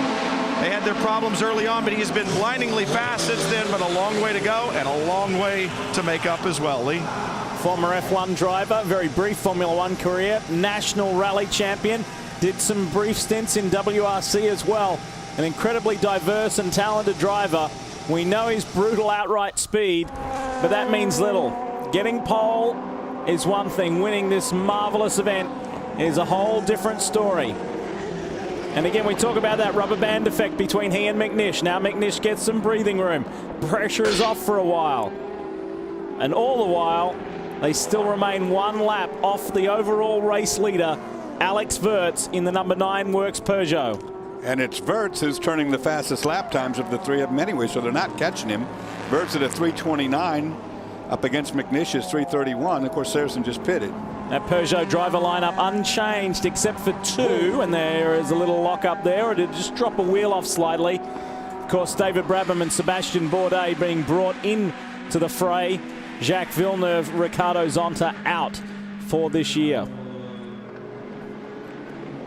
Hang in there, hang in there. Not even halfway yet, but no, we're I was going to say, you better hang in there, Sunshine. You got a long way to go yet. This is what we talk about. They're only about 90 minutes or so. As soon as it gets to about 4:30, 4:45 local time, that sun starts to come up. The sky lightens up, and it lifts the mood incredibly. And the possibility of rain showers in the morning. We'll have to see if that comes or not. They certainly have been talking about it. And there's clouds in the area. We've seen that on radar. It's been one of the, as we go back to the creation camp, it's been one of the ugliest weather weeks at Le Mans in some time. The rain and thunderstorms early in the week were just brutal. It really plagued Wednesday night's 6-hour practice session. They just happen to fit with this right front corner. I don't know what it is, or lengthening or shortening the push rod now, but they've just had nothing but grief over there. Well, Valina Rix was saying about that bouncing on the straight and hitting the deck. So they raised the ride height a couple of mil to try and get over it. But maybe it's got a shock absorber problem all along, and that's what's been causing it hitting the deck, not so much the ride height. And now they've gone to all 4 corners, so they are absolutely doing something again on the ride height. They've got a lot of downforce on the front with that huge splitter, and you know, if they get the balance just slightly wrong and you get the pressure the air pressure center underneath wrong, it could really upset the handling. Brian. Well, David, as you well know, with much of this racetrack being run on regular public roads. There is a major crown in the road, and these prototypes, when they cross that crown, like between the first chicane and the second chicane, really bottoms out. If you've got a ride height problem, that makes crossing that crown that much more difficult. So the other issue is there is a board underneath the car, a skid plate, if you will, that has a minimum thickness. If it is too thin at the end of the race, you'll be disqualified. So not only is it a handling issue, it's a tech issue as well. As Alex Wirtz brings the number 9 Peugeot in, it'll be fuel. I don't see any tires being readied just yet, so they may be double stinting. Once again, cooler in the evening could be very good for these Michelin tires. So fuel going in right now. The crew standing by. They don't look like they're going to change tires. They're looking underneath the car with flashlights from the sidelines, as it were, cleaning the windshield, taking a full load of this diesel, and Alex Wirtz will get back underway. You remember at Sebring, their effort to try and win there was an air conditioning problem, a condenser problem, and then on the sister car, there was a slow puncture, a slow leak. Every single time they've gone head-to-head with Audi, there's been some niggly problem. They are able to beat Audi in the Le Mans Series, but in the big endurance classics, it is yet to happen. However, so far, for the 9 car, it has been going exactly to plan when you need it to be here at Le Mans. Yes, drama's here. Just as we were going to the break, this occurred. Drama outside turn 1 here at Circuit de la Sarthe between a prototype and a GT2 car. It's the Signature Plus number 12 of Pierre Regu and Romain Rusinov in the Team Modena Ferrari 430. This is the car that Leo Mansell is in as well. And these cars are being helped and assisted and dragged out of there to safety. Side-to-side contact right there at the apex of turn 1 sent them both in the kitty litter. And this is a common occurrence at Le Mans. The dramatic difference in closing speeds, and it is not a surprise. Brian, what do you have for us? 76 car on pit road. That was third in GT2 when they came in. Raymond Narak behind the wheel. Patrick Long has taken over. They pulled it in the garage. We're right at halfway, guys. Pulled it in the garage, did a pad change. They may have also put clutch fluid in it, because I had noticed Raymond Narak, when he got in the car earlier, really pumping that left leg as he was getting ready to head back out for his double stint. That told me that the clutch was staying down. So perhaps adding a little clutch fluid, also taking the opportunity here as we approach halfway to put new brake pads on. Of course, if they have a clutch fluid problem and they have to add fluid, then that means they have a leak, and it's not just going to fix itself. And those clutch slave cylinders are inside the bell housing where they're not accessible from easy bleeding. And we are halfway now, boys. Hence the fireworks. Yes, still a long way to go, isn't there? And we will have increased coverage when we come back a little later on. The World Feed pictures, this is nothing new. It happens each and every year during the nighttime hours. The World Feed providers in France, it is a much reduced coverage. They give their camera crews a break during the night. They come back in daylight hours. Let's talk P2 for a moment, Brian. Casper Elgaard in this beautiful Porsche RS Spider of Essex Racing, leading the P2 category right now.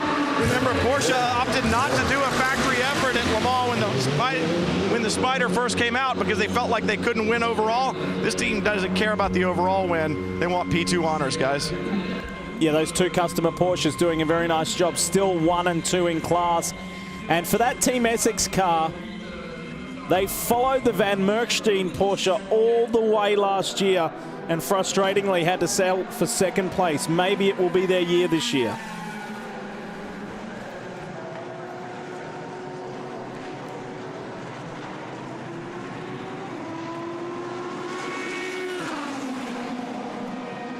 I want to remind you that Daytona International Speedway invites you to enter the 2009 Rolex Sports Car Series VIP Sweepstakes. Now enter to win a VIP package during the Brumos 250, featuring 2 laps in a Daytona prototype, access to the garages, and a whole lot more. Now there's no purchase necessary. All you got to do is go to speedtv.com. The keyword is promo, and there's a whole lot more information there as well. Do I get to drive them? I'm sure if you ask nicely. Very nicely. Back with the Corvette, the 63 car.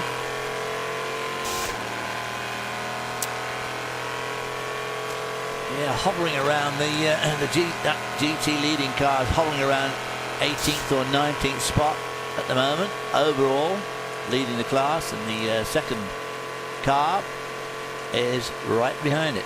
Had a pretty uneventful run so far. I hope I'm not jinxing by saying that. Shouldn't have said it. Yeah, you shouldn't say my it. friends and all.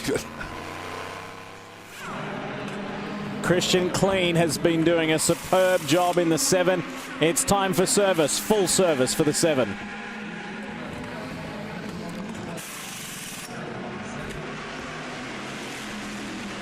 And this new pit stop procedure has really been testing the teams.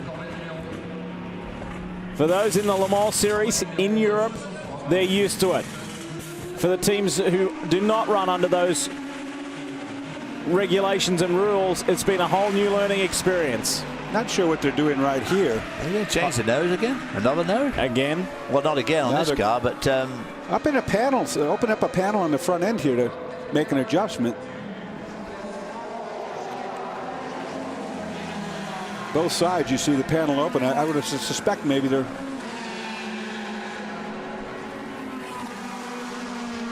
These long stops, these are what is the kiss of death. I mean, they just eat away the seconds, because these races now are run so fast and so consistent. There's just no hanging back. Again, this nose is stuck as well. That first one was stuck on the 8 car when they couldn't change it. Now we put that down to the fact that we think he nudged the 76 Porsche going into the chicane, and it may have pushed it back. But boy, oh boy, this is just sort of... There, they got it loose disaster. Now we got to wonder why they're changing it in the first place. Good look at the front end. Here comes a new one. This prolonged stop means that the 7 Works Peugeot falls into the clutches of the open-top Pescarolo prototype, the Pescarolo Judd of Joao Barbosa. So we're talking 7th and 8th overall. There was only a lap between these two cars. Barbosa looks good to leapfrog this car now. Well, it surprises me they just have such a bit of a time trying to get that thing on. Well, they did the last one on the 8 car, was the same. They couldn't get it off, and then they couldn't get it on either. So that's the sort of thing that, you know, you were saying before, that nickel and dime things keep on getting this team. And that's the sort of thing that, you know, Audi just don't have those problems. Brian? Well, remember, guys, they changed the aerodynamics on the front of that car. As a matter of fact, when the 17 comes in, you'll see the old-style aerodynamics. Those panels on the front actually inhibit them getting to some of the faster, so perhaps they're in their lust for a little more straight-line speed. They've made the serviceability of that new 908, the one that they've trimmed out for Le Mans, maybe they've made the serviceability a little more difficult. Well, for something as rudimentary as a nose change, which is pretty frequent in these races, you'd think that they would have addressed that right away. I mean, because a nose change is pretty commonplace around here. Well, the 8 car puts another lap on that 7 car, so the 7 car is now 9 laps down. But you're right. I mean, when Alan McNish ran into somebody at a restart and had the front bashed in on the Audi, he went for a whole stint, came in to change it. I mean, they changed that nose in a heartbeat. I mean, it's not like it's an unusual thing to have to do either. Like you say, you know, in a race like this, you expect to change the nose maybe a couple of times. Valvoline race recap time. And we're showing you plenty of these with this reduced world feed coverage during these nighttime hours, because we know that many of you turn on at various times, and there is plenty to show you, that's for sure. It was a good, clean start. Montagny tried to get over to the left. McNish wasn't having any of it, didn't want to be bullied from the start, but the Peugeot had superior speed. Wild ride down at Indianapolis for Alex Prema, but there was not a whole lot of damage done. He was able to get back to the pits. That was an action spot too, a hot spot for 2 of the Peugeot 908s. One of the Works cars, one of the Pescarolo cars. Pedro Lamy was sent and was unaware of his neighbor coming in. Jean-Christophe Bouillon slammed him pretty hard. Damage to the front of Audi's R15, the lead R15 as well. Alan McNish was aboard and he crunched the rear of another prototype ahead of him, but was able to continue unaffected. That was not the case for the Bruno Bruichladdich Radical after being severely hip-checked by Aston Martin's Stuart Hall. So much so, severe damage to the Radical, and Stuart Hall, the driver of the 009, you can see right there, was excluded from the race meeting. That car has been plagued by trouble all day long. And for the Radical, it was day over. Ahead to the 6th hour, and the Flying Lizard Porsche at one time led the race in class. It was the pole-sitting car in class. It suffered a puncture, tyre problems too for the Aston Martin as well. It has been a really testing day for those guys, and also too for the 8 squad, the pole-sitting Peugeot and their current F1 driver Sebastian Bourdais aboard the car. They had some transmission issues at the back. A lengthy stop saw them lose the lead. The sister car went into that top spot. It was day over for Lucas Luhr, Mike Rockenfeller and Marco Werner after this incident in the Porsche curves. And Dr. Wolfgang Ullrich, disbelief. Losing another one of his fighters, taking the battle to Peugeot. It's all about numbers here at Le Sarthe. Extended pit stop for the 008. Took them out of the top 5. We go ahead to the 11th hour, and a super fight here between McNish and Sarrazin. And Allen has not let Stefan by at all. We've seen that 2 or 3 times now where the Peugeot has caught the Audi, and it's been a big brick wall there standing in its way. Timo Bernard is out of the 3. Full pit stop going on here at Audi.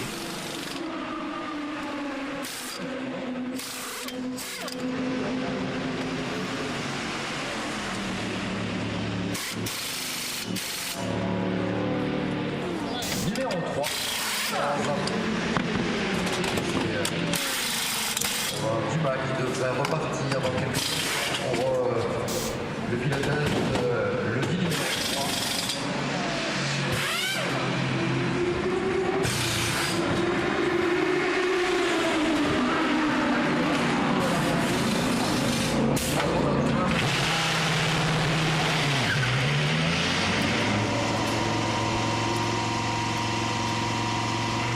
Yeah, of course. Brian. Yes. Go for it.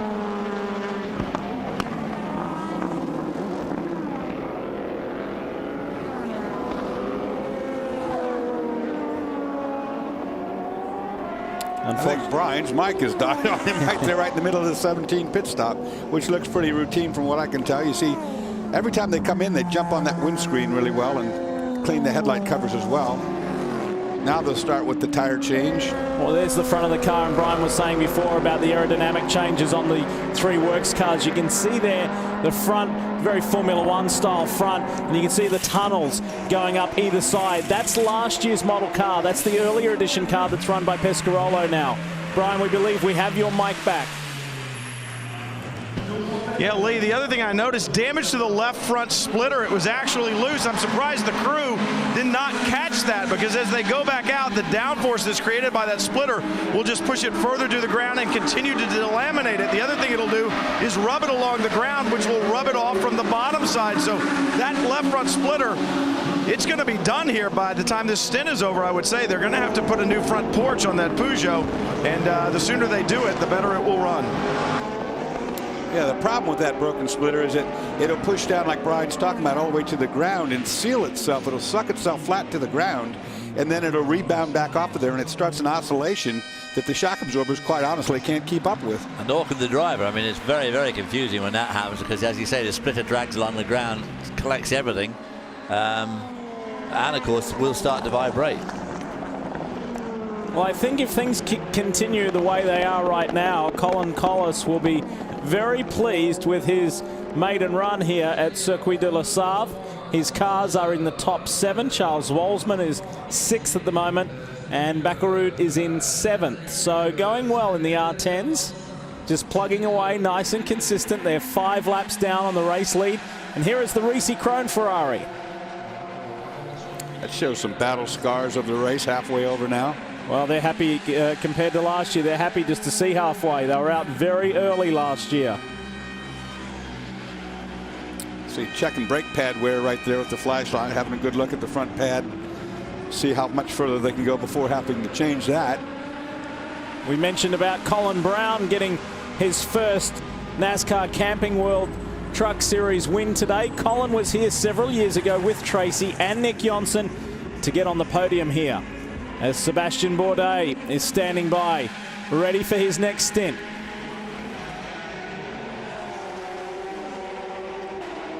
One minute and 7 seconds. The 8 is behind McNish. Sarrazin continues the chase. But McNish is so resilient, staying steady, staying consistent within 1 lap of the race leader, Alex Wurz. As it started, it is still head-to-head, Peugeot v Audi. Isn't it wonderful to have a current Formula One driver here? Quite rare to see that happen these days at Le Mans.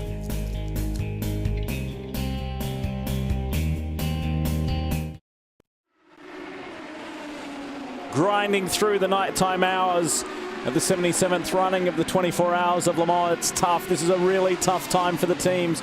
We have just crossed over the halfway mark, so they're now focusing not on that mark anymore, but now on the checkered flag. There is so much work to be done between now and then. Someone who's put in an enormous effort already, and a driver we're getting to know more and more in the States, Simon Pagenaud. Brian's with him. He's put in a tremendous effort, Lee, but he looks like he's fresh. And, you know, Simon, one of the things that we had talked about back in the States when you first tested and drove the Peugeot, the difference between it and the Acura, not the way it drives, not the fact that it has a roof on it, but how quiet it is. It seems like it must be calming in the car. Yeah, it's a good advantage here in Le Mans. You know, the race is very long. We're staying 3.5 hours in the car, and you really have to stay focused and hear what they say on the radio. And the diesel engine doesn't do any noise, so it's much nicer when you get out of the car. You get a little rest, and then you're fresh to get back in the car. So it's a great advantage for long races, and I never thought so, but it's a good surprise. And you were joking that you could actually hear me when you got out of the car because there was nothing screaming behind you. We saw the damage to the splitter, and I was surprised that they didn't change it, but you had said that the car is still very balanced. At some point in time, will they have to change that by the end of the race? I don't know yet. I think we had a little issue with the first splitter at the beginning of the race with the little incident with the other number 7 Peugeot. So they're trying to fix that splitter. And the other one that is on the car is not really damaged. I mean, it doesn't change the balance of the car, which is quite nice. So at the moment, there's no point on changing it. We would lose some time. So we're just trying to stay in our position and build a good gap compared to the 5th position and try to get on the podium. You know, we talked also about the pace at the beginning of the race, and you said this race now is flat out from the drop of the green to the checkered. But as a driver, where do you find that decision-making process of how much do I push? Because you said it's a very fine line between risk and the reward that comes with it. How do you know how far to go, how far to push? It's a good question. It's a very difficult balance. You really need to look a long way further, you know, a long way forward. And as soon as you see a flag, a yellow flag or something, you have to guess you're going to get some gravel somewhere on the track. So you need to look at the cloud and the fog anywhere on the track and then guess what's going to happen. That's really what you have to do. Every corner is an adventure, and it's never the same every lap. So that's why Le Mans is so difficult, and I think that's why it's so enjoying to be here. And that's why Le Mans is so special, guys. Brian, there is something significant going on up the other end, up the top end of pit lane. What is going on with the number 1 Audi? McNish is out, Capello is climbing aboard, but they've pushed it back in the box. And they've got the rear engine cover completely off of the car. They did that immediately, so there is a problem at the back. Driver change is just part of the deal, but there's trouble at the back of this Audi. It's probably a precautionary stop, I think, you know, with more of that muck and rubble in there, maybe they're trying to get rid of, I don't know. Working on that right rear corner, it looks like anyway. There's a couple mechanics over there. Because they have a lot of data streaming on these cars. They know exactly what's going on. Yeah, they're a bit too hurried just to be looking for bits of rubber and things. I think there's definitely a problem that they're trying to deal with here.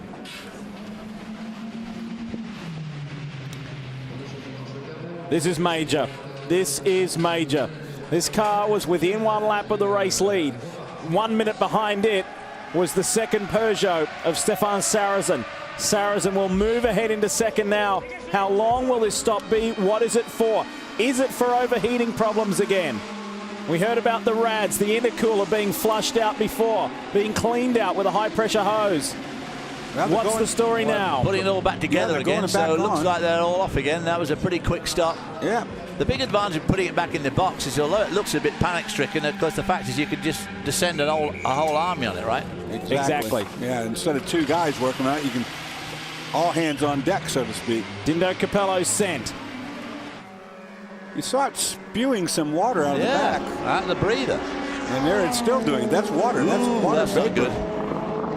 And that's coming out the overflow tube. And that's not good. I have to assume we've got a pretty hot car. Perhaps they just put a lot more water in it under pressure. Maybe it's slightly overfilled now. Now we got another car in the kitty litter here. Two cars again. 2 cars again. 2 cars off, 1 GT, 1 prototype.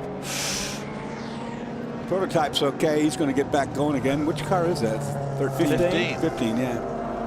That is the... And there's that gravel that Pagenaud was talking about. When you see the yellow flags, you look out for the gravel on the track, and there's a lot of gravel down there now. Christian Bakkerud in the Collis Audi R10 has been able to get himself going again. It looked like this was it the 60 in there as well. Well, you know, 66 it is. It's the sole Aston Martin in GT1, the Jet Alliance car. And they've only been putting out local yellows to drag these guys out of the kitty litter as they've got these big tractors all around the place, and they just tug them over there. So I don't think we'll get a full course caution out of this. Brian Till is on the spot at Audi. Brian, I know you don't have anybody with you, but what are you observing? Share with us what you see. I'm asking Martin Pass a question right now. I'll get back to you guys in just a second. Martin Pass is the Audi Sport UK PR advisor, and Martin is an integral part of that team. Also spends a lot of time here in the US. Brian, go for it. All right, Lee, I actually didn't really need to have to ask Martin Pass a question. I just had to run all the way down pit road, and I'm exhausted, so I needed to catch my breath. No, I'm kidding. I saw water in the garage and was also told that they blew out radiators again, and also some grass and other debris from the back end of the car. So, you know, I find it interesting, in the heat of Sebring, they did not have any overheating problems, just a little bit with the right front brake. And looks like Alan McNish is going to walk out and talk to us right now, so maybe we can get a better answer from somebody who actually knows what's going on with the #1 car. Alan's walking up. Good to see you, mate. Watched them blow out a lot of radiators on the 1 car throughout the day. It only leads me to believe we're having some overheating issues. Is that the case?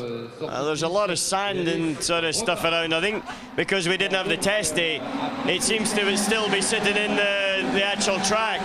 And it's only now that there's enough grip to even go offline through the Porsche curves to overtake on the outside. So yeah, we are picking up a little bit. It's a bit like being a Daytona, actually. Well, it seems like you kind of McNished the Peugeots there again this year at the start, pushed them into a couple of mistakes. In the dry, the pace, we thought maybe you'd be a little bit closer, but they seem to have an edge on you, a little too much edge perhaps. No, certainly at the beginning they did, there's no question. We had a lot of push in the car. And it's, well, the first 4 stints that I did, you just couldn't do anything with it. It was just sitting there waiting for it to turn the corner. But certainly the last 4 stints there, the car feels a bit more normal, and the pace without sort of yellows and everything else is actually pretty good. So I think now, relative to the Sarazen car, which was the quickest one earlier on, we seem to be, they're a bit quicker, but not much. We talk about taking the fight to the Peugeots. You really love fighting with Sarazen, don't you? I quite like the odd fight now and then, but he's a pretty good adversary. Great job. Looking forward to seeing it. Maybe you'll get another one. Thanks, guys. Of course, the other factor here at this racetrack is that you're on full throttle for such a long period of time, unlike Sebring with all the corners at Sebring, where you're not on full throttle for long extended periods of time. Of course, that full throttle application extends the heat in the engine. So if you're going to have an overheating problem, this is the type of racetrack that's really going to make it aggravated. And of course, the other thing, as you guys have pointed out, Wednesday was a washout and was also pretty dippy. And even Thursday was dry when they were qualifying, but it was still cool. And today, suddenly, the temperature has changed dramatically, over 80 degrees, and still warm tonight. So, you know, something they're not ready for. Highly technical repair for a Ferrari there, as the mirror has been ripped off, and now they're taking the old duct tape and gluing it back on there. Well, here with the second place P2 car, Segiara getting out of the car, handing over. It's equidistant, first to second to third in P2.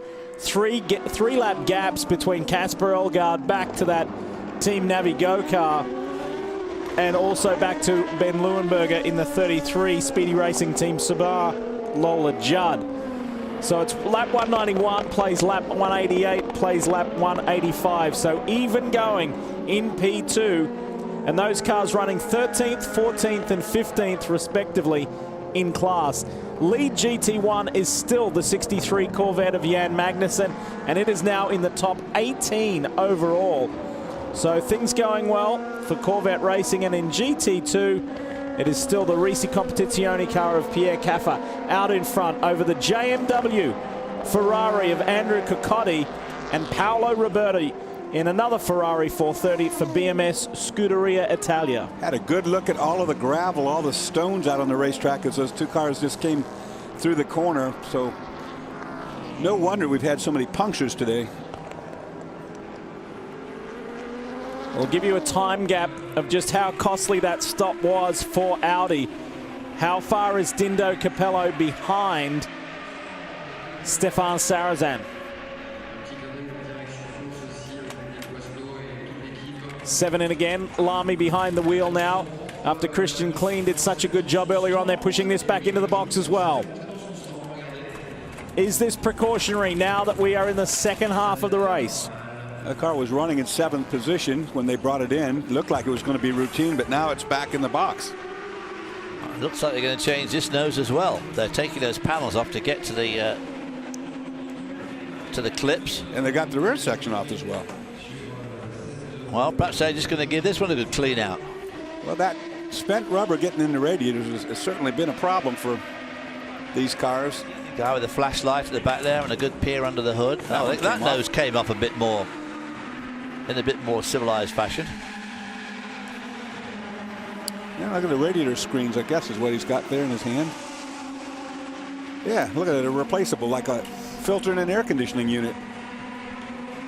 It's very slick, isn't it? Yeah, it's pretty nice. Yeah. But this car, of course, just had that desperately unlucky incident in the pit right early on when he got slammed into by the 908 of the other team when it came out of the pits. And of course, as luck would have it, they didn't think quick enough. It looked like it was okay. The tire went down almost as soon as he'd left the pits, and of course had to go for 8 miles, causing a lot of flack. And the fact that it's only actually now basically 7 laps down is pretty good, I think, because they lost at least 2 laps going around.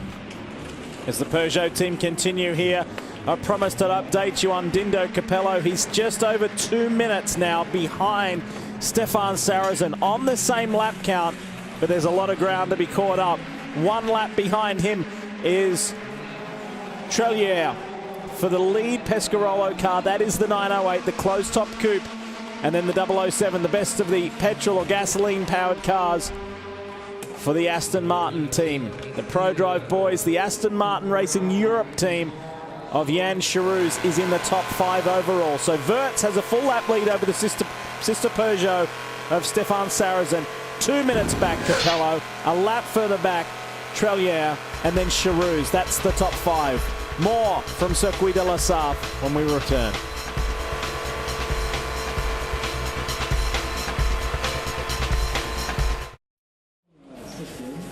We welcome you back. Speeds live and continual coverage of the 24 hours of Le Mans. We're with you for another half an hour. We'll go away for a 2-hour block, and then we'll come back and be with you right through until the checkered flag and beyond with a half-hour post-race show. Hey, we've just crossed over the halfway mark, and we are on a record-setting pace. Want to remind you that when we do go away for that 2-hour block, if you click on to speedtv.com, you'll have continuous, uninterrupted coverage so you can stay in tune and in touch with what's going on in the wee hours from Le Mans. Hey, there's a man standing by with Brian Till who's trying to defend a class victory. They're looking good, Brian. And Lee, Mika Salo certainly knows how to get it done. So does this Risi team. But Mika, this year, just doing the endurance races with that amount of time out of the car, even with as much experience as you have, is it like putting on an old shoe, or does it take a few laps to get back to pace? Took like 2 laps. It wasn't bad. It was quite easy. I know the car and I know the circuit, so it's not a problem. Rules changes this year. Does that affect the driver at all, this pit stop stuff, or you just sit in the car and do your job? Yeah, pit stops are different, but it doesn't affect me at all. There's a little bit less power, a little bit less grip, which I can feel, but it's not a big deal. So. Best of luck. I know you got to get in the car. Thanks for talking to us. They're going to do a pad change here on this next stop, guys, and we'll talk you through that one when they get to pit lane. Mika has a pretty interesting record here from his previous 3 starts. DNF, and a first. So forget the rubbish, just go straight to the top. Yeah, I'm going to put brakes on the car. That's something that, one of the things that takes a little bit longer. I'm sure they'll push it back up into the box, as you say, to do all that.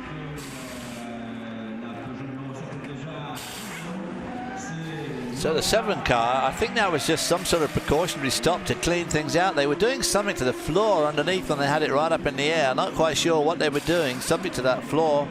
And now, of course, going a general service of fuel and tyres. So that was quite a long stop for the 7 car.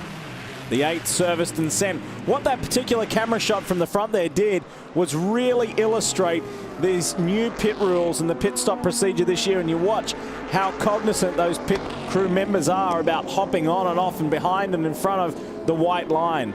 That really showed you very well how they do that and how closely they're paying attention to how many men they have over the white line. Well, the video, I guess they're all videoing it, like Doug Feehan said. They're actually videotaping it to make sure there's no argy-bargy at the end of the race. I mean, somebody said, oh, you had your foot over the line. No, we didn't. So, Scuderia Toro Rosso driver Sebastian Bourdais behind the wheel. Here in his hometown, he was born not far from Tête Rouge. Can you imagine what it would mean to him to win here? This is literally his home race. Didn't he drive here with his father once? His father, Patrick Bourdais, doesn't race competitively at this level anymore. No. Well, we have seen him many times here at Le Mans.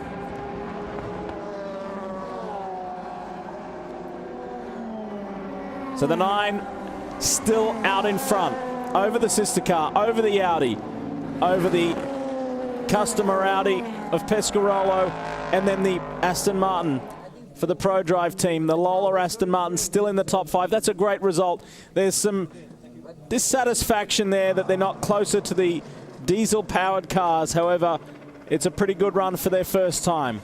Lamy is patient in the pits. What's going on here? Is there a crew member injured? It looks like. This is at the Jet Alliance Aston Martin team, and it has been a very troublesome day for that car right from the beginning. He just winded. Done a lot of work is all it was. The colour of the overall, those coveralls. Yeah, he's been up underneath something, you can tell that. Yeah. Henri Pescarolo looking on. Celebrating his 10th year as a constructor. And they are really looking for something to celebrate. On board with the 63, Jan Magnussen. Surely it's time for Jan to step away from the car for now. What an amazing stint he has put in. Is there a driver change indeed coming on here? Looks like Johnny O'Connell running around. And there will be a driver change.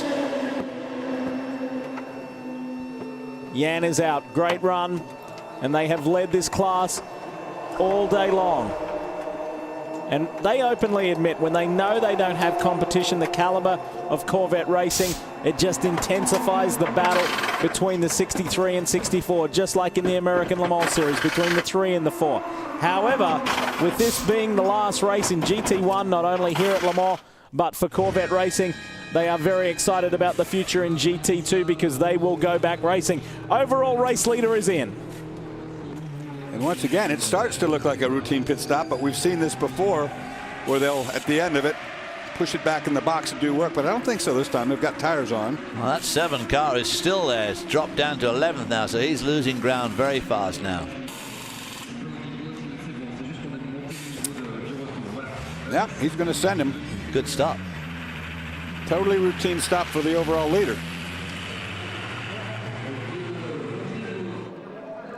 Ask any team owner, team manager, chief race strategist, the secret to winning Le Mans, stay out of the pits. Absolutely.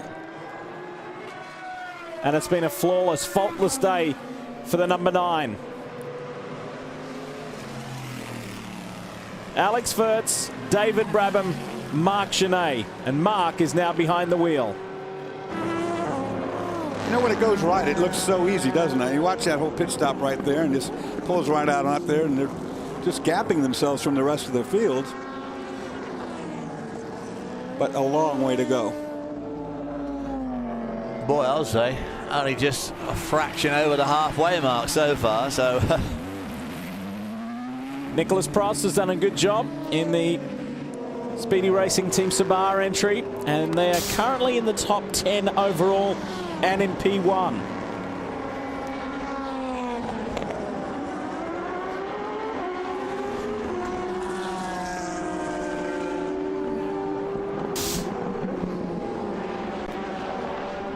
(20-4) local time in Le Mans.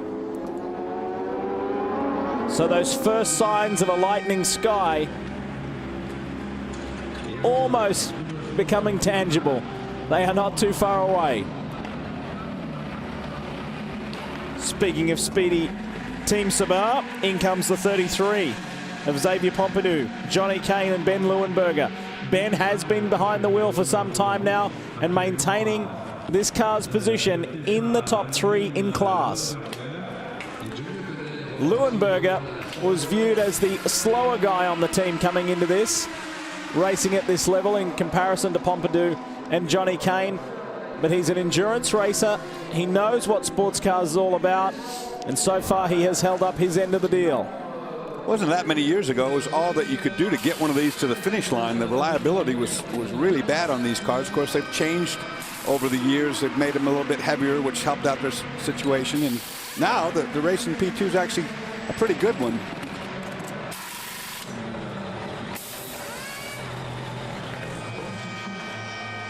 Yeah, didn't fire up. I wonder if they're going to go. They're doing something else at the back. They've got a quick lift jack at the back. Are they going to put it back in the garage? It's going to go. It is going in the garage. Yeah. So once again, it looked like a pretty routine pit stop going on there. Got the tires and everything done, fuel, and now it's back in the garage. They're using a different system. They don't have that dolly like most people have got. Yeah, they just lifted the rear wheels off the ground with that. This year and last, the Swiss driver Ben Leuenberger has been competing in the LMS, the Le Mans Series in Europe, with the Spiker Squadron. Hey, let's talk GT2. Let's talk Risi. Brian?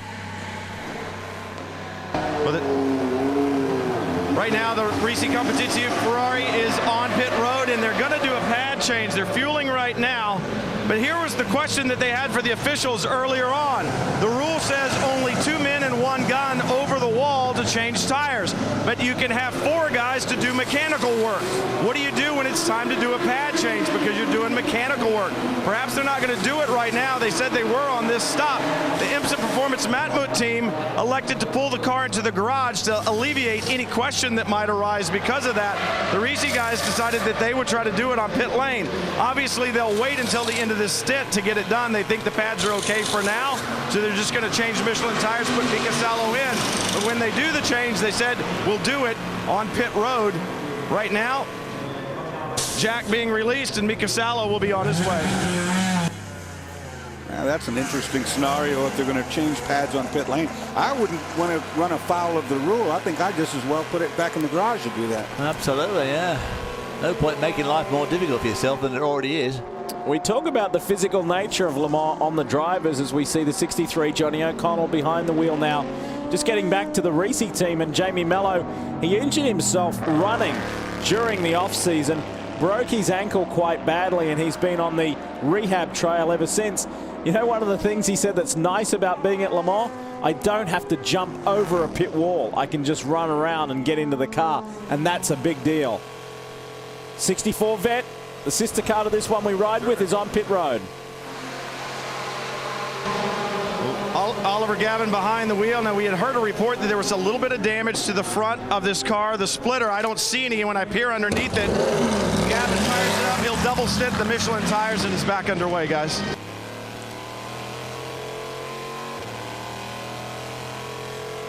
Let's enjoy this ride.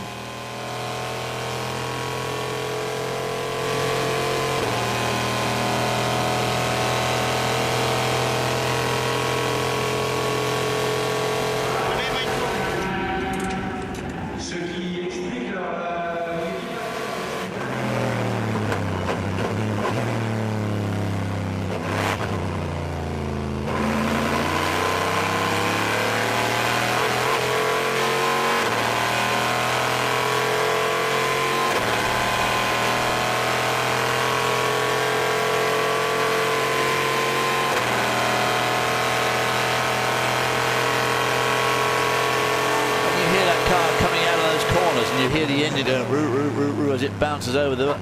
Just imagine what those drive shafts are going through as that thing's poking out about 450, 500 pound-feet of torque. Of course, they've got it tuned down somewhat, believe it or not. At 427 cubic inches, it's putting out about 590 horsepower, which is pretty mild for that kind of cube. But that's all because of the rules and inlet restrictors, etc. Still puts out a lot of torque, David, like you said. You can definitely hear the tires spinning. Oh, yeah. I mean, just giving the old drive shaft. The other thing is just listen to how long he's in top gear at full throttle when he goes down those straights.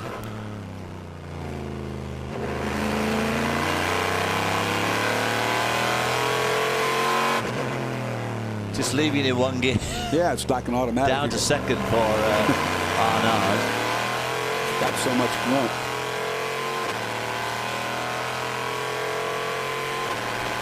There's a little warble right there off the engine. Yeah. That's just on an upshift.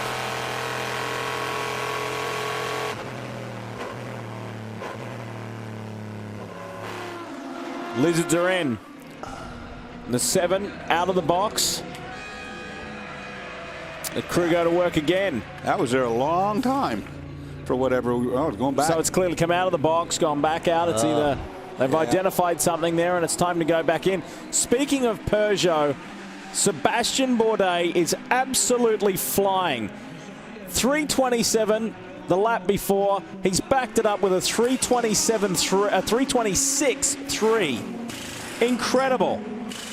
So his first 3 laps in that car have just been stunning. We need to update you on another car that's still in its pit box, the 33. Brian has more. Lee just checked in with the crew. Alternator is what I was told. Well, it looks like it was just the belt. The crew member just came back out and told me alternator belt. So they'll get that repaired, but that is not as easy as it sounds on these race engines. They are buried in these chassis, and the crew, a little bit of an extensive time stop here to get that alternator belt back on. And one of the things about endurance racing is all of the electrical systems that you have to run. Not only just the headlights, of course, but also, you know, all the different cooling systems and so forth all take a lot of energy to run.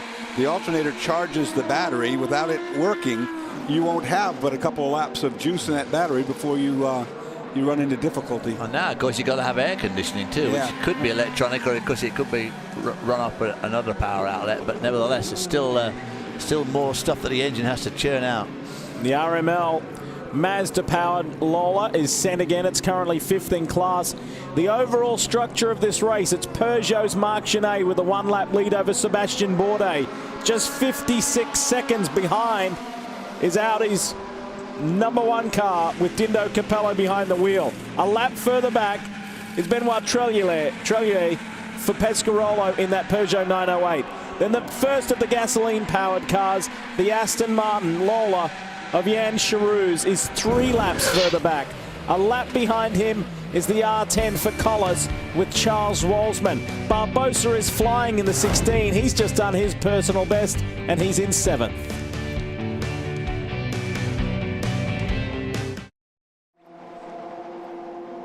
Grand Am Rolex Sports Car Series regular Joao Barbosa, who drives for Brumos Porsche in Grand Am. Here he is in the Pescarolo, his first drive for the famous French team. Certainly not his first drive in a Pescarolo chassis prototype. And the Portuguese driver is doing himself and his team proud, clicking off personal best lap after lap until it was time to come in for fuel. Light fuel oats may have helped him, but that was a pretty nice deal. So Barbosa is sent and is on his way. And just getting back to a storyline from earlier on, as we see the Drayson car is in the pit box. Brian has more on this. Just checked in with the crew about 3:30. Marino Franchitti behind the wheel got a warning light for fuel, and about a lap later got a warning light for the alternator. So they came in and they're actually going to replace the alternator and the battery, take an opportunity as well, since they're doing extensive work on the car, to replace a wheel speed sensor that had given them a problem. So right now, looks like those electrical gremlins are moving up and down pit lane. Remember, we saw it with the 33 car just moments ago. Now the 87 has a similar issue. Once again, alternator being replaced and battery as well, and they'll take that opportunity, or this opportunity I should say, to replace a wheel speed sensor as well. Lee? I recall properly, the alternator on this car is located at the back off the drive shaft. It actually gets its power off of the drive shaft going toward the rear. So it's not hooked to the engine to take horsepower away from the engine. Unfortunately, replacing that makes it a little bit harder to do.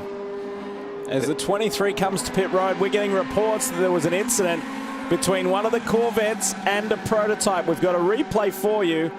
Let's show you what has happened. Yeah, here's the 62. Yes, indeed. Oh, boy. Was that one of the Collis Audis? I think that was one of the R10s. Oh, the prototype just smashed right along into the side of the... Boy, he certainly did. Corvette. Able to continue, but damage to the rear left of that car. If there is one thing that's for sure out there at the moment, Sebastian Bourdais is determined to drive himself to the front.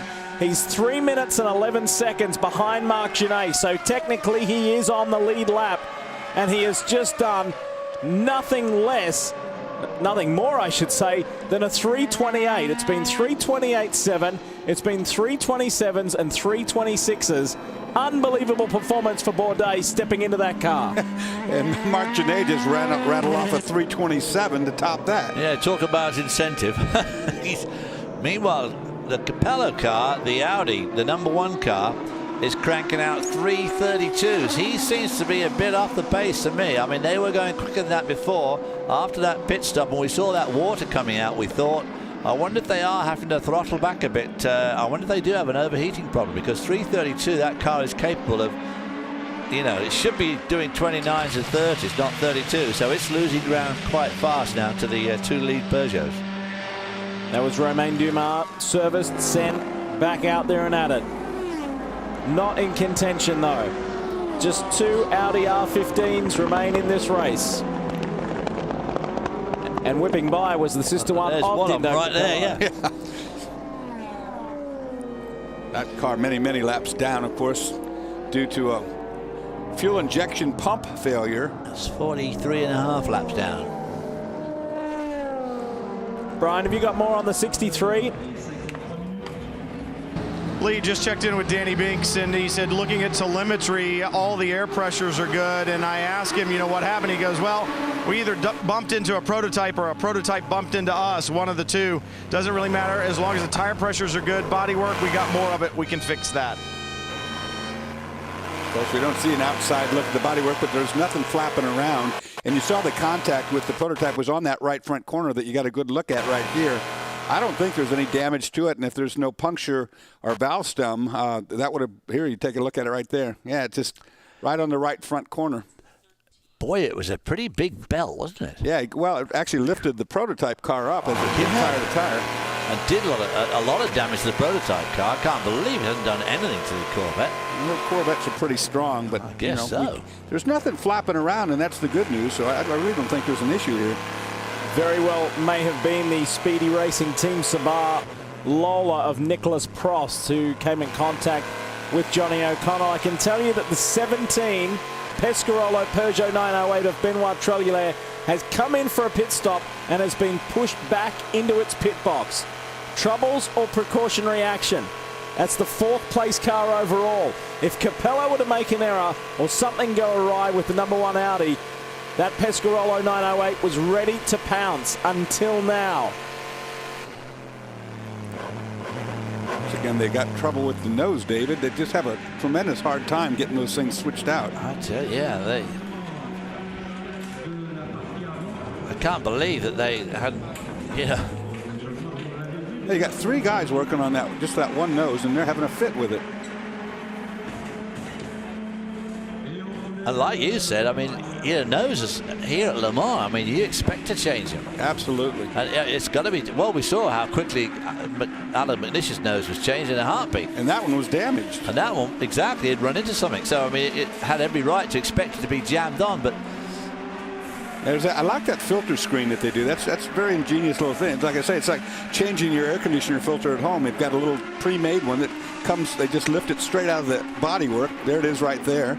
That shows you the difference too with the aerodynamic difference between the later model Peugeot and the current model one. Brian's on the spot. Tell us more about this Pescarolo.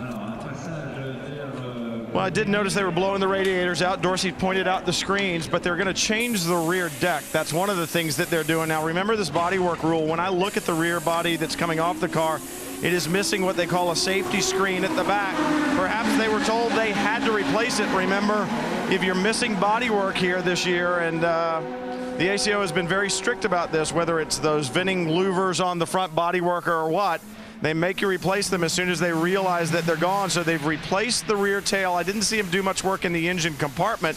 I did see him remove the screens. Right now, crew looking underneath the car, perhaps trying to decide what to do about that front splitter that we talked about earlier. Crew looking around and really in a little bit of hectic manner here. And it looks like the 17 will come back to pit road and they'll get him back underway as soon as they can, but we'll try to get to the bottom of exactly why they went into the garage. Like I said, they did change the rear deck, so perhaps it's just as simple as that, and while they were there, they wanted to clean the radiators. We'll try to find out. The majority of this team, as you would expect, are Henri Pescarolo's men. However, there are a couple of freelancers who were formerly factory Peugeot engineers, data acquisition people, who know a lot about the 908s. So there are some people there that can give the Pescarolo guys the guidance they need. What a race it's been so far. Started not the way Jean-Christophe Bouillon wanted after slamming into Pedro Lamy, but this is still a top 5 car. We are not far away from saying farewell. We will take our final 2-hour break and be back with you. We need to leave you for AMA Pro Prime Time. However, here is the deal. Marc Gené has a 1-lap lead over Sebastian Bourdais with Dindo Capello in 3rd. And Benoit Trelulaire, you've seen that 17 Pescarolo just serviced and gone. P2, well, it's pretty much status quo. It's been the 31, the 5, and the 33 for a long time. What can they do about those 2 Porsche RS Spiders up front? They have been very impressive thus far, as was the case last year. The sister Corvettes running nice and strong, and no major damage done to Johnny O in search of his 4th class win at Le Mans.